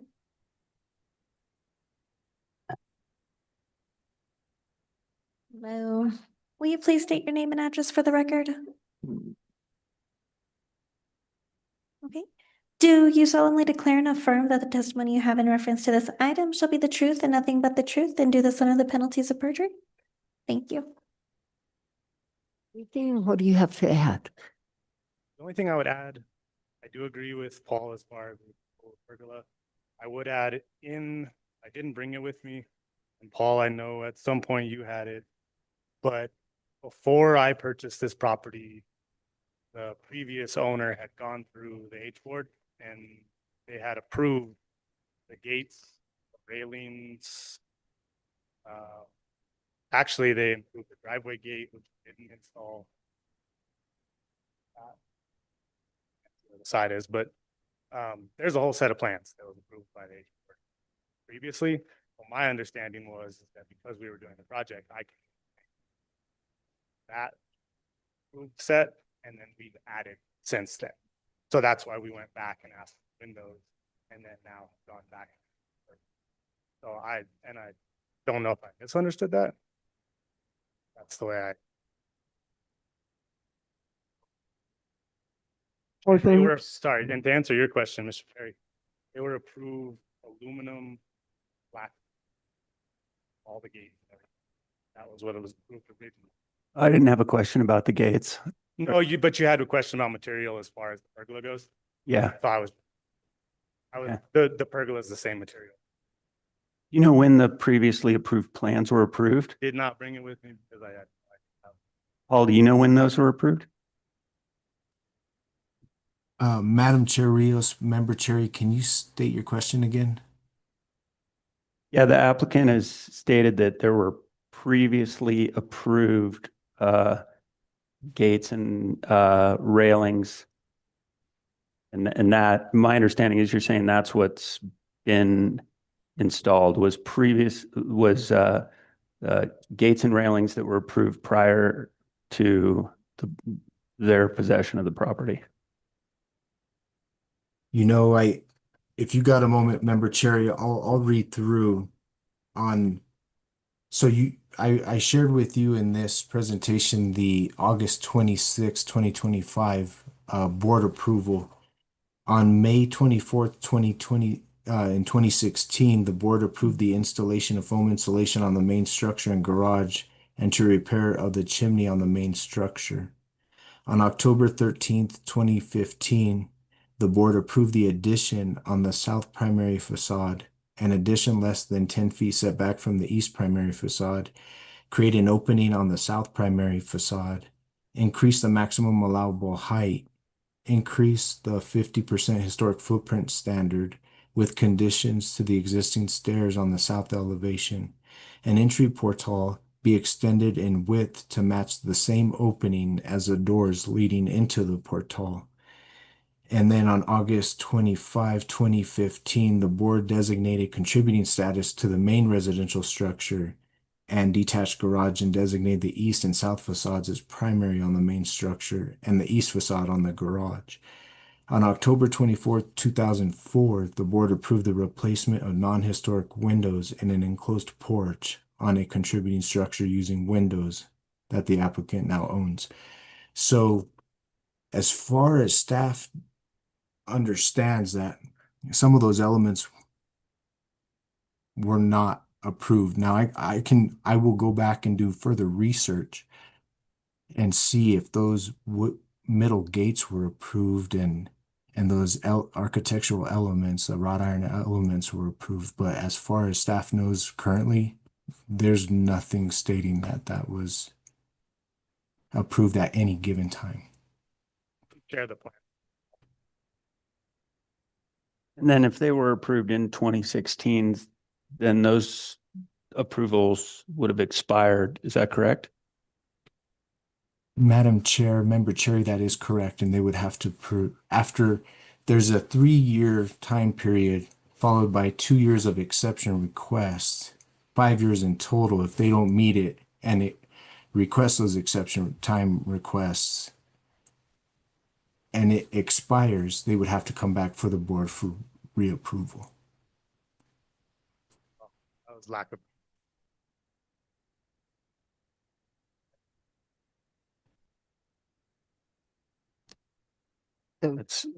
That's those are my only questions now. Yeah, that's all I have. Member Beachside? Thank you, Madam Chair. I'm a little confused. Are you telling us that you have prior approval from the H board for all of the changes presented here tonight? I thought it. Yeah. Set a plan. And is that, I understand that they. oh, well, even if they have expired, like it would be helpful information for us to know that a previous board approved these elements, and then we would want to be consistent with past board decisions. So Paul, if there's any chance that that was inadvertently left out of the packet, I feel like we should postpone until we have a complete understanding about what was previously approved. Yeah, of course. Madam Chair, Member Beachside, I don't believe the pergola is what's being is what's being requested for approval by the applicant tonight. During our site visit today, we found several items that staff and the board had concerns about, such as the middle gates, some of the middle architectural features on the property, the windows, and the concrete. These were just elements that we noticed during the site visit that are outside of what the request is this evening. Yeah, and I think the staff has to deal with that. And this evening, we're just dealing with the pergola. Okay, and there's no past approval Yes, for ma'am. the pergola. That's a new thing. Okay, That is in And I apologize for that. That's why No, I didn't have anything else, because I thought I was just. that makes sense. Yeah, I think we should only address the pergola tonight then. So, board members, do you have questions only about the pergola this evening? It appears not at this point. And anyone in this audience wishing to comment on the pergola? Nobody. And I'm going to guess no one online. Yes, Chair, I see no hands raised. Thank you. I will entertain a motion.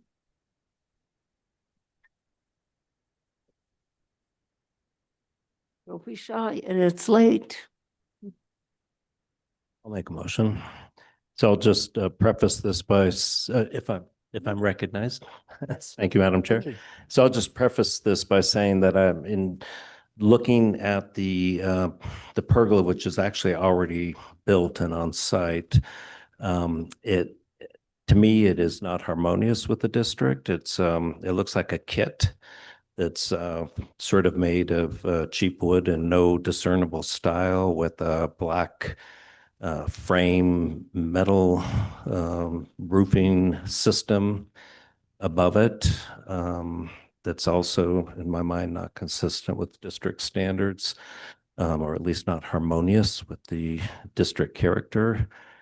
And the proposed placement is a very, very prominent corner and very visible on this particular lot. So with those comments, my motion would be, in case 2025-011-538 HDRB 800 Gildersleeve Street, to deny the application on the basis that the proposed pergola, as it exists now, and particularly as proposed in its location, is not harmonious with the streetscape or the district standards. Second. Is there a Degnan. second? Degnan, second. Yes. Mhm. Roll call vote, please. Member Degnan, Yes. Member Beechey, Yes. Member Cherry, Yes. Member Aguilar Madrano, Yes. Member Bienvenue. Yes. The motion has passed, Chair. Thank you very much. You do have the option to resubmit a different pergola, or you can appeal to the city council. Thank you. Next case is the applicant here for 412.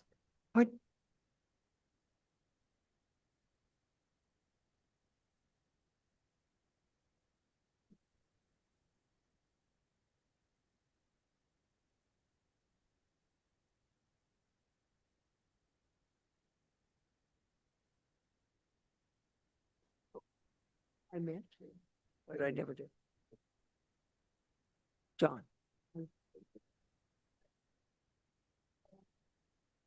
So the applicant is here for 412.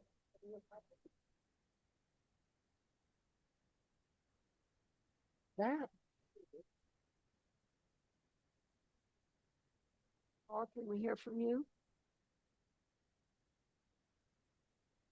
Madam Chair, members of the board, in case number 2025-01-1244 HDRB 412 Camino Cabra, the structure at 412 Camino Cabra is a single-family residence listed as contributing to the downtown and east side historic district, with the east facade designated as primary.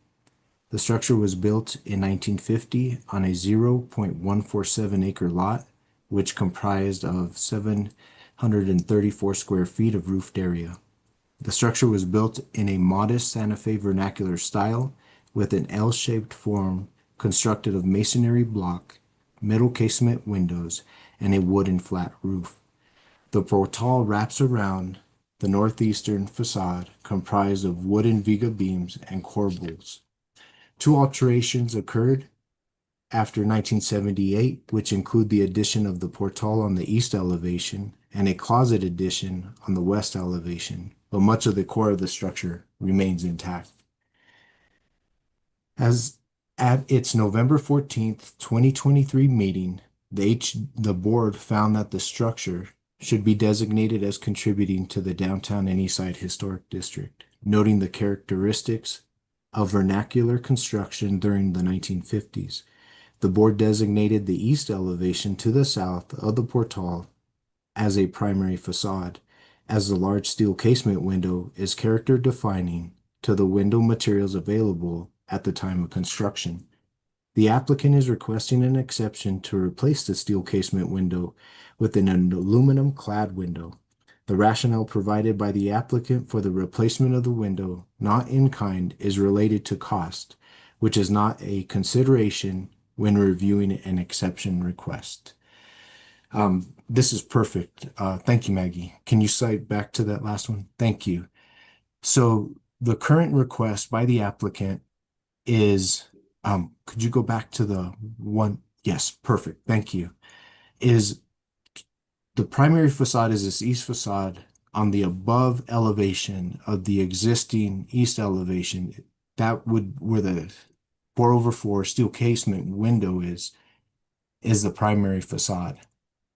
And the applicant is proposing to do a wholesale window and a window replacement on the property, and has requested two exceptions to remove this steel casement window and replace it with something not in kind, similar-esque, but not in kind. They're also proposing to do some work, a new railing system, remodel the stairway, and the wraparound on the portal with coyote fencing. And so, given that,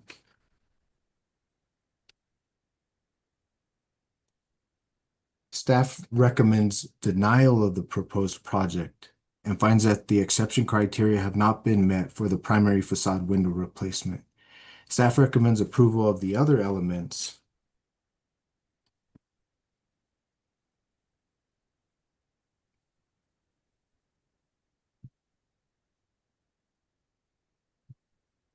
Is that it, Paul? Yes, ma'am, but one moment. I have a, Are you cut out there, Paul?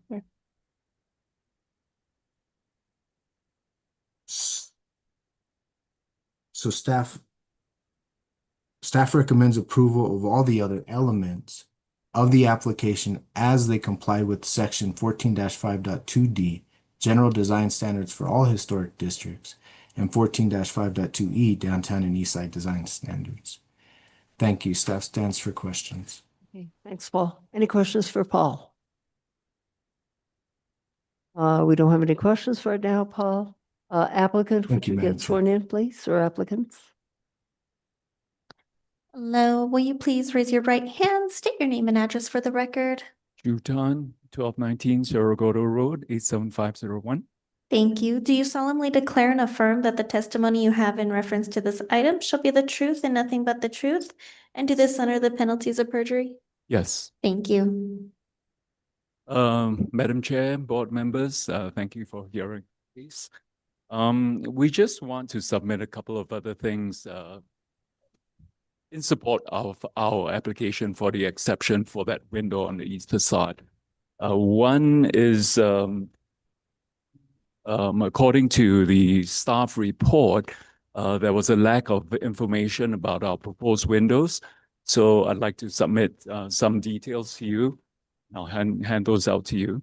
I'd also like to, the owner has also managed to get basically consent statements from a whole bunch of neighbors as well as the Canyon Road Neighborhood Association for their proposed works.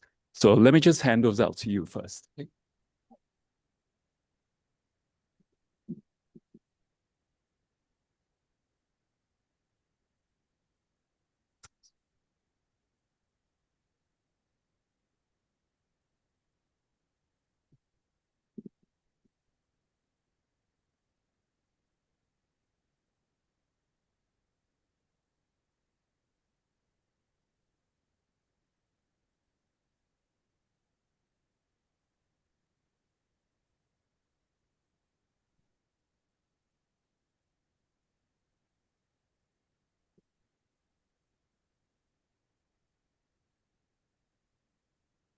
I also have just 3 copies of, basically a colored brochure of the windows that we're proposing.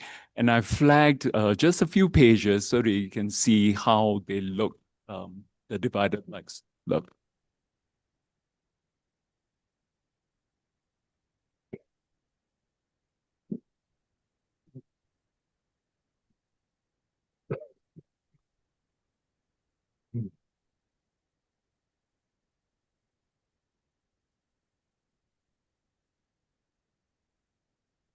So basically what we're trying to do, because we do, according to the window assessment, all the windows except the 2 small windows under the portal are not repairable according to the window assessment and need to be replaced.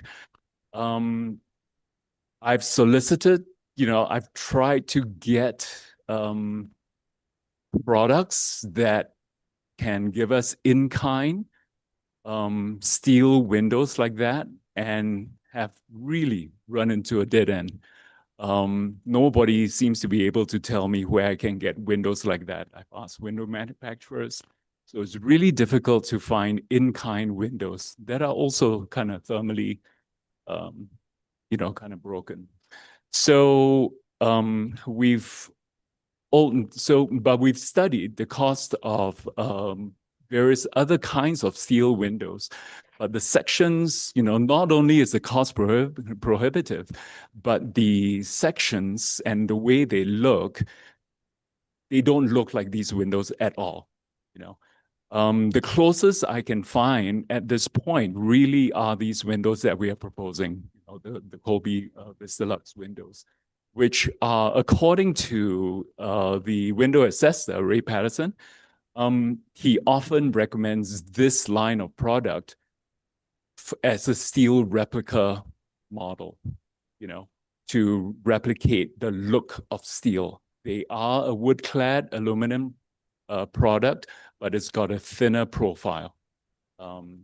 So that is what we're trying to propose. And I hope that you might agree with us. Yeah, I think that's all I have to add right now. The owners here. Board members, do you have any questions for Mr. Tan at this point? Looks like they do not have any questions or comments right at the moment. So yes, Member Beechey. Thank you, Madam Chair. I do have a comment. I think what the applicant is saying is very reminiscent of what happened on to the Cristo Rey office building on Camino de Laura. We approved the replacement of all of their steel casement windows with a similar product, a wood-clad window with a thinner profile, because of the same reason it was very difficult for them to find a replacement window, very cost prohibitive. And so I think we have a precedent for allowing this in a Camino de Laura is just like one street behind this house. So, and also I recall on Canyon Road, we allowed the replacement of all windows on a house on Canyon Road, just west of here. So I think, yeah, that's the kind of, there's some logic to this. I think it is very difficult to replicate in kind these kind of windows. And I know they're not very. Yeah. One other little Yeah. comment, kind of early on in the process, I did consult Paul about this situation. And he did mention to look into Graham Architectural Products because that product had been approved by the board on previous projects. I looked into it, and after a few rounds of communications and quotations, they actually determined that the project was too small for them to quote. And they were almost apologetic that the cost would just be crazy for them to provide a product for us. So. Member Aguilar-Padrón. Thank you, Madam Chair. If the board were to decide to approve one of these alternative products, do you have a first choice out of the ones you flagged for us that you're proposing, or would? The one that we would like to use is the one that I just gave you. Basically, it's the Colby Vistalux WD product. Yeah, which is that colored brochure. Do you happen to, but there are multiple models flagged in here. I see. Do you have, just so we could be specific? Oh, I see. Motion. I believe there is one that is called the Accent, right? Which has a bit more of a protrusion for the mullion. It's not as flat. So there are two main lines, I believe.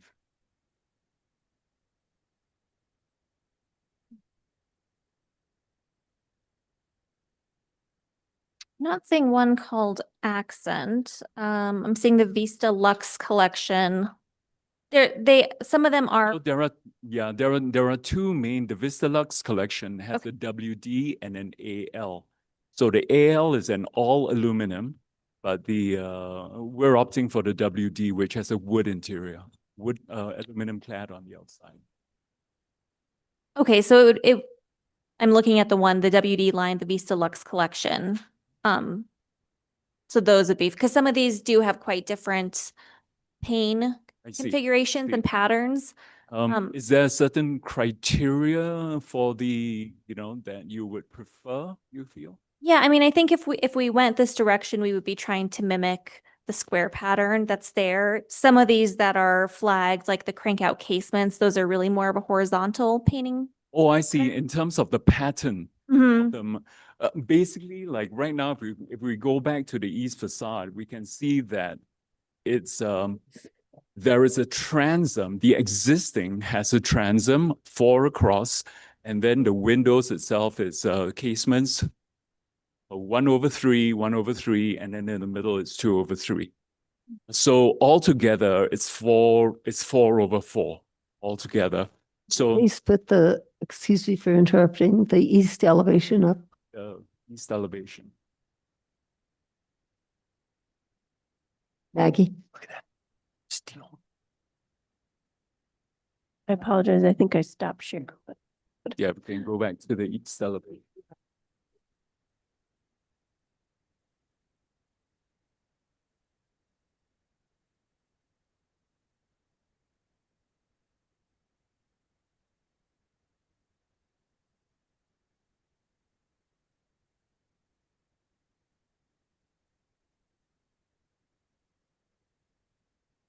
If it's possible at all to zoom into those windows that you can see it more clearly. Maybe a little slow there. Okay, yeah, well, that window over there. Yeah, this one. So the top is the existing, and what we're proposing is the one below. So what we're proposing does not have the fixed transom above. The primary reason for that is because, you know, if we do mul units together, the lines, there just becomes more lines, and that transom separation becomes much thicker. And, you know, in kind of studying that in design, the proportions of the lights become more different if I introduce that transom. Hence, I just kept it to just casements on the side, fixed in the middle. Altogether, it's 4/4, similar to the existing. Any other questions or comments, Member Cherry? Yeah, what window brands did you look into regarding steel windows?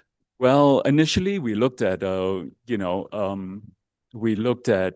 just a regular wood clad windows, various brands, you know, Sierra Pacific, you know, Colby even. And then we looked into, let's see, Boyd, Prestige, Graham, Hope's windows, this bunch of Boyd aluminum, Jeld-Wen, Windsor, Hope's, Panda windows, Prestige. I mean, I listed 6 here, but I actually looked into maybe 8 or 9 altogether. And Graham windows. Hope's, for instance, didn't have anything that would work. No, they would not even. I tried to get a it would I believe I did get a quote from Hope's. Yeah. Cost was the main reason for us to kind of go back to this proposal. I mean, Okay, but they were available. they were available. Yeah. They were available. Okay. They were available. Any other questions? Member Benvenu? Thank you, Madam Chair. I'm sorry, I was reading and I missed that last part. So what was available exactly? Hope's windows. And Hope's windows would be what exactly? Would they be Steel, no, they're not exactly, but they're steel windows. Yeah. And so just to be clear on our discussion, I think at least from my perspective, the only window we're really talking about is on the primary facade. Everything else is a whole different question, right? Correct. So when we talk about cost, for example, we're really just talking about the cost of that one window. And I think I just assumed that when you threw out $50,000, that was for every window, maybe? That was, that was kind of like the base cost for the window package for the entire house. Okay, so do you know what the cost would be for just this one window, replacing it in steel? I believe it's in the order of about $14,000. 14,000? Like that. Compared to what for the ones that you're proposing? No. I have to look back, so I can't, Okay. but I think in the order of some 3 to 5, I think. Maybe. Okay. Yeah. So, Even for the hopes, I'm not exactly sure, because a lot of these steel window manufacturers, when they came back to me, they always presented a caveat. It's like, okay, but we've got to look at your project more closely. And again, this was 6 months ago. I don't know where windows prices are today. Yeah, right. They're going up day by day for Yeah. sure. Yeah, so I guess just to take a step back, steel windows, this is, we've had this conversation many times about replacing windows.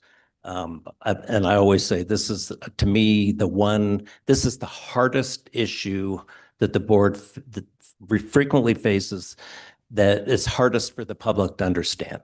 The public just often believes that our board and almost any preservation board is acting irrationally when they don't allow old windows to be replaced with nice new energy efficient windows. And that's just a reality. It's always been the case and it always will be. But, but good preservation practices, have no doubt is that windows are extremely important parts of the historic character of a building, and that they are, by all preservation standards, when they are character defining, they are always considered to be something that needs to be preserved.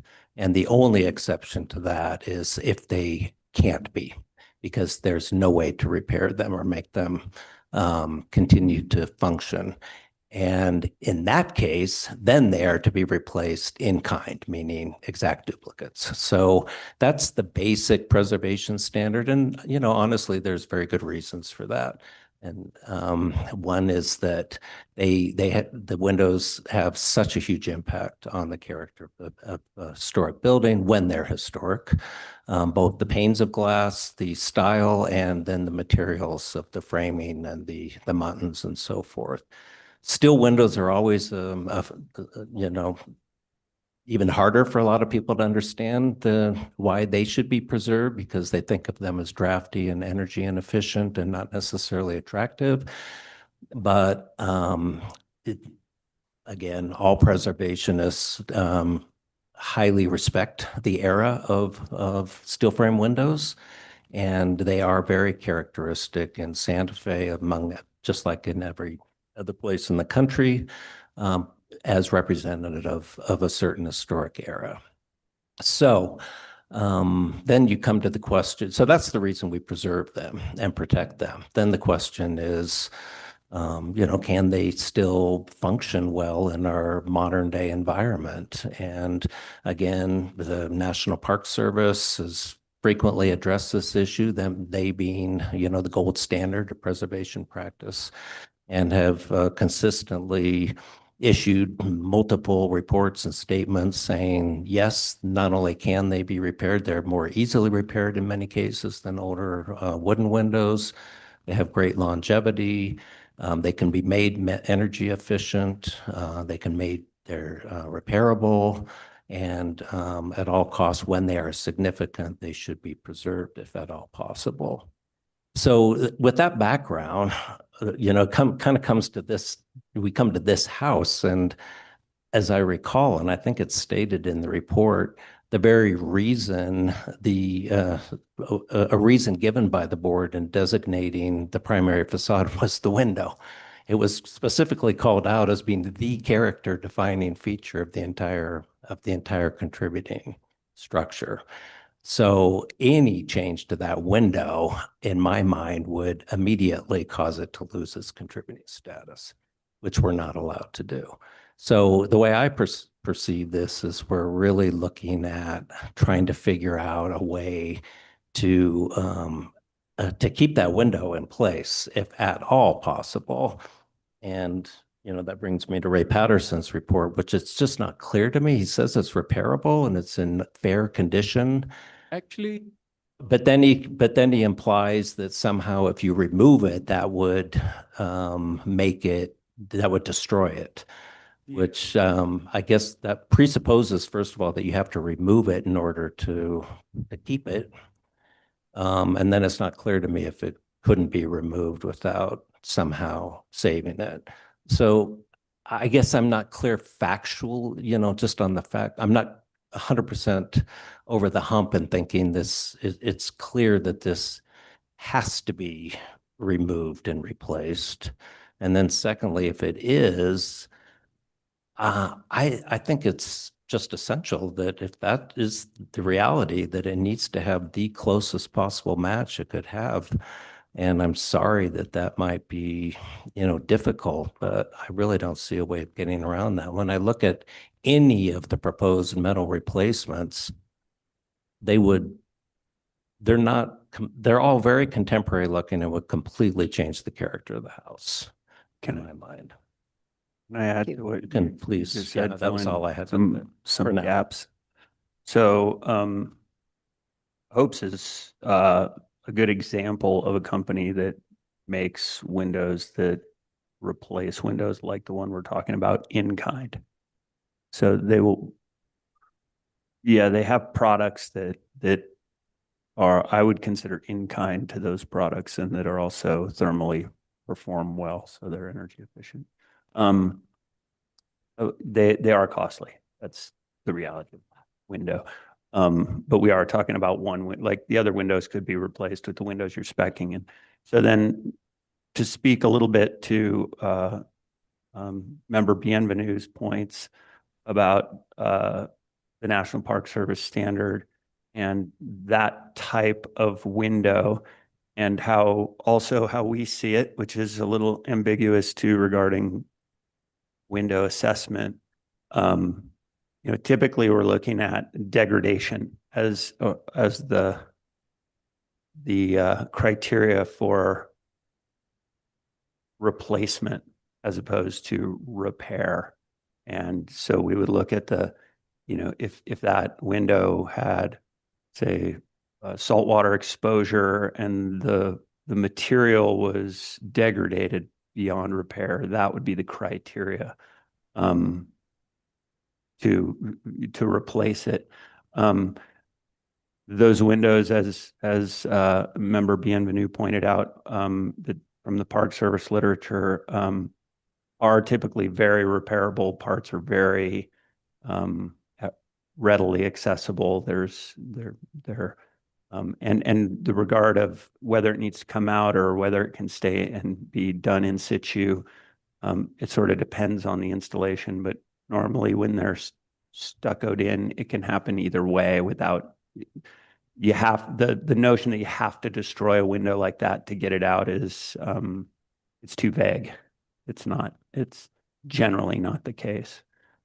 So do you recommend getting a second opinion on the window assessment? Or because according to Ray Patterson's window assessment, he did describe that, in order to repair the window, you would have to remove it.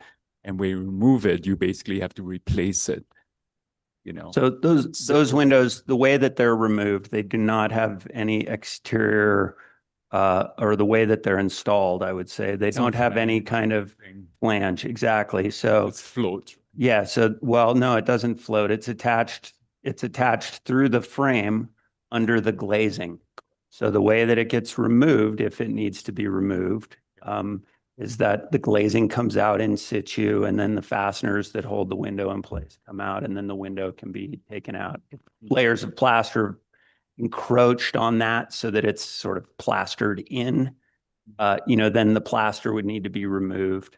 But, that generally can all be done. However, those windows are also, they're from a different era. Those, and also historic wood windows, were made in an era when we took things apart and repaired them, and we didn't just replace them when they went bad.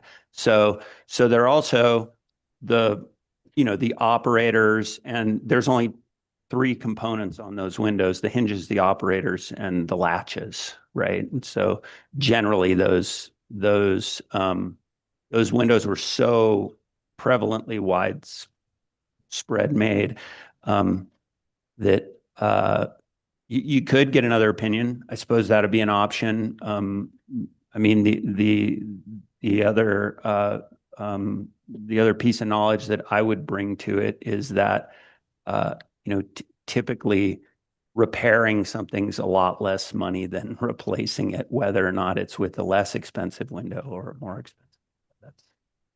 That's all I would have to offer. Thank you. Member Beecham.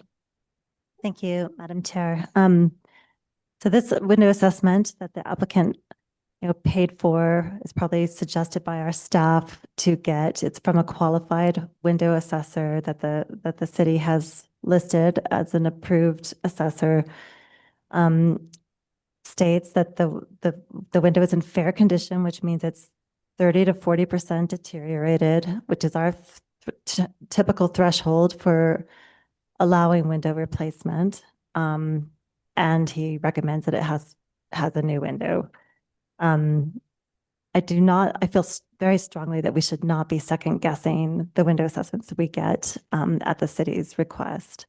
I mean, a suggestion to get another assessment is not a good one. We should, that's for the staff to say, I think. I know we have some expertise on this board, but I think we should learn from a recent appeal to the city that this is not a productive way to approach cases. So I would suggest we go with the assessment we have in place. We have precedent for replacing steel windows. We're replacing windows on the rest of this house. I think a consistent window type for the entire house would be far more harmonious than having one steel window and the rest something else. The applicant has gone to a lot of trouble to research what is the closest match and pattern, if not in material.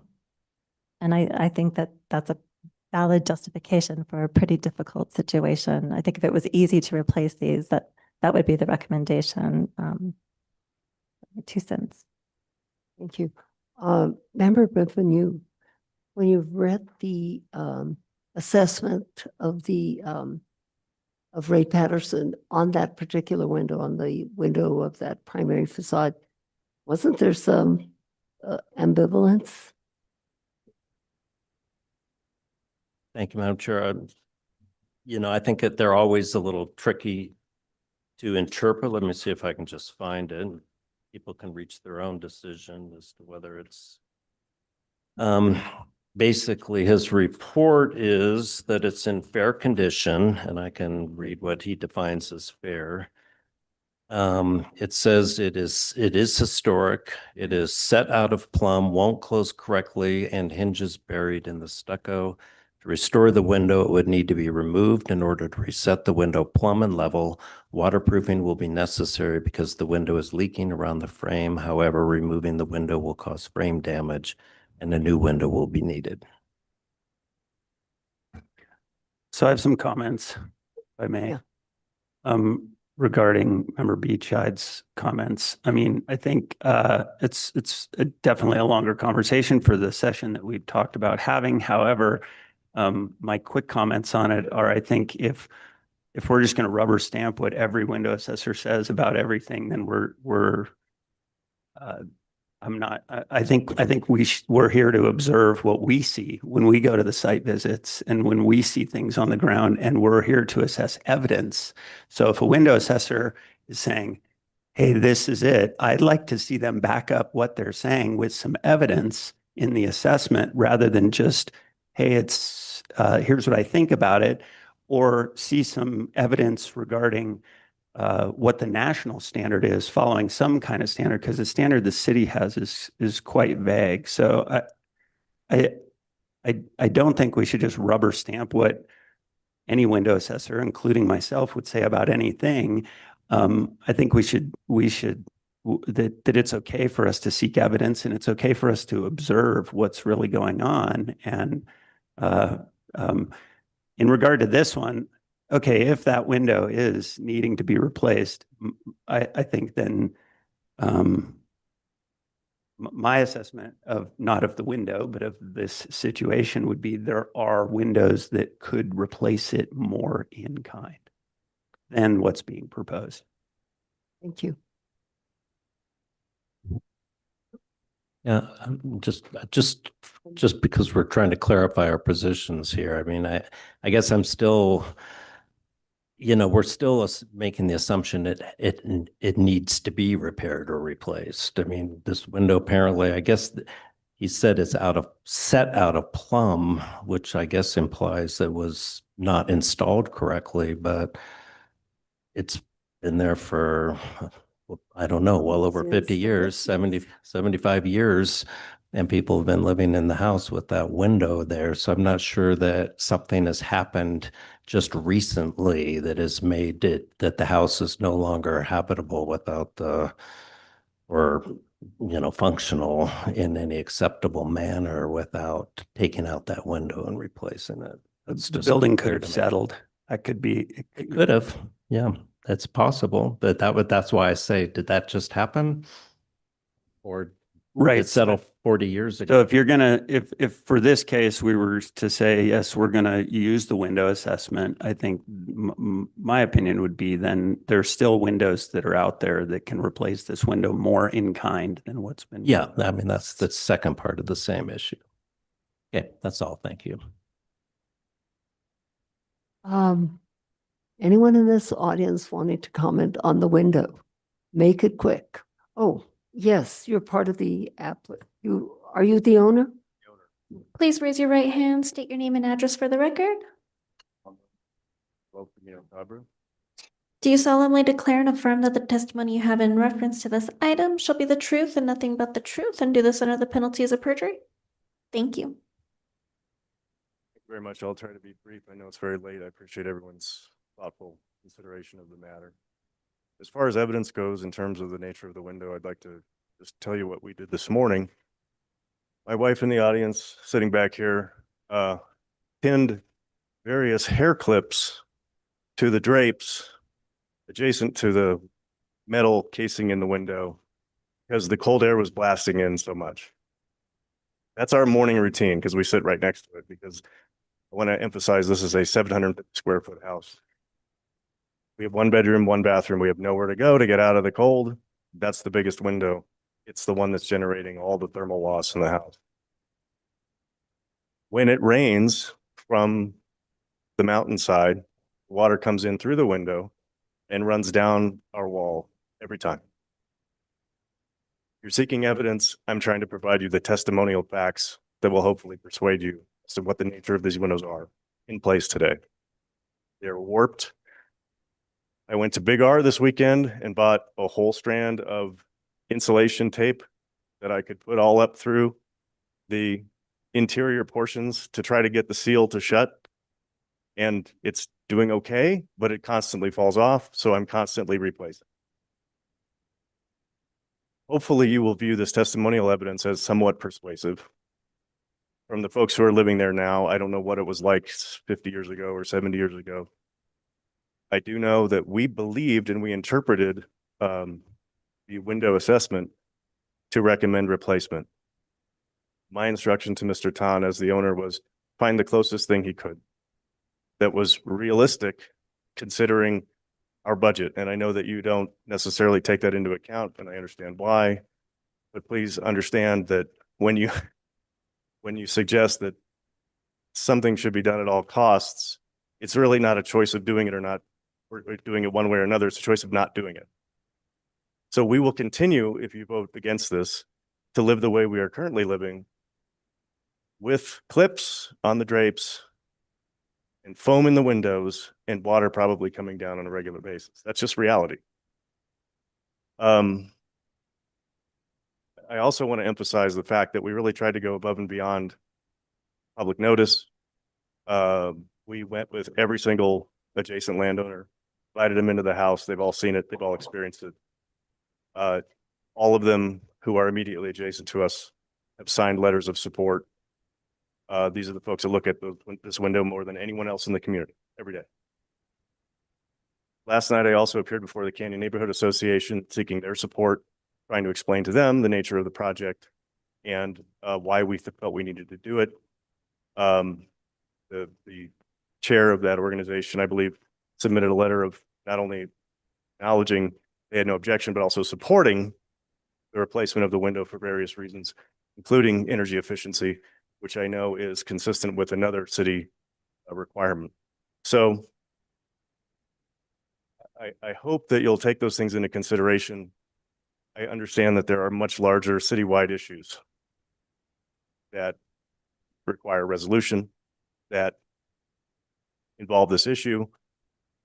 And there may be many, many big policy decisions that need to be made.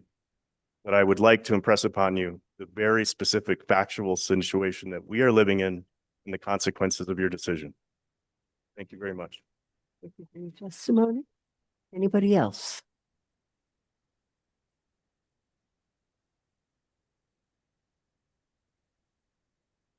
I've been looking at the image up there, and it really is rather wonderful looking.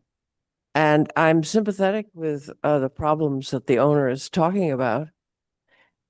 But and I don't know what the ideas that have been presented to you, but the little bit I could see from back there, it didn't seem to be very much of a good replacement to honor what the Mr. Patterson actually started out by saying was a fair condition. I'm not quite sure. It doesn't make sense to me. So I'm going to leave that up to you guys. But I do think that there should be an effort made to find a replacement, if that's what has to happen, that is really similar to what's there. It's quite a charming, and I think Member Bienvenu said this, and several of you. I hope you can find a solution that's similar and not a change. Thank you, Elizabeth. Anybody else? And no one on Zoom? No one on Zoom. Okay, friends and neighbors, board members, motion, please. Can I You're make a willing to comment? make a motion? No, I want to make a comment. I know it's Comment, late. I should okay. get to the motion. Yeah, okay, so difficult issue. I just want to respond a little bit to the applicant. It was very good that you testified wherever you are. I can't see you now, but there you are.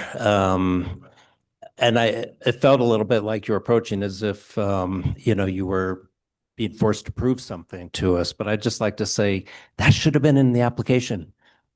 Yeah, that really is important information. I'm just telling you all that. You've got to get that in front of us. So to just bring it at the very end is not extremely helpful.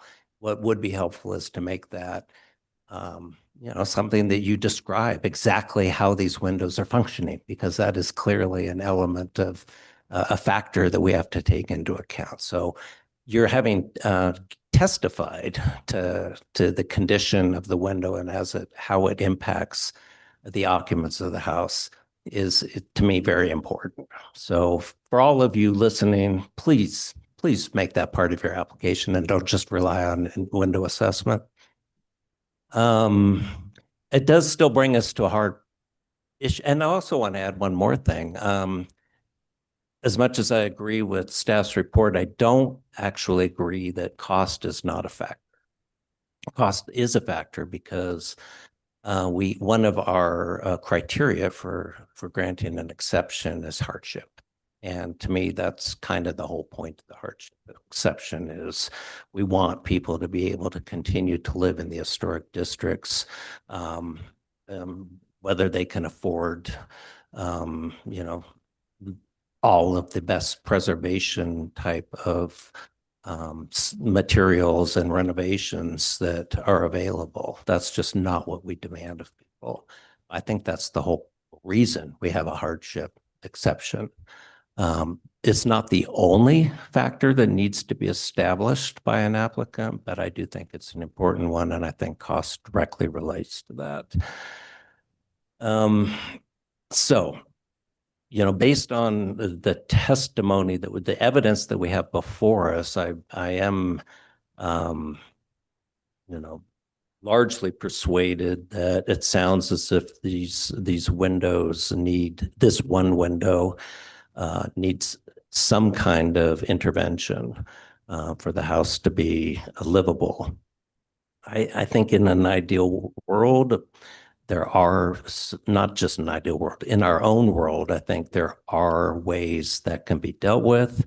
There are storm windows, there are interior drapes, there are interior secondary windows, there are other things to help with drafts and leaks, but I know that you've been considering those options and don't think that they work well in this particular home.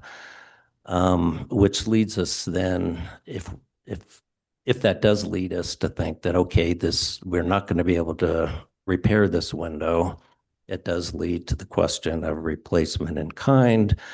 The only evidence we have tonight is that would be a highly significant extra expense.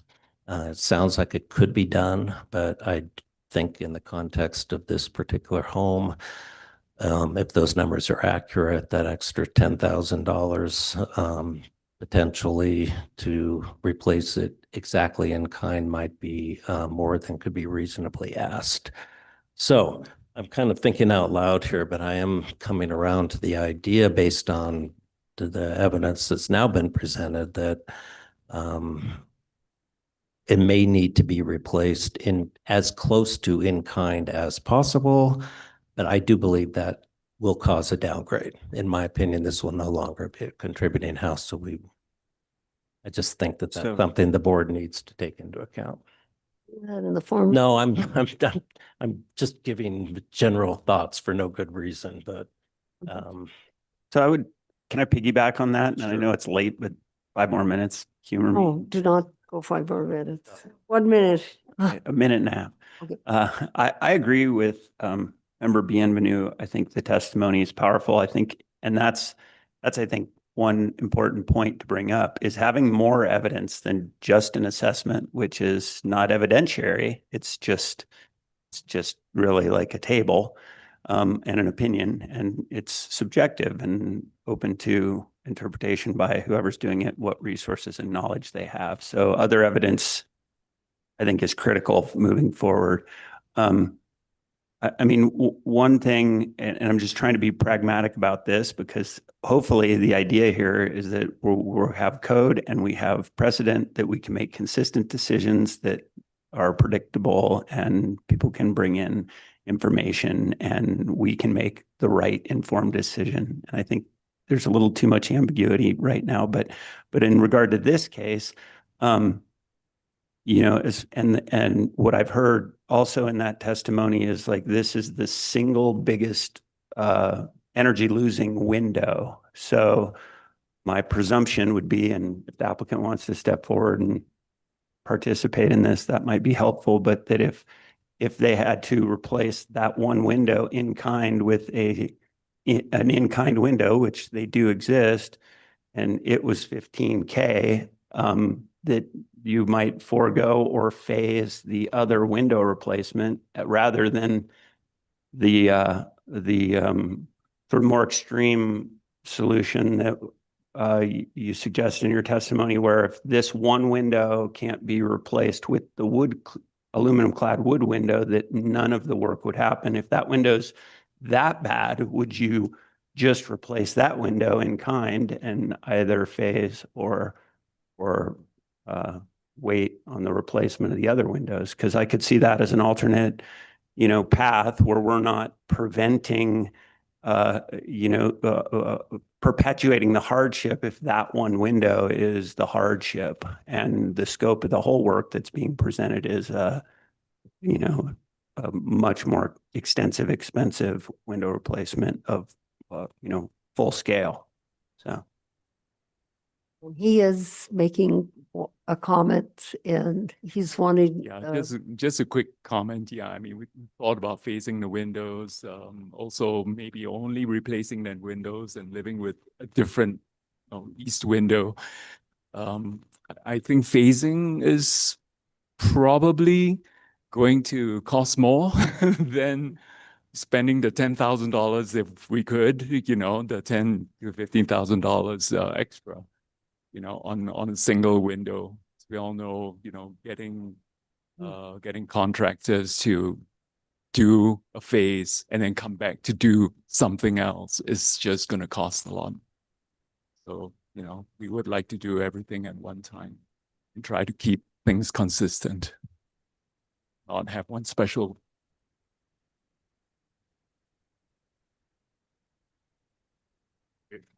They're all steel single pane. Talk right into that mic. They're all steel single pane. The whole reason we want to do this project is to make them more energy efficient. When we do the dishes, there's a window in front of the sink.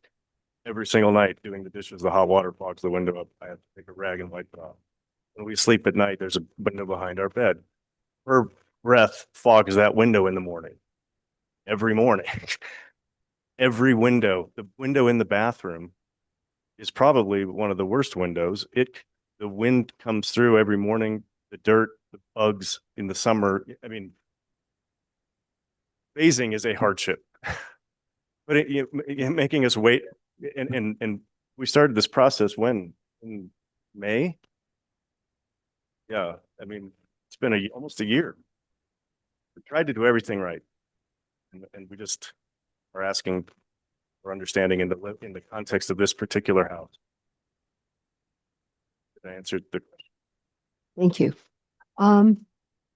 Board members, I will entertain a motion. I'll make a motion. Yes. Surprise, surprise. So, okay, I'll give it a try. 2025-01-1244 HDRB for 12 Camino Cabra. I would move to find that under the special circumstances of this case, as proven by the testimony given, that the exception criteria have been met for the primary facade window replacement, provided that the window is replaced with the product as close to the existing windows that are being proposed to replace as economically feasible, to be approved by staff. And I would also find that all other aspects of the application may be approved as recommended by staff. And I would note that it's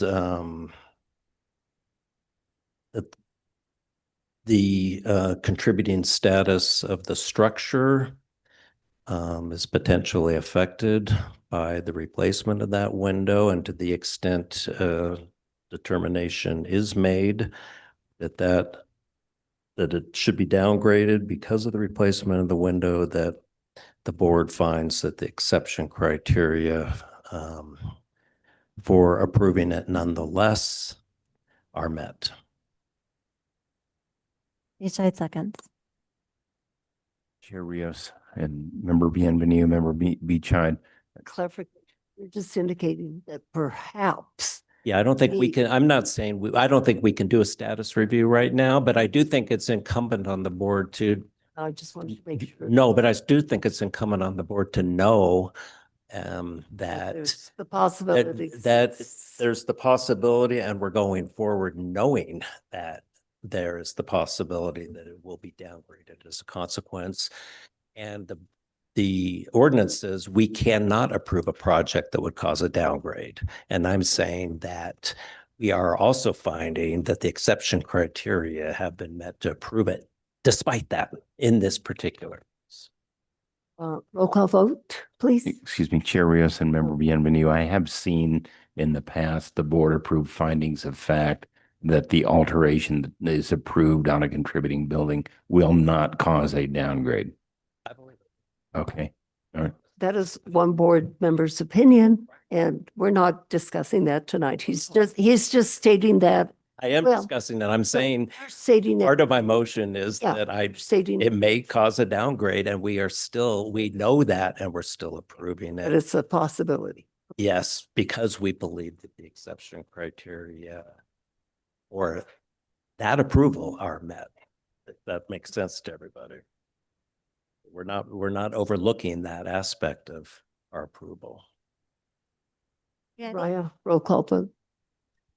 Member Degnan, Yes. Member Biche. Yes. Member Cherry, No. Member Aguilar Madrano. No. Member Bienvenu, Yes. the motion passes. Thank you all. Next case is located at 527 Agua Fria Street, units 1, 2, and 3. Madam And Chair. let the record show that Member Aguilar Madrano is leaving at this point. He's got an early day tomorrow in reference to her work. So Lanny, this is your case.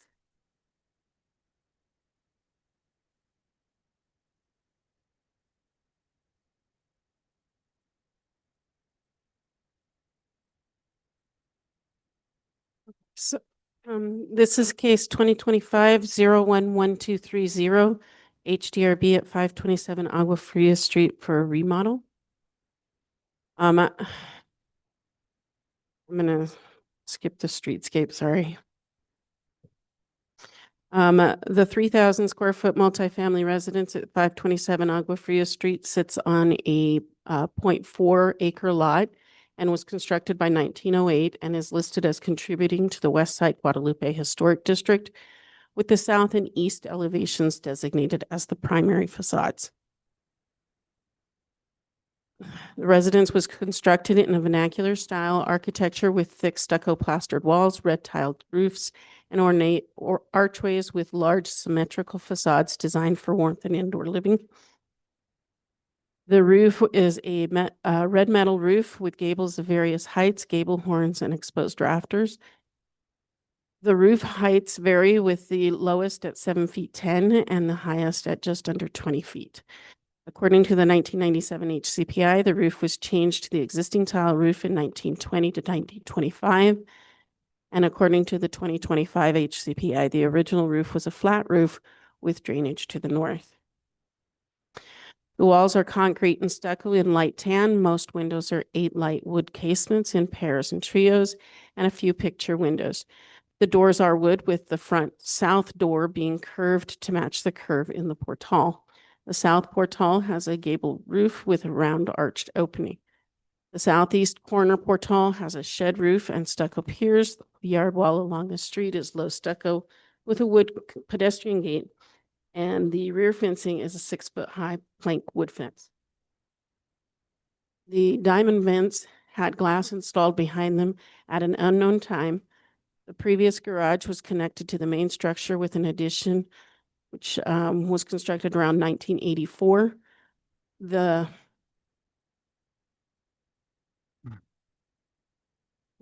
roof was approved to be replaced in 2024. The residence is currently a 3-unit structure that is being converted to a main residence with guest house. It currently has an interior-only construction permit for the conversion work that is in progress. The addressing from multifamily to single family will be changed after the conversion is complete.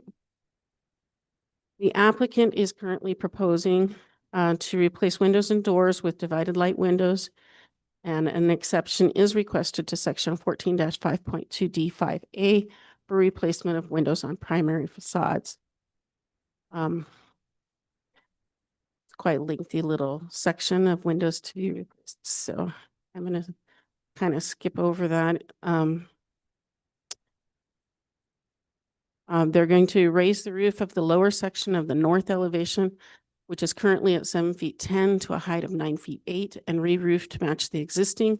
The slope of the roof will be lessened to minimize the overall height change, and this portion of the roof is not located on a primary facade.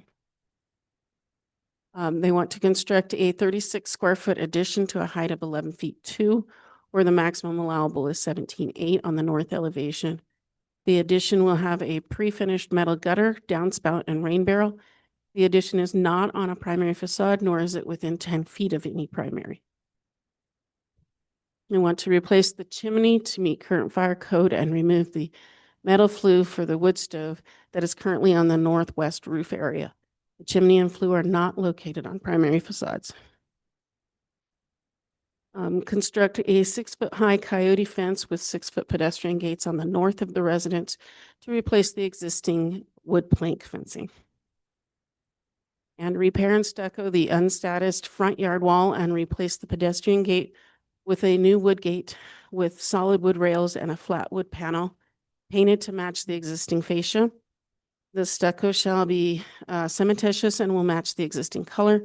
The existing color will need to be tested for confirmation. And install flagstone pathway from the front gate to the front door and replace the flagstone on the floor of the portal.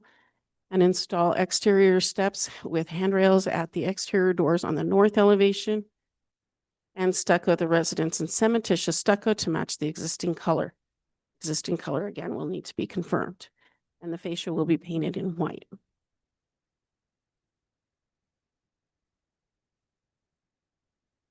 Staff finds that the exception criteria have not been met and recommends denial of the exception to section 14-5.2 D5A for replacement of historic windows on primary facades. That includes items 1A, 1G, 1H, and 1L. It would be an I. Otherwise, staff recommends approval of the other elements of the application, items 1B, C, D, E, F, I, J, K, and then items 2 through 9, as they comply with 14-5.2 D general design standards for all historic districts, and 5.2 I for West Side Guadalupe Historic District design standards.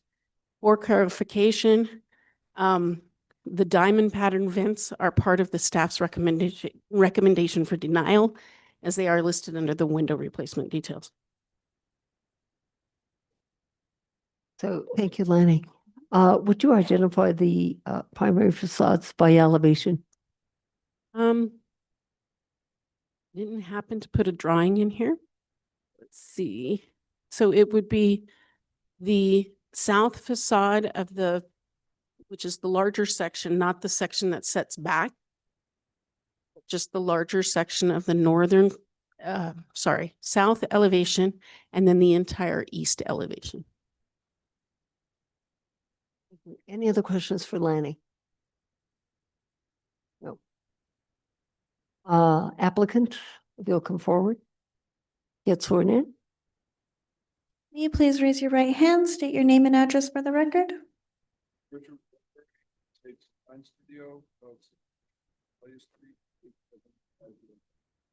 Thank you. Do you solemnly declare and affirm that the testimony you have in reference to this item shall be the truth and nothing but the truth, and do this under the penalties of perjury?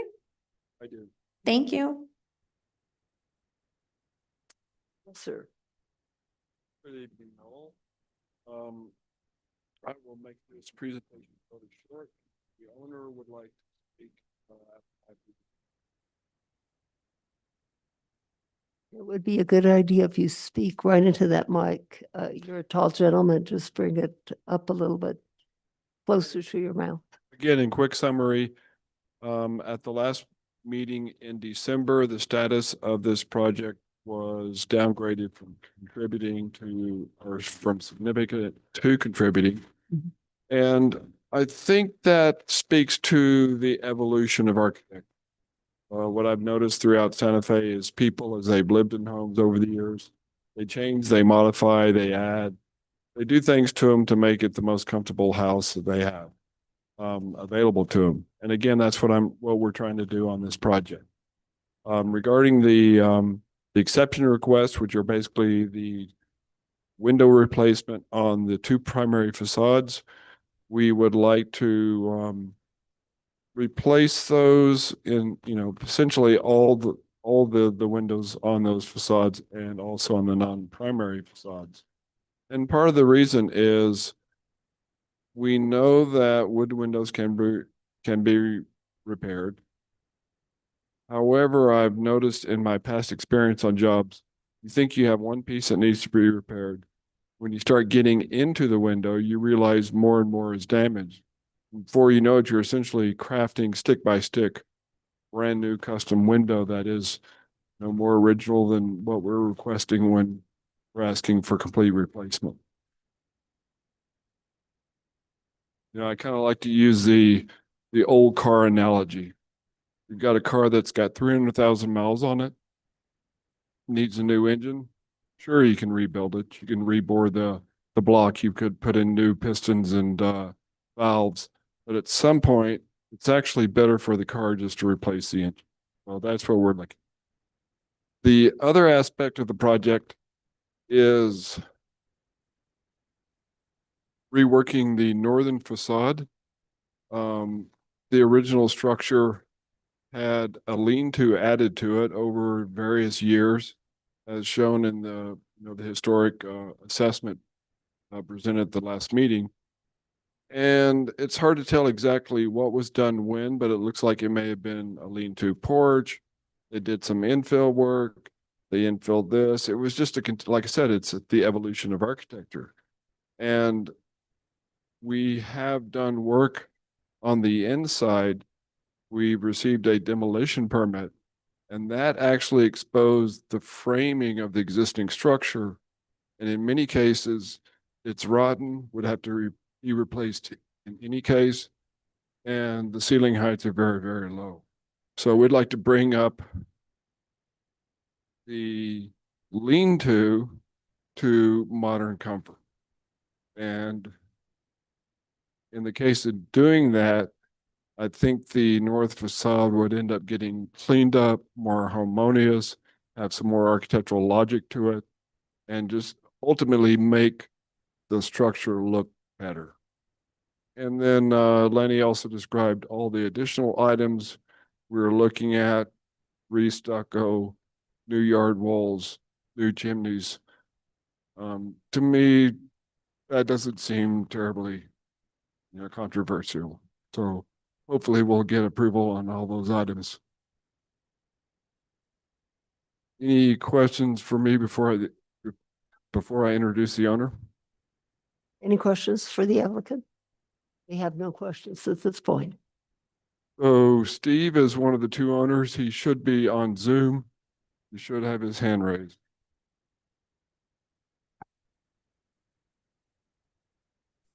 Yes, Steve, please state your name and be sworn in for the record, please. Stephen Vieira.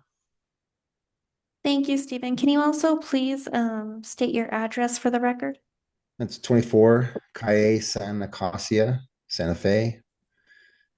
Thank you. 87506. Do you solemnly declare and affirm that the testimony you have in reference to this item shall be the truth and nothing but the truth, and do this under the penalties of perjury? I do. Thank you. Good evening, Madam Chair and members of the board. As mentioned, I'm Stephen Vieira, and my business partner, Tim Skern, and I are the owners of 527 Agua Fria. We appreciate you allowing us to join by Zoom today. We'd like to be there in person, but we both have young children, and we really do appreciate the flexibility. We are locals, and we love this home, and we love the character of the West Side Guadalupe neighborhood. And we really value the work you guys are doing to preserve Santa Fe's history. We just want to make our intention clear. We want to stabilize and restore the house so that it can last another 100 years while staying respectful of the neighborhood and the aesthetic of Santa Fe. This house has undergone many major alterations over the past century: multiple additions, roof changes, mixed era elements. We feel it no longer really represents a single historic period or embodies a clear, intact architectural style. On top of that, there are lots of wood elements of the structure, as well as the windows and doors that are old and rotting. Could some of them be restored? It's highly debatable, as we've heard, some people making that case tonight as well. But really, it's a short-term solution. What we're trying to do is create a consistent look that's energy efficient, that kind of peels things back to a more original state. in restoration and something that's in line with the character of the neighborhood and in line with what's been approved by the board in the past. Color, style, we're not looking to reinvent the wheel here. We just want a structure that's going to last. So we appreciate you guys hearing us out and hope that we can make our case tonight. Thank you, Mr. Padilla. Any questions for Mr. Padilla? Looks like they're barely awake and have no question. Anyone in this audience wishing to comment on this project? No one. Anyone further on Zoom?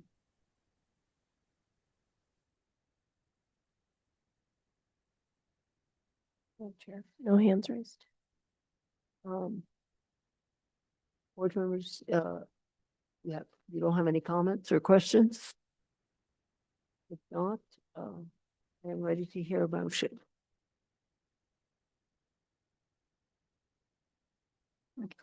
Yes, Member Beechey. Thank you, Madam Chair. Do we ask for public comment? We're fine. Yeah. Okay. We do. In case number 2025-011-230 HDRB at 527 Agua Fria Street, and it's 1, 2, and 3, I move to adopt staff's recommendation, which is consistent with the window assessment report, which finds that the exception criteria have not been met for the replacement of windows on the primary facades on the south and east, and will require the replacement of, the repair of the historic windows on those two primary facades, which are windows F, G, H, I, and J. And otherwise, the remaining elements of the application are approved as submitted. Second. Yes, is there a second? Second. Is there something further? Can I clarify something? So is it just because it was somewhat, Lanny brought it up, but does that include not approving the replacement of the vents and the front door? Yeah, if you have a suggestion on that, I'm not really clear what that is. The gable vent. So Just, they're in the elevations. No, I but see them, but do you want to deny them or? I think staff's, I just wanted to clarify with staff. That was what staff recommended, and that's what I would recommend. Yeah. Okay, I'll accept that as friendly, thanks. Anything further? That include the doors? I think that was the other. The entry door. Yeah, There's there's that a- change it. What was your recommendation on that, Lanny? J is a door, I believe. Is that right? The entry door was, we were recommending be replaced in kind rather than squaring it off. Okay, so Not just, changing we it. should clarify that in the motion then, because Sorry, can you, If I could make a comment as the applicant, Hold on, we're in the middle of it. Let me hear this. sorry, Lanny, which door is it? It's the door on the south elevation, the entry door. It's the actual front entry door, so it's the one under the portal. Okay. that's the existing. To amend the motion to require the replacement in kind of the front entry door on the south facade. Sorry, exterior door, right? Let me see, prior to the vote, I think the applicant has something to say. Even though it's unusual in the middle of a motion. well, I'd like to give some clarification. There's one item that needs to be discussed. First of all, the diamond gable vents certainly can be repaired, which is what your motion is. At the front, there are 2 door locations currently, because it had been divided into several living units. We were proposing to change the door to the right, which is to the east on the south facade, to a window. And we were requesting replacing the middle door with a wood panel door with lights on it. So it'd be helpful for all of us if we clarified exactly what we are being allowed to replace, what we need repairing kind or repair. Thank you.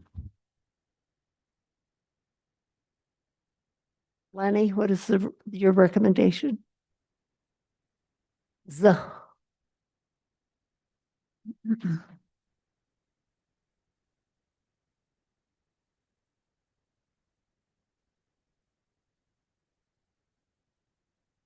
Okay, so the window replacement of windows To the doors. Windows F, G, H, I, J, and L are the ones on the primary. Okay, and then the front door is It's door number 2 is the arch top door.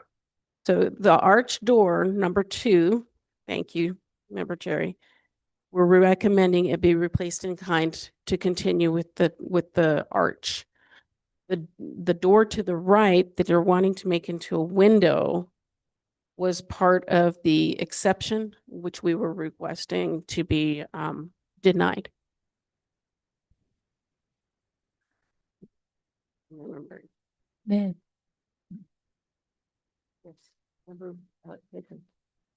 Ms. McCauley, on door number 2, pardon me, are we looking at the wooden door that has a number 3 on it?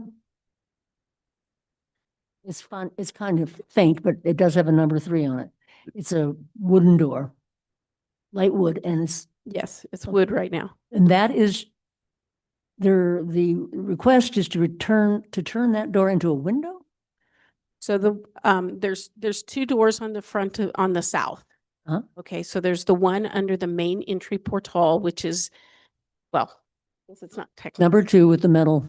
Number 2, they both have metal screens on them, so that won't help. But the one to that's north, that's west. So the door to the west has kind of an arch over the door. Mm-hmm. And the door itself has a curve to it. Mm-hmm. That is a wood door that they're looking at replacing with a panel door with lights. Okay. One to the east is currently a wood door that they want to make into a window. So it's on the south side, but it's to the east of the other door. The opening of the window would be the same size as the door has been? No, it'll be actually smaller than the actual door. Okay. Thank you. Yeah. I have a question about that, Lanny. So is that door number 3, the square topped door on the south facade of the building? Is that the door is non-historic? Is the opening historic? Do we know? No, that would have been when they converted it into 3 units. Okay, so I could amend my friendly amendment to kind of clean this up if you will allow that. Huh? No, I think your motion's fine, but I'll just amend. Would indicate that the maker of the motion clarify the motion in terms of those 3 doors. Please. The motion is to require to deny the replacement of the following windows and require the repair. That's F, G, H, I, and J. Window number L is non-historic, Lanny, so I've omitted that one. And to require the replacement of door number 2 in kind so that the arch is maintained, even though that door is non-historic. Door number 2, the arch is 2, right? Yeah, the door, yeah. And then to require the replacement in kind of the gable vents rather than a different design. Did I get it all? We cover everything? The vents, Yeah, the vents can be, okay, and then repaired. allow the replacement of door number 3 with the window. yes, yeah, all other elements are approved as submitted. Sorry, but may I ask about number 3, just to be clear? How big is that window going to be? That's replacing the door, number 3. I mean, that goes down to the ground, of course, that's what doors do. So if you're replacing it with a window, I just want to know the dimensions.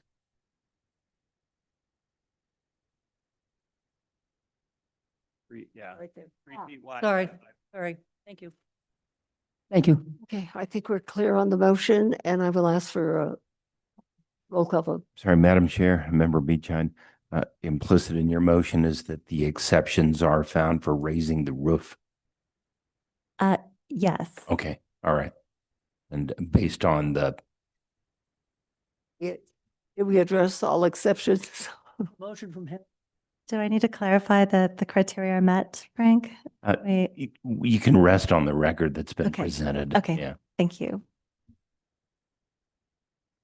Okay, I think we're go on the motion. Mariah, now can we have the roll call vote, please? Member Degnan, there was. Yes. Degnan, you seconded, right? Yes, I did. Okay, and you approved? Yes. Okay. Member Beechide, Yes. Member Cherry, Yes. Member Aguilar Madrano left, Member Bienvenu. Yes. The motion has passed, Chair. Thank you very much.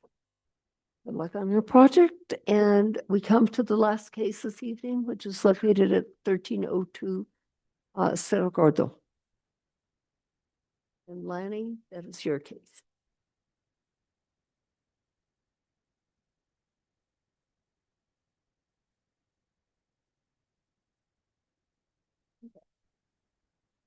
Okay, so this is case 2025-11725 for 1302 Cerro Gordo Road.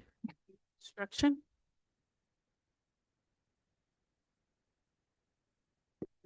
All right, I think my computer quit.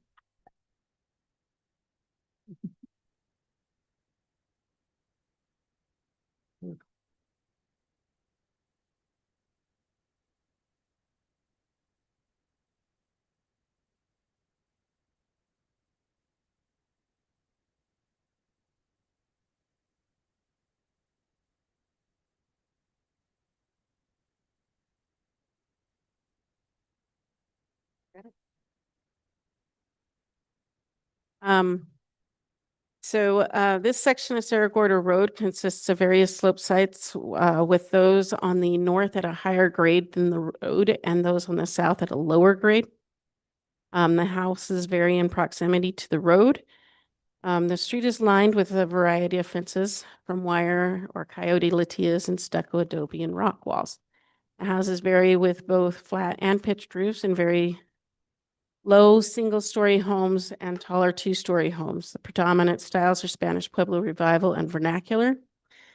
The stucco tends to be in lighter shades of brown with paint in red, brown, or white. The pitched roofs are metal with either gray or red tones, and the lots are long, narrow, with housing at the front and secondary housing at the rear of the lots. The taller residences range from 16 to 28 feet in height and are located to the east and rear of the subject property.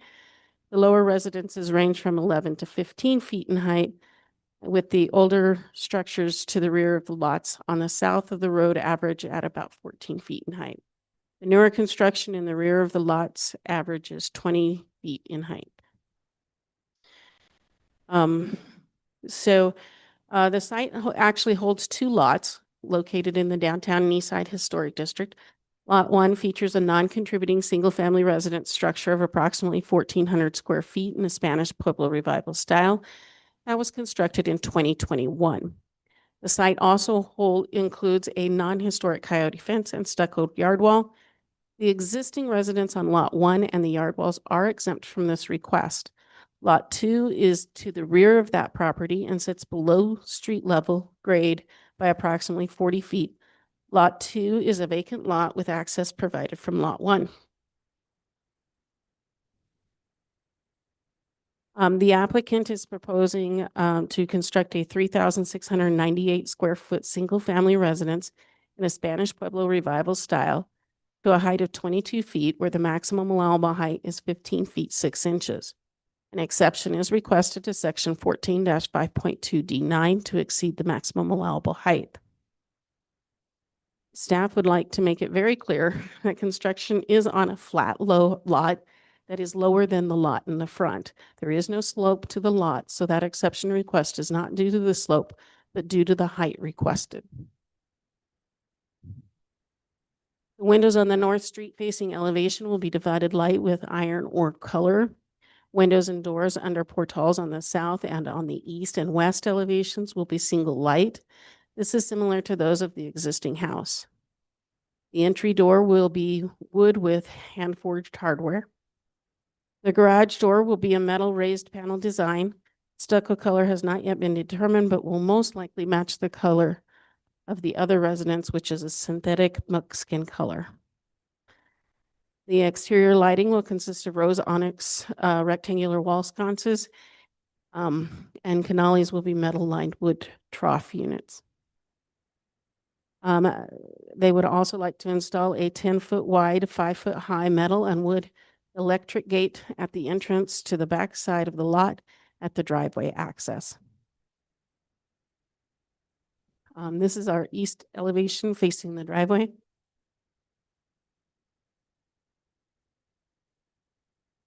These are the planned window designs.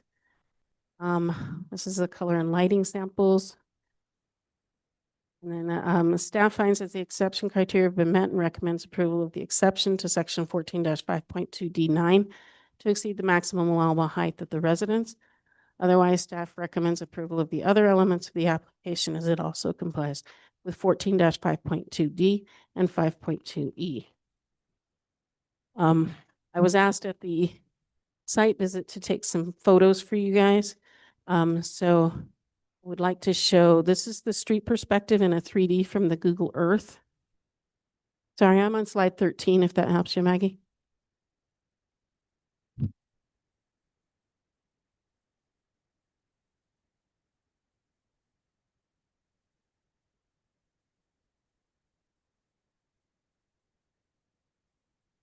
Okay. That looks correct to me. Okay, and then while we were standing at the lot, I took photos. So this one is looking up towards the north, which that is the house that's actually already on lot 1. Clicking faster now. There you go. Okay, and then we're going to change the slide.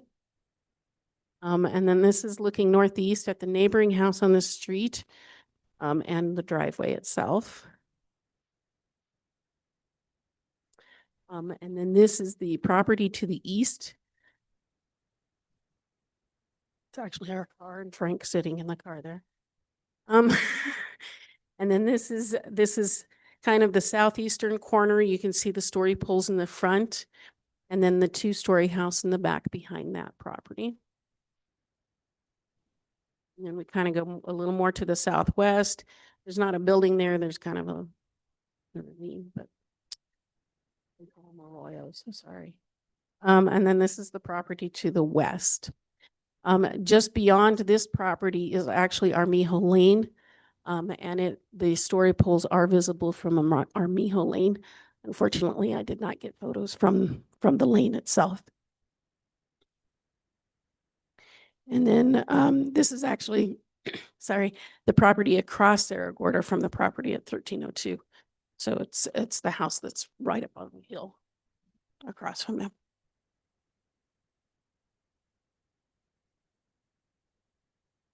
So Lanny, this house could be seen from Armijo. Will it be seen from Cerro Gordo? Yes. So Armijo and Cerro Gordo. Yes. And within the immediate vicinity, are there any other two-story homes? Just the one to the back of it. That one in the southeast corner, west and east backwards, sorry, southeast corner. The one that has a portion of a two-story. It's visible, right? Is that correct? Mm-hmm. It's way lower on the lot?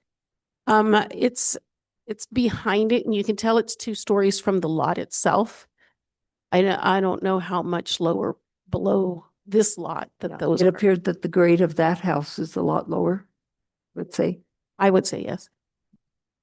And also, divided light windows. Is this applicant proposing non-divided light windows? Yes, on the rest of the house. The divided lights will only be on the Cerro Gordo side, so the north. Okay.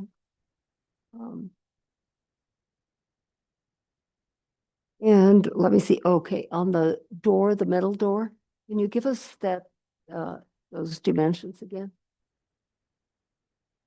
Which door? Oh, the garage, it's the garage door that's metal. Oh, okay.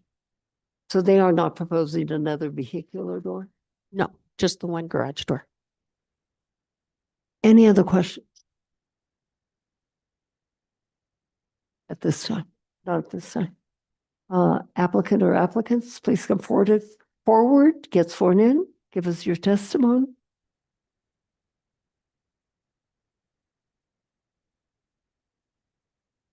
Hello, please raise your right hand, state your name and address for the record. Right in the microphone, please. 108 C Telecom. You solemnly declare and affirm that the testimony you have in reference to this item shall be the truth and nothing but the truth, and do this under the penalties of perjury? I do. Thank you. Yes, sir. What do you have to tell us? If you can bring that mic right up to your mouth. Yes. Good evening. Hello. So actually, the garage door is proposed to be it is a metal door, but it's a raised panel to mimic a wood door. So from a distance, it would be identical to a wood door. And also the windows, any window that is not under a portal is divided light around the entire house. Yes. And how many windows are under the portal that are not divided? Couldn't answer that. Yeah, there's some, mainly the sliding doors. What we are seeing here on the south elevation are those on the first floor, those are doors. That is correct, yes.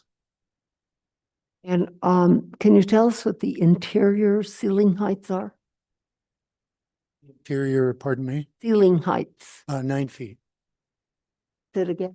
9 feet, 9 feet, both on the first floor and the second floor. correct. Any other questions, board members? Yeah, I'm a little confused because in the west and east elevations, none of the windows or doors have divided light. Or are those all under portals?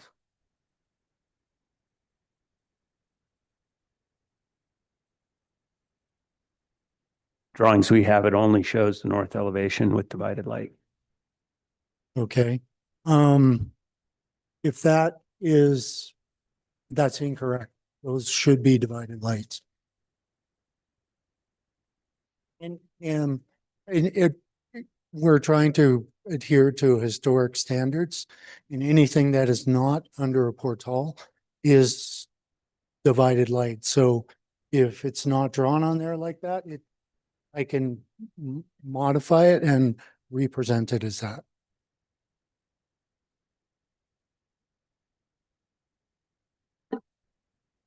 Yes. I'm good. Question.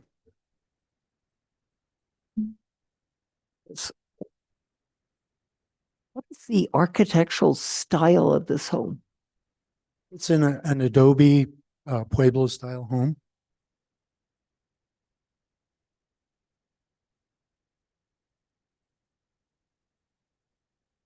Any other questions? Weigh in. Comments? Thank you, Madam Chair. Yeah, more comments, I guess. So, I think the big issue here, I mean, we have a bunch of issues probably, but the big issue that you probably need to address is height exception requests. I know that staff has recommended that a finding that the exception criteria have been met, but, just visiting the property on site today and seeing the story poles, which I don't think were at all the corners looking at the floor plan, but we're at some of the main corners, and it was, from my perspective, rather imposing and pretty significantly over the height calculation. I gather from the staff report that the reason staff thought that was okay was because the property is set down from the road, but it really isn't on a sloping site. It's really on a flat. Once you get, make the quick downturn off of the road, you're on a fairly flat site. So this really will be quite a large structure from ground level. It's also visible. It is visible from Cerro Gordo. I think it will be clearly a very, very tall structure, and certainly from all the surrounding properties, it will be even the two-story building that's nearby, I think, will be looking up at this, and all the others are one-story, and I think this will seem quite imposing to them. So I'm personally concerned about whether the exception criteria have been met for the height. The other, so I'm going to just ask you to address it. And then the other thing that staff didn't address, but I think the applicant suggested was a reason was that this amount of square footage was needed because the house that's already on the lot that you call the guest house has to be factored into the total square footage that's allowed on the lot. So I wonder what's the square footage of the guest house and how have you done your calculations there? It's 1,498 square feet. So what, have you done a calculation that if you were restricted to the 40% lot coverage, what the footprint could be of a one-story house here? A one-story house Yeah. with that square footage? No, I think what you're suggesting is to get a house that meets the square footage that you require, you need to go 2 stories, right? Correct. So you must have done a calculation that when you add the 1498 to what you want, if it was 1 story, it wouldn't give you enough. But what would it give you? In other words, how much square footage are you allowed just on the footprint under your calculations if it was a 1-story building? I don't have that information available. Okay.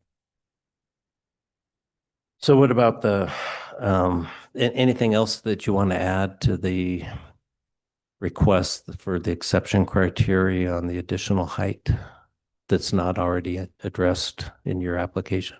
No, that's all I would have to add. Okay. Thank you.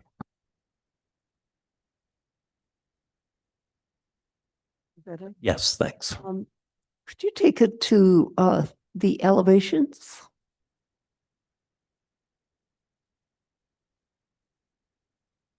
So I just wanted to clarify, I'm sorry, didn't mean to interrupt.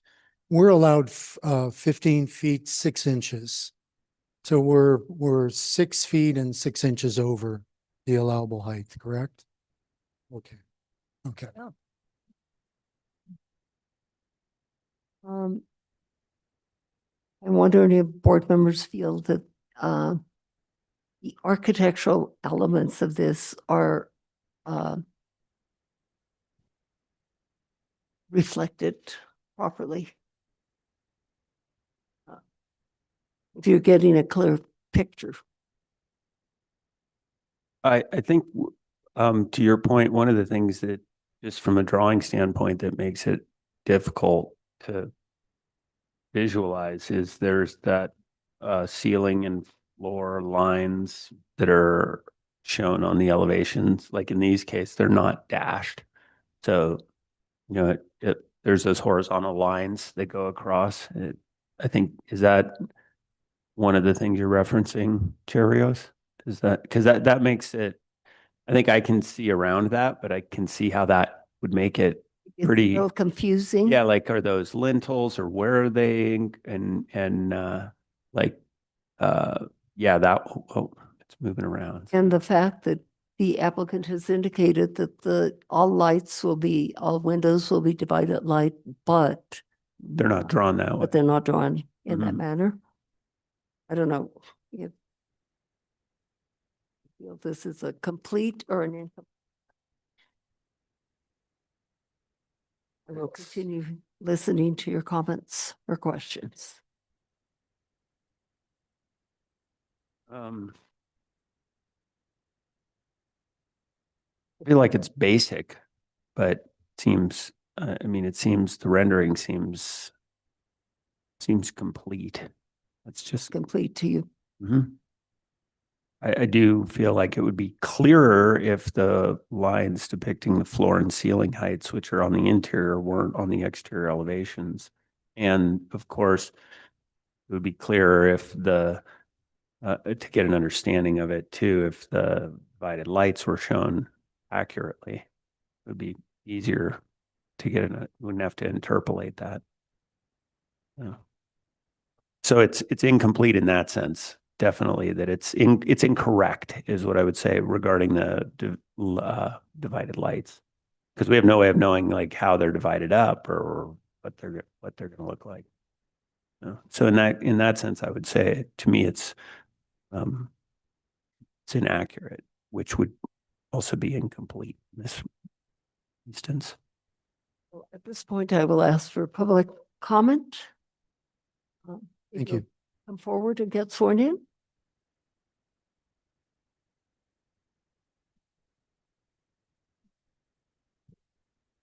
Will you please raise your right hand, state your name and address for the record? Rose Armijo, 508 Camino de Guadalupita, Santa Fe, 87505. Thank you. Do you solemnly declare and affirm that the testimony you have in reference to this item shall be the truth and nothing but the truth, and do this under the penalties of perjury? Thank you, ma'am.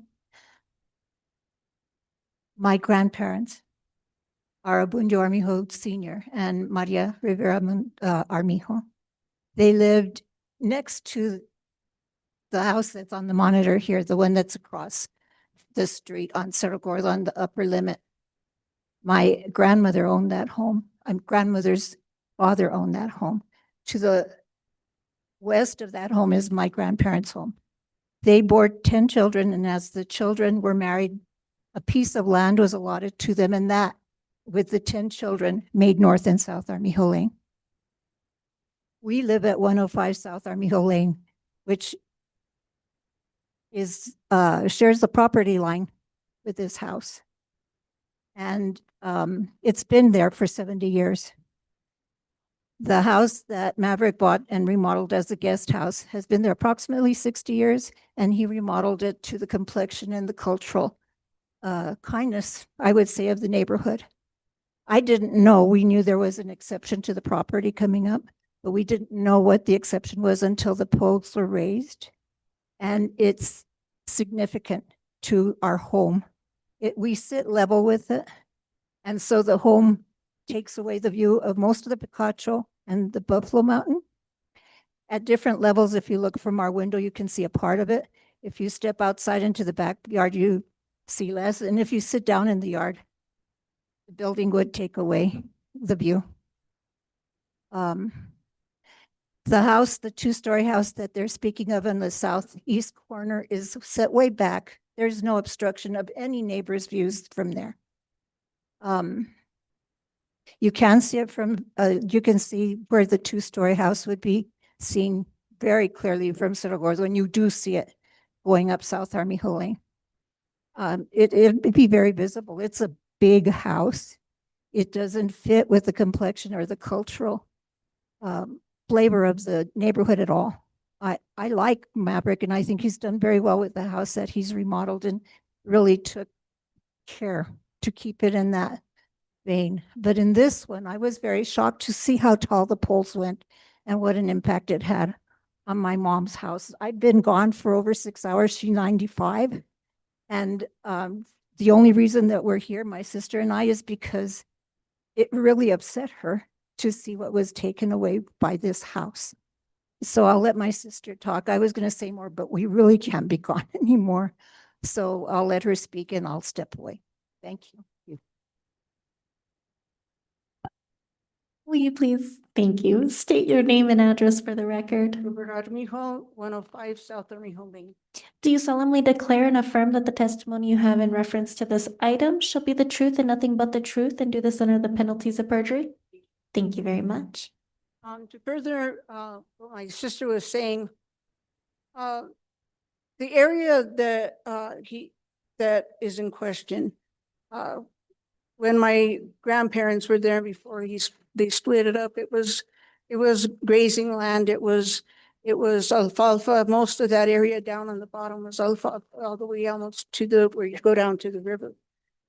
My grandfather always had instilled in us that family was very important and taking care of each other was very important. As she stated, my mom's 95. She's in very good health. We hope to have her for many years. And in such, I'm selling my house and moved down to her home to enjoy her for what years we have left. And my mom is an artist. Looking at the mountains has always given her great pleasure.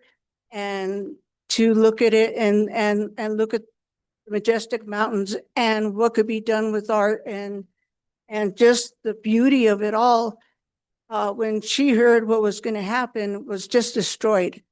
Her and my father built the home themselves, and it was never in anyone's dreams that there was ever going to be anything to take it away from her. There's a tree there that we never imagined would grow so high and block so much. So between that and this house, my mama's view is gone. She's 5 foot nothing. So at the bottom of the stairs, she sees nothing. Even in the rooms, she would probably see this much of the Picacho. And even though the buffalo's taller, even though it doesn't look like, she's not going to see anything but the very tippity top if she sees it at all. I feel that she deserves to enjoy there. She's been, it's our culture, it's our tradition for one story. It's something that is very important and inherent in our family. My mother's happiness is the most important thing to our family. He was going to put trees, and he listened, and he moved them so my mom would be able to see him. We truly appreciate that. The wall was going to be too high, and looking at what was allowable, he brought it back down. And so we appreciate that.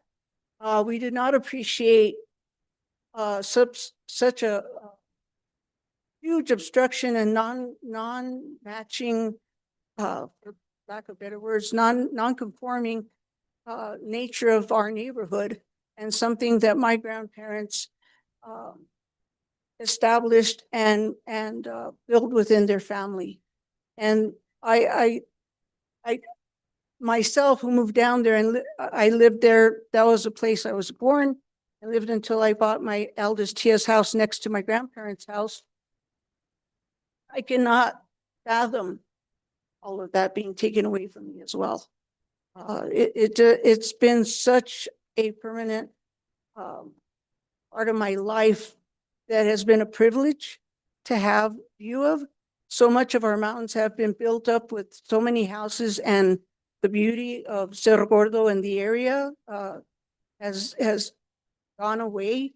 And to have this part, this little tiny part that we have access to viewing, and the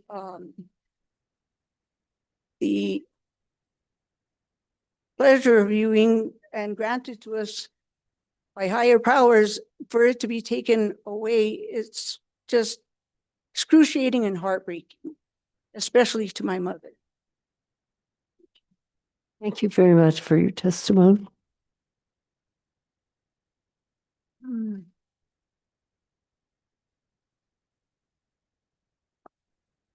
I'm a big fan of infill.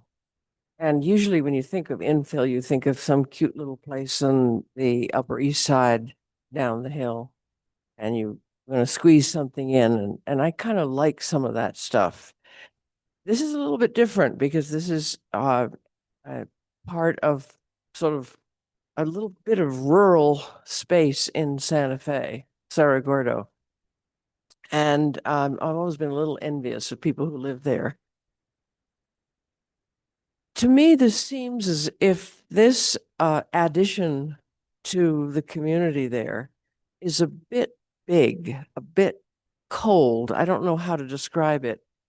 I found the drawings a little bit confusing, and it helped me to have somebody explain the all the extra lines were not part of the house.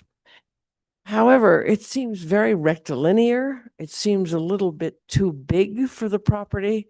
And when I took a second look at the poles that show the height, it was remarkably large seeming. So you're going to deal with all of that.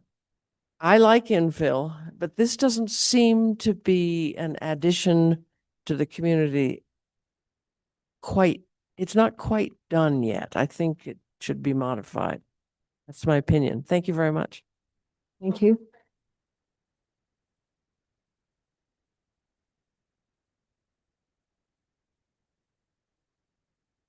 So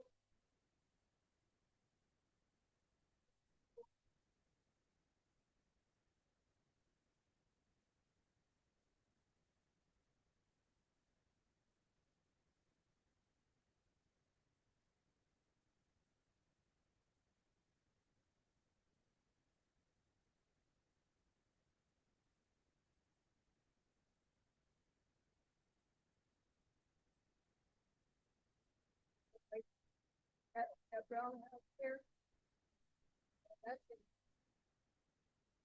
that's how much.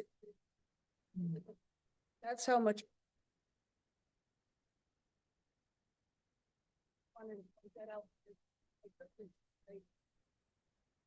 Smartest in the box, so I didn't. Excuse you.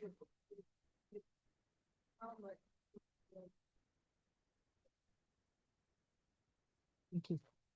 Anyone on Zoom wanting to speak on this project?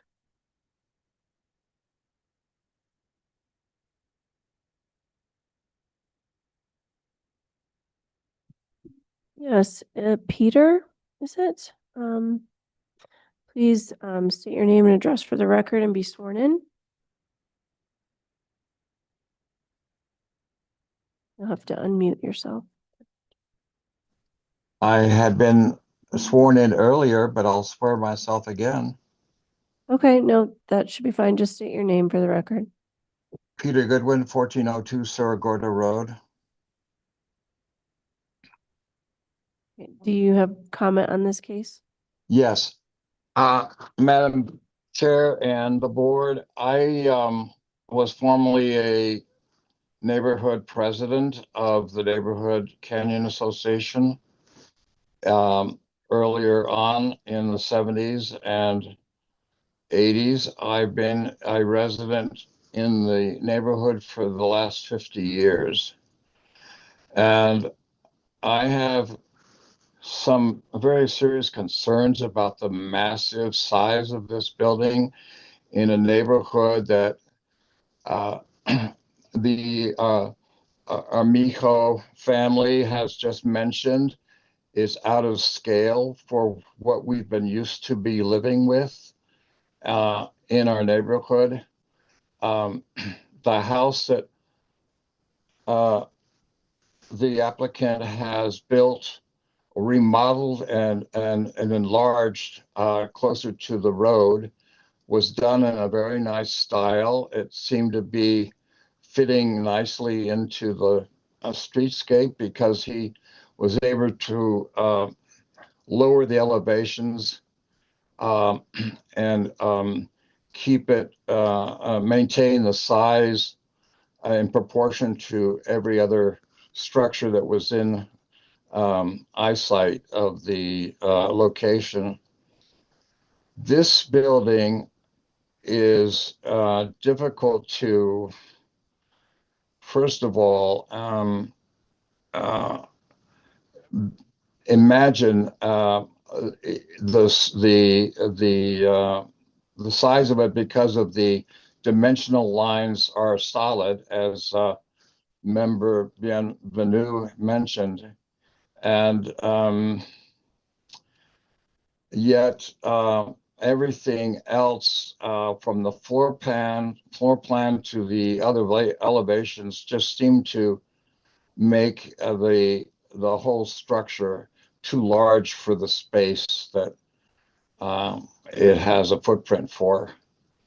So that's my comment. I would recommend I would go along with the neighbors who are asking not to have the second floor elevation. That's my comment.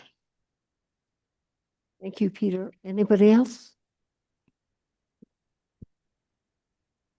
No, Chair. Board members, do you have further comments or questions? Member Chair. Thank you. Madam Chair, I had just needed some clarification because it's difficult for me to determine, is this 2 lots or 1 lot? It's one lot. It's 3/4 of an acre. Okay, when I say, I guess when I'm asking that is the lot runs all the way from Cerro Gordo, so the guest house is on the same piece of property? Was formerly subdivided back in the 60s, and the owner turned it into one property for tax purposes. And that's why it's listed as Lot A. But it's that's how it is on the survey. It's actually one lot. Okay, And it's a 30-some thousand square foot. so is sorry, say that again, it's a 30,000 square foot lot? I believe so, yes.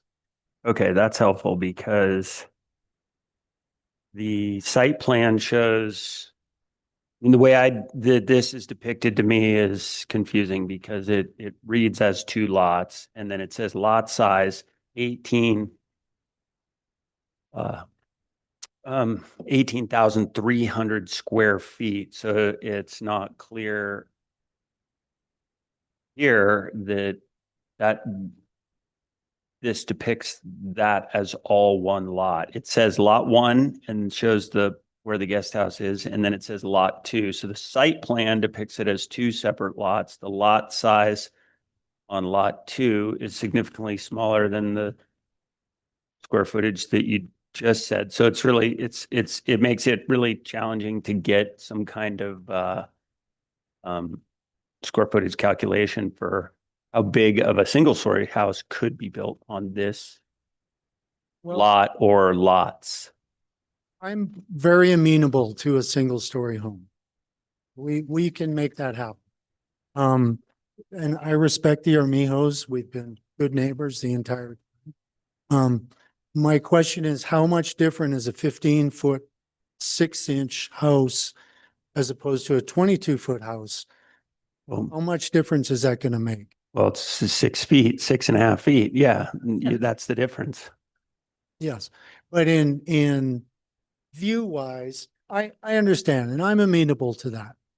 And that back section is 200 feet deep by 100 feet wide. Okay. Yes. Yeah, I think Are you pardon me a moment, may I? Yeah. Jack, when you say it's 100, but you're talking about the portion of the property that the house would be on? That is correct, yes. I mean, clearly this is a generous lot. There's a lot of options here, right? It's Yes. like fantastic, right? So, and it sounds like you're amenable and you have a good relationship with your neighbors, and there's a lot of options, right? You could, I mean, of course, there comes a point where you can't let the whole neighborhood design your house, but this seems to be a little, to me, beyond, you're getting some input that's like, this is too much. So, and there are a lot more options. The hardship, I honestly, I don't feel like I agree with the hardship argument because it's a generous lot. I mean, we look at lots every 2 weeks that are, the hardship is like, you're licking a postage stamp to get the house on the lot, So, I think there's a lot of good options here. And if you're amenable, then,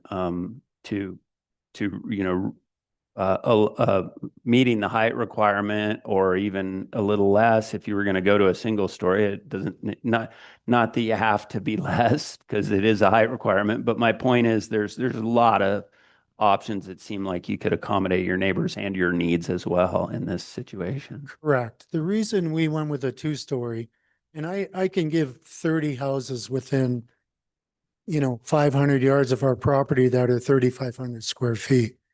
So it's not such a massive house in today's time. And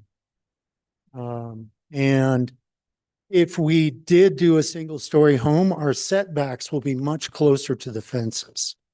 So that's something else to be aware of for the neighbors, is that we will have a 10-foot setback, which is the legal requirement from the wall. So there will be 15 feet right in front of the fence as opposed to 20 feet behind the fence. So that was part of my consideration, but I understand. Any other comments? Member Beechey. Thank you, Madam Chair. I just wanted to, well, to thank everyone for sticking around. This is pretty amazing to see people be so civil at this late hour. So thank you. And thank you to the Armijo family for clearly the commitment you have to your community and your mom. I wanted to ask the applicant, would you prefer to come back with a redesign, like we could postpone your case for a redesign and schedule for a date certain to come back with another design that's one story, or we can deny the case and have you just start fresh. I think there might be is there a cost implication for one or the other? I think it makes more sense if the applicant is willing to come back. I think it's more important to just postpone the case. Is that okay with you? If it's a no, I'm willing to come back. Yes. Yeah, yeah. I mean, I think my read, I think the exception criteria for the height exception are not met because the full range of design options hasn't been considered. And so I would, I guess I can move to postpone the case for a redesign that that considers the comments from your neighbors and proposes a one-story house in this location. Okay, I understand. And is it correct that in Santa Fe that view corridors are not preserved? That is correct. Actually, They are preserved. that is No. correct. No, you're right. They are not preserved. Yeah, we would not be making a decision here based on a neighbor's view. To Correct. be blunt. That is So the issue that you're facing coming before us is that we have to find, in order to grant your application, we have to find that you have conclusively established every exception criteria necessary. And that's a very high hurdle that we have to find that you've met. So it's never a matter of just, oh, well, this is just a few feet here or there. We have to make, even inches, we have to decide you established your criteria. And that's the problem that we face. We're not considering, I mean, views, that's a wonderful thing for you to take into consideration in working with your neighbors, but it's not something that we legally apply the decision. But it's certainly a great thing to do. I can tell you already talked to your neighbors about things like that and are concerned. So yeah, and I would just, for further clarification, say I don't think, I prefer not to talk about stories, 1 and 2 stories, because to me, the issue is just the height calculation. The staff tells us what the maximum allowable height is. And every inch over that has to be justified by an exception. And when they make that height calculation, they are taking into account all those neighboring properties that you were referring to. So if you're surrounded by 25 feet high buildings, you're likely to have a calculation that allows for a tall building. But that's all been taken into account, and where you ended up with those 15.5 feet.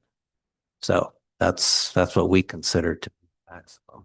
Understandable. Thank you. So, Member Beechey, I believe you were in the middle of a motion. In case number 2025-011725 HDRB at 1302 Cerro Gordo Road, I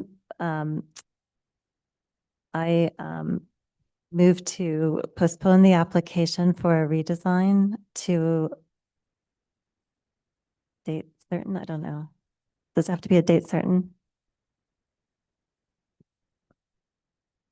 It does not. So postpone for a redesign at the owner's discretion when to submit that. We give Noting, date certain. he said no. Noting that the exception criteria have not been met, specifically criteria number 3, that the full range of design options has not been considered. We encourage the applicant to explore designs that are within the allowable height and do not require an exception, whether it be 1 story or 2. I think that's it. Second. Anything further to add? Nothing further? I would just friendly clarification, maybe. You're not suggesting that only the 3rd criteria has not been met in this case, right? Because I would be afraid that that would imply that as long as you come back and say you've considered the other designs and they don't work, then that would satisfy that. But Yeah. certainly think that none of the criteria. No, I think you're right. I'm sorry if I can go through them, because. No, I don't think you need to really, because we're not actually doing a denial at this stage. Okay. We're just postponing. Yeah, but clearly it's not fitting with the character of the I neighborhood. think it's a bad idea to indicate the clarification. That all the criteria have not. So was that a And friendly we would have, amendment? I think we'd. A clarification. You know what I mean? But anyway. If the maker of the motion elects not to, he's the maker of the motion.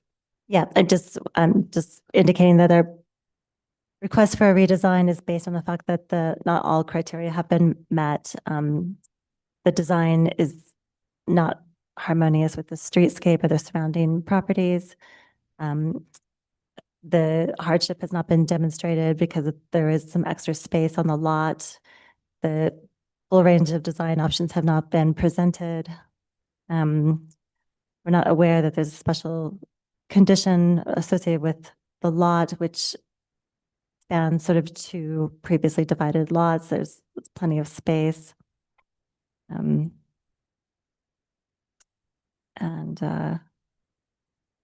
So. And there was a second and we'll have a I, roll call. I want to add to that, and also that if you accept this, that the applicant has indicated that the applicant is amenable to lowering the height. Yes, thank you. Accepted as friendly. Roll call vote, please. Member Bienvenu, Yes. Member Cherry, Yes. Member Beached, Yes. Member Degnan. Yes. The motion has passed. Thank you. And I want to thank all of you, the Army hosts that testified, and I want to thank you, sir, the owner, because you were willing, when you heard the testimony of your neighbors, you were willing to make a redesign. You were willing to redesign. So for me, that is appreciated. So thank you. Please say no to any of these discussion items.